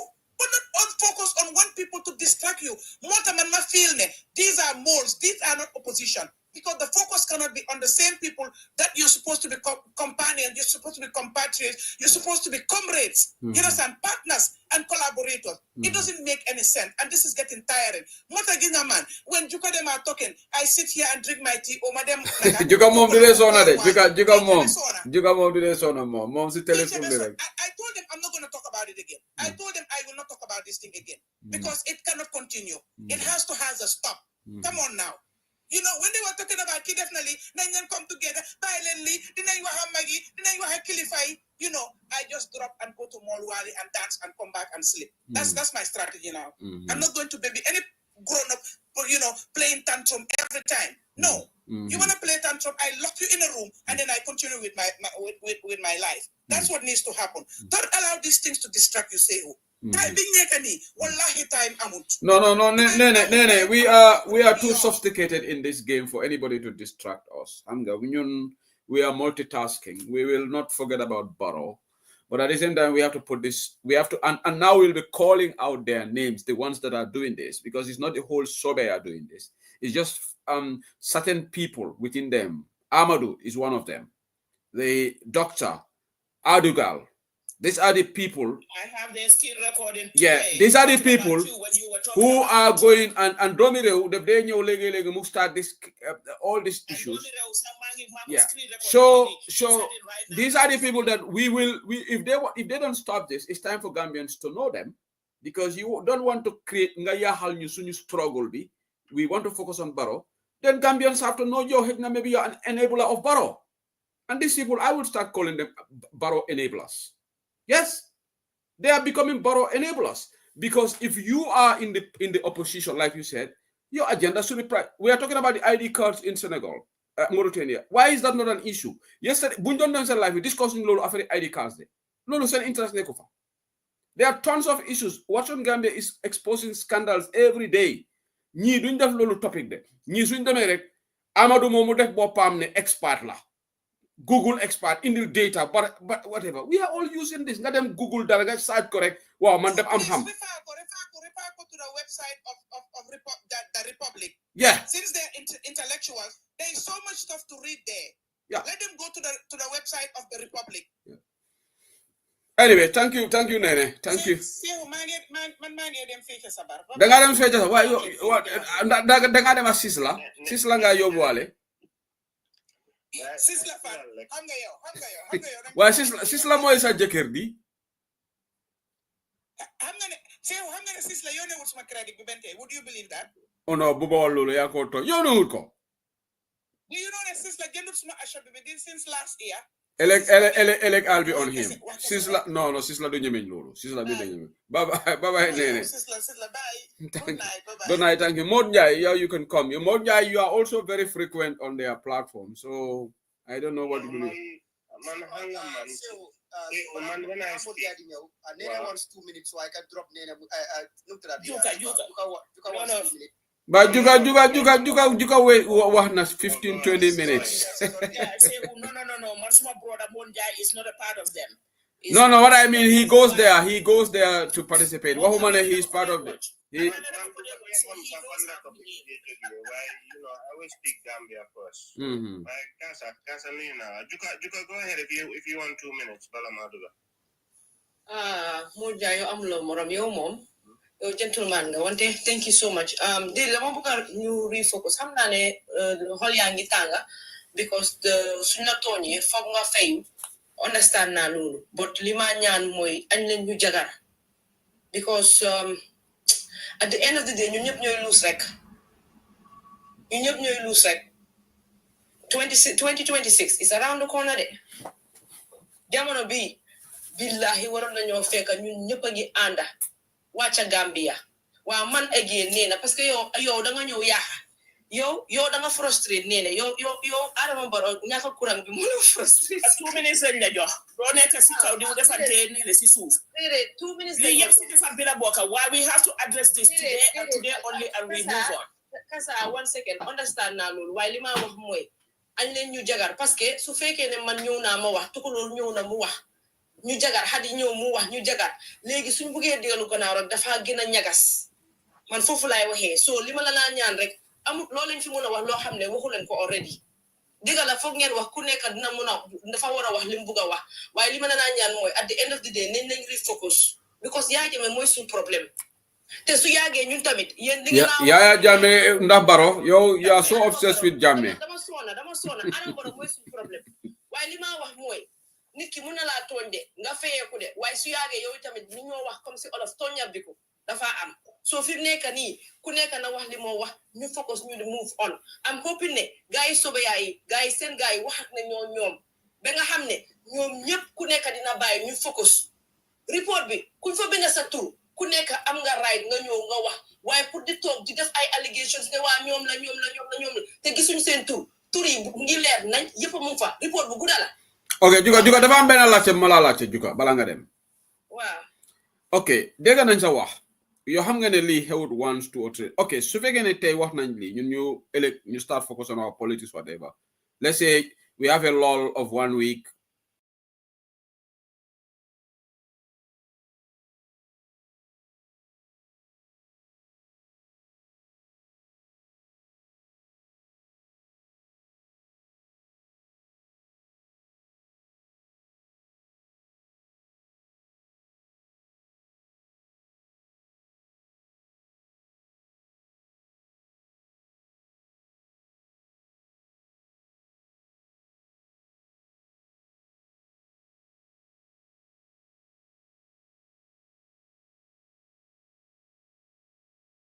te kon man dama bay wala suñ égué fi suñ defuté li kon dama la non ñun ñoo day nekk fi every day in and day out do wax bay buga dé because dañ buga pour xeex bi mu jeex so dinañ xamné ñun suñ amé am na ñoo xamné dinañ ñoo ñu distract ñu yaa ngi wax tur yëpp great thinker si la boka great thinker du sobe ya moom si PDOIS la PDOIS la wara am fayda seen bopa parce que ko xamné dafa tok 3 months doko gis ci plateforme ko def su namé wax rek namé waaw ñoom great thinker lum dé wax mo leen dé né juka dédé way loolu lay wax légui ma wax moy ñoom great thinker suñu égué di leen gaslight ñoom ñu wax loolu du yomb affaire bi fenn ñoom dañu wara focus ñu jaay seen agenda yeen tam ngeen focus ngeen jaay seen agenda ñun ñëpp ñu focus ci Barrow mu jeex tak loolu rek lay wax so fi nekk ni dal li lay wara suuli buñ give up si jagar bi yow tamit bul sona si jagar bi maa ngi dégg ci leen sax mu ngi laa wax ne nangam but please maa ngi laa ñaan añ leen ñu focus suñ émotion si bu mu tax ba nga xam ne ñun we get sidetrack ne ok def nañ fi li waaw léegi sis la mu ne sa 2 minutes lapse na ma ne bu xas sis la mu may ma jàmm jërëjëf Juga thank you Mamadou Aliou Ndiaye léegi mën ngaa ñëw waaw wax bi ma ne ko wax bi moom interesting na man suma dee wax dama dee bëgg a jiital Gambia first rek rather than party man lu ma leen a ñaan ñun ñëpp dooree ko ci man soo gisee ma toog bëgg a change doxin because dama xam ne 2026 comme ni ko Juga waxee the goal is more important like we have to look at the bigger picture because gaal bi su suuxee ñun ñëppay suux again maa ngi jégalu si honorable Ousainou Darboe si man bépp wax boo xam ne wax naa ko waaw ànduwut ak yoon or because man dama ko jàppee papa. Wow. léegi nit ki da ngaa juum. kenn mutut. Wow. So maa ngi ñaan mu jégal ma. Suma yaay bu mu gaañoo ñëwoon na jaale si. Waaye dañ suñ politics war naa passé fii. Wow. We need political maturity. Yeah. li ma leen a ñaan mooy sew ngeen bës seen xol. UDP. There's no denying fact that it is the largest political party in Gambia. With structures, with the passion, with the scars for everybody to see. The sacrifice, but Honorable Dabo, Nyom Suleiman Singul Nyasi, Sen Papa, Mr. Singul Nyasi, Yanoko Yala Hare Ajay, Sandeng, Kalama Revolution. The list goes on. Here be Yakana Dutay.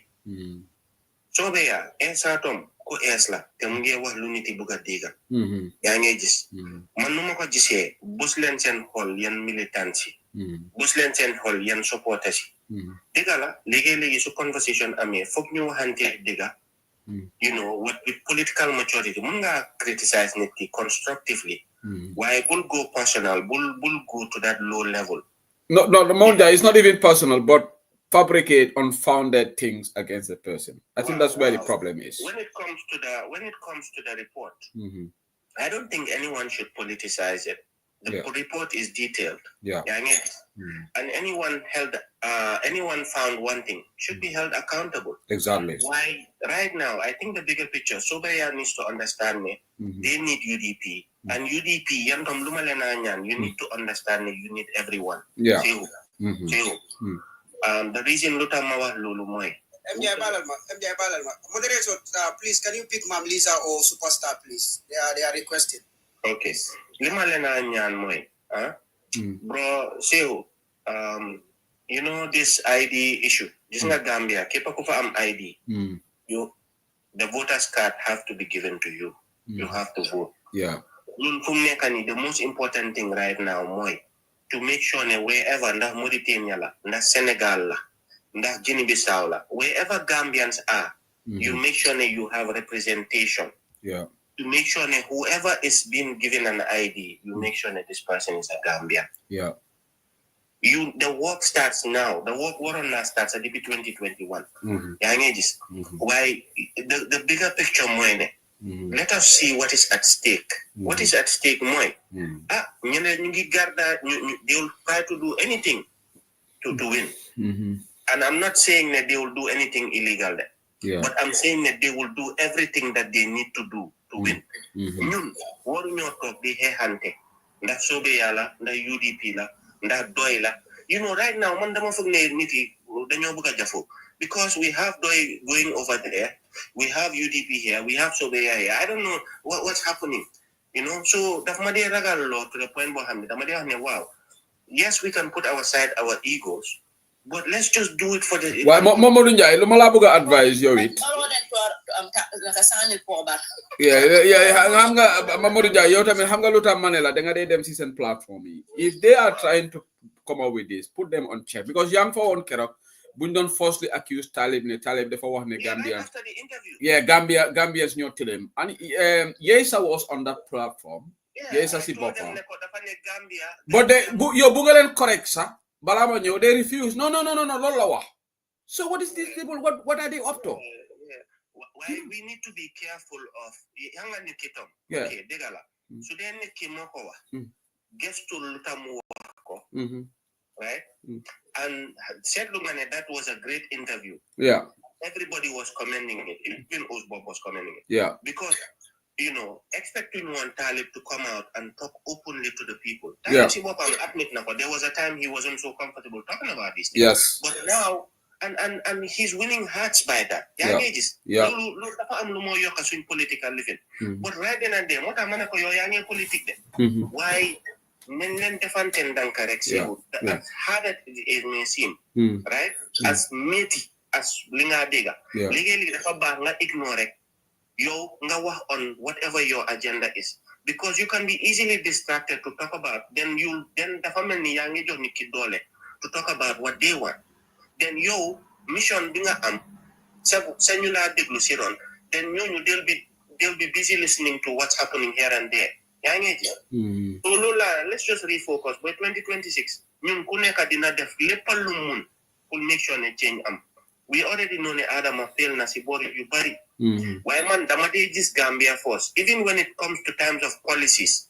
Like I don't mind reaching out ne si Humalo, li ngeen def BCC is not right. Def len ni, def len nele. Lolu yep si buga rew la rek. Because I know ne fi 2026. Dafa sorry, anything that would in the jama. Nin ko def dafa nahari sola salaji. Nit yaa ngi job di joy ñu ngi daaneel seen këri. Wala operation clear the road. Wala report di génna. You know, naka jaay alali jàmbur is the state. Lépp luñ contest suñ ko dugaloon si victime si tey. ñu konte xëj na victime su bari ndeysaan dinañ gis yokkute seen life. Lu nga xam ne dëgg la nit ki doo ko forcé ne ko baalalal kii waaye xëj na dina doon help seen xol to help them. Mamadou Aliou Njie xaaral ma jox la benn scénario. Gis nga ñun duñ dee focus on Sobeya. I'm not nine leen I am belittle whatever. They are not my agenda. Man say who said it. They are not my agenda. I'm going to make that clear here. Ma jox leen typical example. One day, I do a platform. Somebody was scrutinizing Esa Fal's interview. Koko mo ngi def allegation ne Esa am na lu mu wax. Ñoom guys Sobeya ñu ngi werante ma. Man loolu doon déglu. Koko defa ne Esa defa ne moom bugga na coalition waaye du toppa ko xam ne is a losing candidate du win. Koko loolu la wax guys Sobeya ñu ne Esa waxut loolu. Xam nga ne man I could have just jumped with that. Su fekkee ne ma ñëw fii ne ñu ne Esa mu ne wa man wax boobu na sax dugguma suma gémme. Waa Sobeya tamit duñu mën a mandu a little bit si affaire UDP comme ñun lu ñu mandu si seen affaire because Esa tey sax def na interview right I will not bring Esa's interview mu analyse ko fii no I am focusing on Barrow na guys Sobeya ay mandu si affaire UDP waxuma ne UDP cannot be criticized when we are wrong why these people have so much anger towards UDP, the likes of Phil, the likes of Amadou, the likes of Adugal. All these people have so much, I don't know what their beef is with UDP. If I have another opportunity, if I get on their platform, I will tell them to say... Niki so mando si sa affaire, mando si sa leader. Esa dem na membe kering. Man, I listened to the interview. I could have brought the points as I said here, but no UDP platform took the analysis of ESA platform. I'm not you for what law hamne. But because of unity, we didn't even make that an issue. We didn't talk about ESA's interview on Mbeke. I did not discuss it on Bantaba. Today, the whole full interview. My advice to guy, let's just ignore. Na guy Sobeya mandu si ñun nit ku su mandu si yow nga mandu si affaire am tamit. Thank you. Yeah. Yeah. Yeah. ñun ñëpp ko bokka pour Gambia la ak suñ doomi ak suñ seti maa ngi jégalu nag si UDP platform di jégalu bépp UDP ku nga xam ne man tooñ non dëgg nañ Alaaji Ousseynou Dabo kañ moom jàppul loolu dara sax am na ñu ko saaga sax ma ne am na ñu ko dee saaga si online fii ñu dem joxante ak moom loxo mu welcome leen ci këram sax moom waaw non moom démocrate la de démocrate la dëgg démocrate la moom man la gën a nekk démocrate man sax yaa ngi tooñ gaay de yaa ngi tooñ suma gaay de duma dangu loolu waaw who is Kole jërëjëf Modou Aliou Ndiaye who is Kole Bambas I'm not oh Kole Jimara nga wolo ne wobe Manchester jane nabo Koli Mam Lisa okay Mam Lisa lavida Koli Jimara le sola meta jambakele okay Mam Lisa ako se diamu okay ndima wax du bari parce que juka wax na andi tukulor nene hadi ñom ñepp wax ne so suñu waxé rek dafa mel ñoo rep suñu bopa man lima wax moy dama doon seen ndax XP la mu fi den tay epu if you are here gis na ya ngeen nekk di comment I will advise you nga dem ci seen life bi parce que tek na yow you are one person ko xamne tek na yow so waxé dina dé jema duga ci bop nit ñi be pare yow li nga dee wax daf dee tegu si yoon.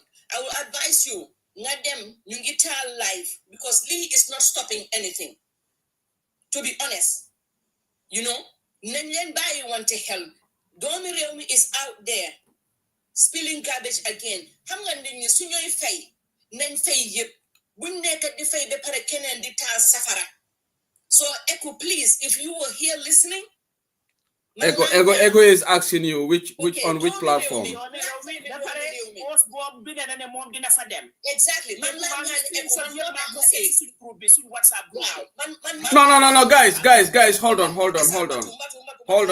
They are free to go live. They can do whatever they want. They are free. You know what? No, when we're trying to put an end to this thing, okay? You know the new one, and just put an end. You can want and to grow and had you want nene wana. Man hamna ne Echo mandamoko jo. A huge respect. Ekosuwa head of day makes sense. Mom, always have they know to make peace. So manganyan, demalgawa hanyom, you ceasefire. Because of Lee is not helping anybody. Lee do help Gambia. If Domireo may have to sit down, we get an allegation. It's wrong. To be honest, so I'm begging you, please, them let just stop Domireo me. I need no aid. Parce Lee man Osborne, I'm so disappointed with him. To be honest. Parce que yo don't know nga wax dara ci suba be pare nga ñëwaat nga delluwaat di olbati sa wax bi. Honestly, that is what did all say? No, I'm not gonna say no. Please. Okay. Yeah, let us practice peace. Mooy li juka wax. Suñ fi nekkee ne ñu ngi practice peace. Beneen camp bi nañ practice peace. Lee is not helping. Sometimes da nga dee phone na ñii is there any other agenda? Rather than on sitting Barrow or then book for Barrow Mutuo. When we have so many burning issues inside the country to talk about. Yeah. The whole day. You know, the whole day is the same thing. Yo, gisulo for to the Pokoseno, gisulo for Ben UDP. This is what I said yesterday. And if we think the heck UDP that might get implicated in this report, you who not do get think of fake here with it. Let us be careful. So Echo Malimo Tamadugasi, Echo Malanyan, the Mangawa Ki, Musis fire. Domireo is not gonna help you guys. Kufa talk did your allegation, accuse you Uspa Useno or UDP. That is wrong. Please, Manfila Emal, Nikidanga Buga Wara Buga Amjama. This is becoming too much. Mandinene Wahnola, Manduma Wahati. To be honest. Because I'm having a good peace. TikTok, the one who have the common dega, New Janga CEO. Where? That is not politics. That is not politics. Lolu, didn't you fen? Dipi tani like a gumsa boba. Egna ma waha. Can you advise Nailen? Stop. You don't get started lo hamne. Yen waso beya. Golem komuna continue. Advice Nailen silly. At the end of the day, you lose. Yen buga start. Golem komuna continue. Man, I'm being honest. You never want Nailen ko. At the end of the day, you lose. Chinese not do here hamon. Wasala. Mablisa, okay, thank you very much, Mablisa. We are not just Chinese, but we are mutus too. Okay, let me make something clear. Sobeya can go and respond to us if they want. It's their civic right. At the end of the day, we are not bothered and we will not be bothered. Okay?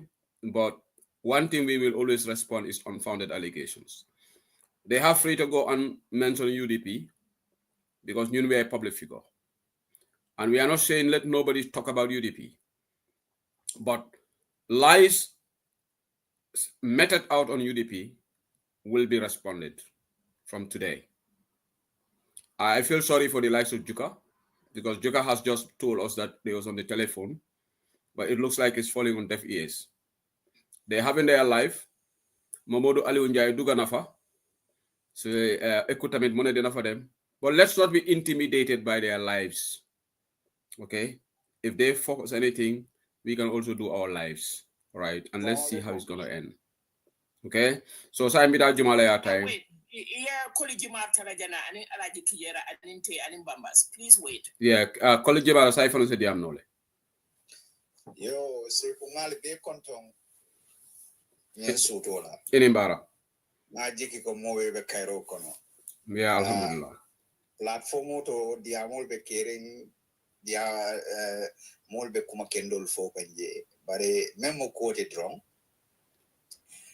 Politiko kono nga kuja ma lesoto je nyanda kamen discourse sa ko nyin carte fayo nga nyati len 2026 la man jam fa ko denke ma boning isu jama lesoto nyanda men kala so nyim molu membe bantala kana control distract ka kumul fain kan men yalon ko imang because ni aji be ka fole ko dal itolu be ye UDP la complex lesoto re nte ka je ole nyam because nima UDP la complex ro ko men fintita amam bam follow fa mono ma ban karana fa ite ka jompere ki ka allegation no ki fa moy yalo wo muto nyero te ni ajibe karadola yeah so dole ben men kel dro wala nyindi ko nga nyaaka sil dron comme il fa ngo bota fa la nyame rek ni be men fola itoli ya fo je dron to nga focus no Koli, I beg ngale la opinion but we cannot do that ambe benna yeah me ya ko imang soto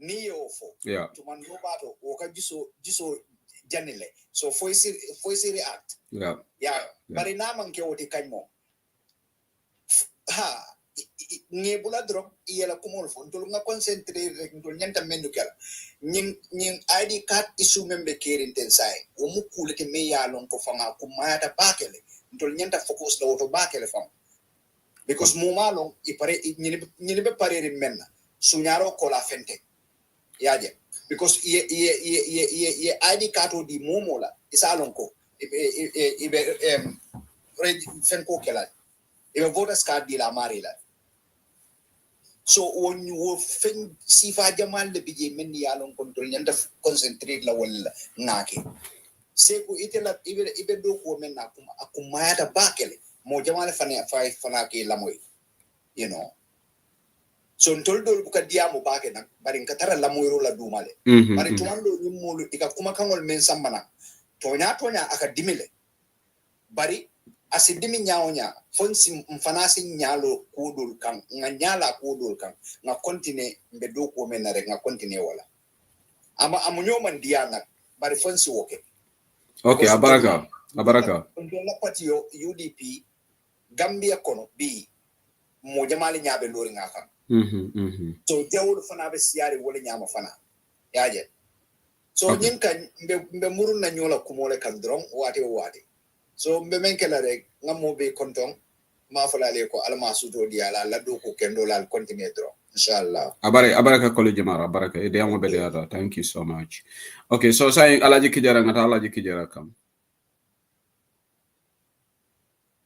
assalamu alaikum wa rahmatullahi ta'ala wa barakatuh sekungal konton abaraka panelist be ani la moyir lalo ani mfa bar musol men yalon ko ibe beta ibe baro Moscow be konton na dam ta juka sisela ani ala komretor be mus jambaro lo mete ke konton ke tentu ke jayi alhamdulillah ka buri kapiti kun kan nya nyini ngelo la system en fadam be duma jam ma fanan konton kas fo kasalu ba la fanan konton cetawlen yo seko alla kuma kan betiata nyata mbebe fola esa fali na be moy kan ala diki jero la bidiam ga tun na diam tale ma fay esa mbebe fola nyiru men na tawo man ke sobe ya to man ke merbe la TikTok ko je nimmo tam sobe ya ti mo bon be man ke sobe ya APRC kotolo men yalon ko be kamfaring UDP kamba ibe kamfaring esa fama kamba because be na ya triko ite lafta esa mbako esa ko kumo men fe yantole natila kumo men yalon kuma kumalum ya fatam fansila banko dingliye pour simo people sabana kana esa farka bay ngir manke esa mako ilati e manke banko mako ilati ibe sobe ya fan infiltrate kanne pour sobeya kanalo katu sobeya moma ala je kijera saban sobeya de beri bota LPP ngal kontri minto sobeya la fata sobeya la kan bawo wato ngaji be ka ko mo jama men beteno bring lafta tala UDP dolko hani dolko ha so lafta kiran ko Allah mbe na Allah tantenga ani be ngabula esa no masai nga baro nyanta me sutuna ni esa fana lota tuma do beja asitalano so tumole natana ndin esa fan natana fenko print esa fenko atodum t-shirt or print 1650 t-shirt ngole print from Holland ja ngaki na molien base ko many esa long amansia base lo tungo especially tumana katabdo la mafna ngati amano tombo sobe ya ije menyanto mafon be fekelo ngulta ngakele duruta ngadu dula ko ngati amano bije misa sise amen moykan esa fal sobe ya ngalo ndwolo ntata sabu sire tinkindo kulukulle dandu katabna tamba sansan damfa kunda bako kerwan taibatu ndunto to sutu kondine ndunta bele minna mo pour que sobe ya fasa bay ni ga den tenkunta folo ngaje tenkunta sobe ya la mafama ngaje len ko to nya be damna ni lafta banko bondina bi inteba avec esa ban ate moko ten ba me ya banko lafta banko bonda banko be kala kala jiwolo ko nko kulara ay ne man kulara je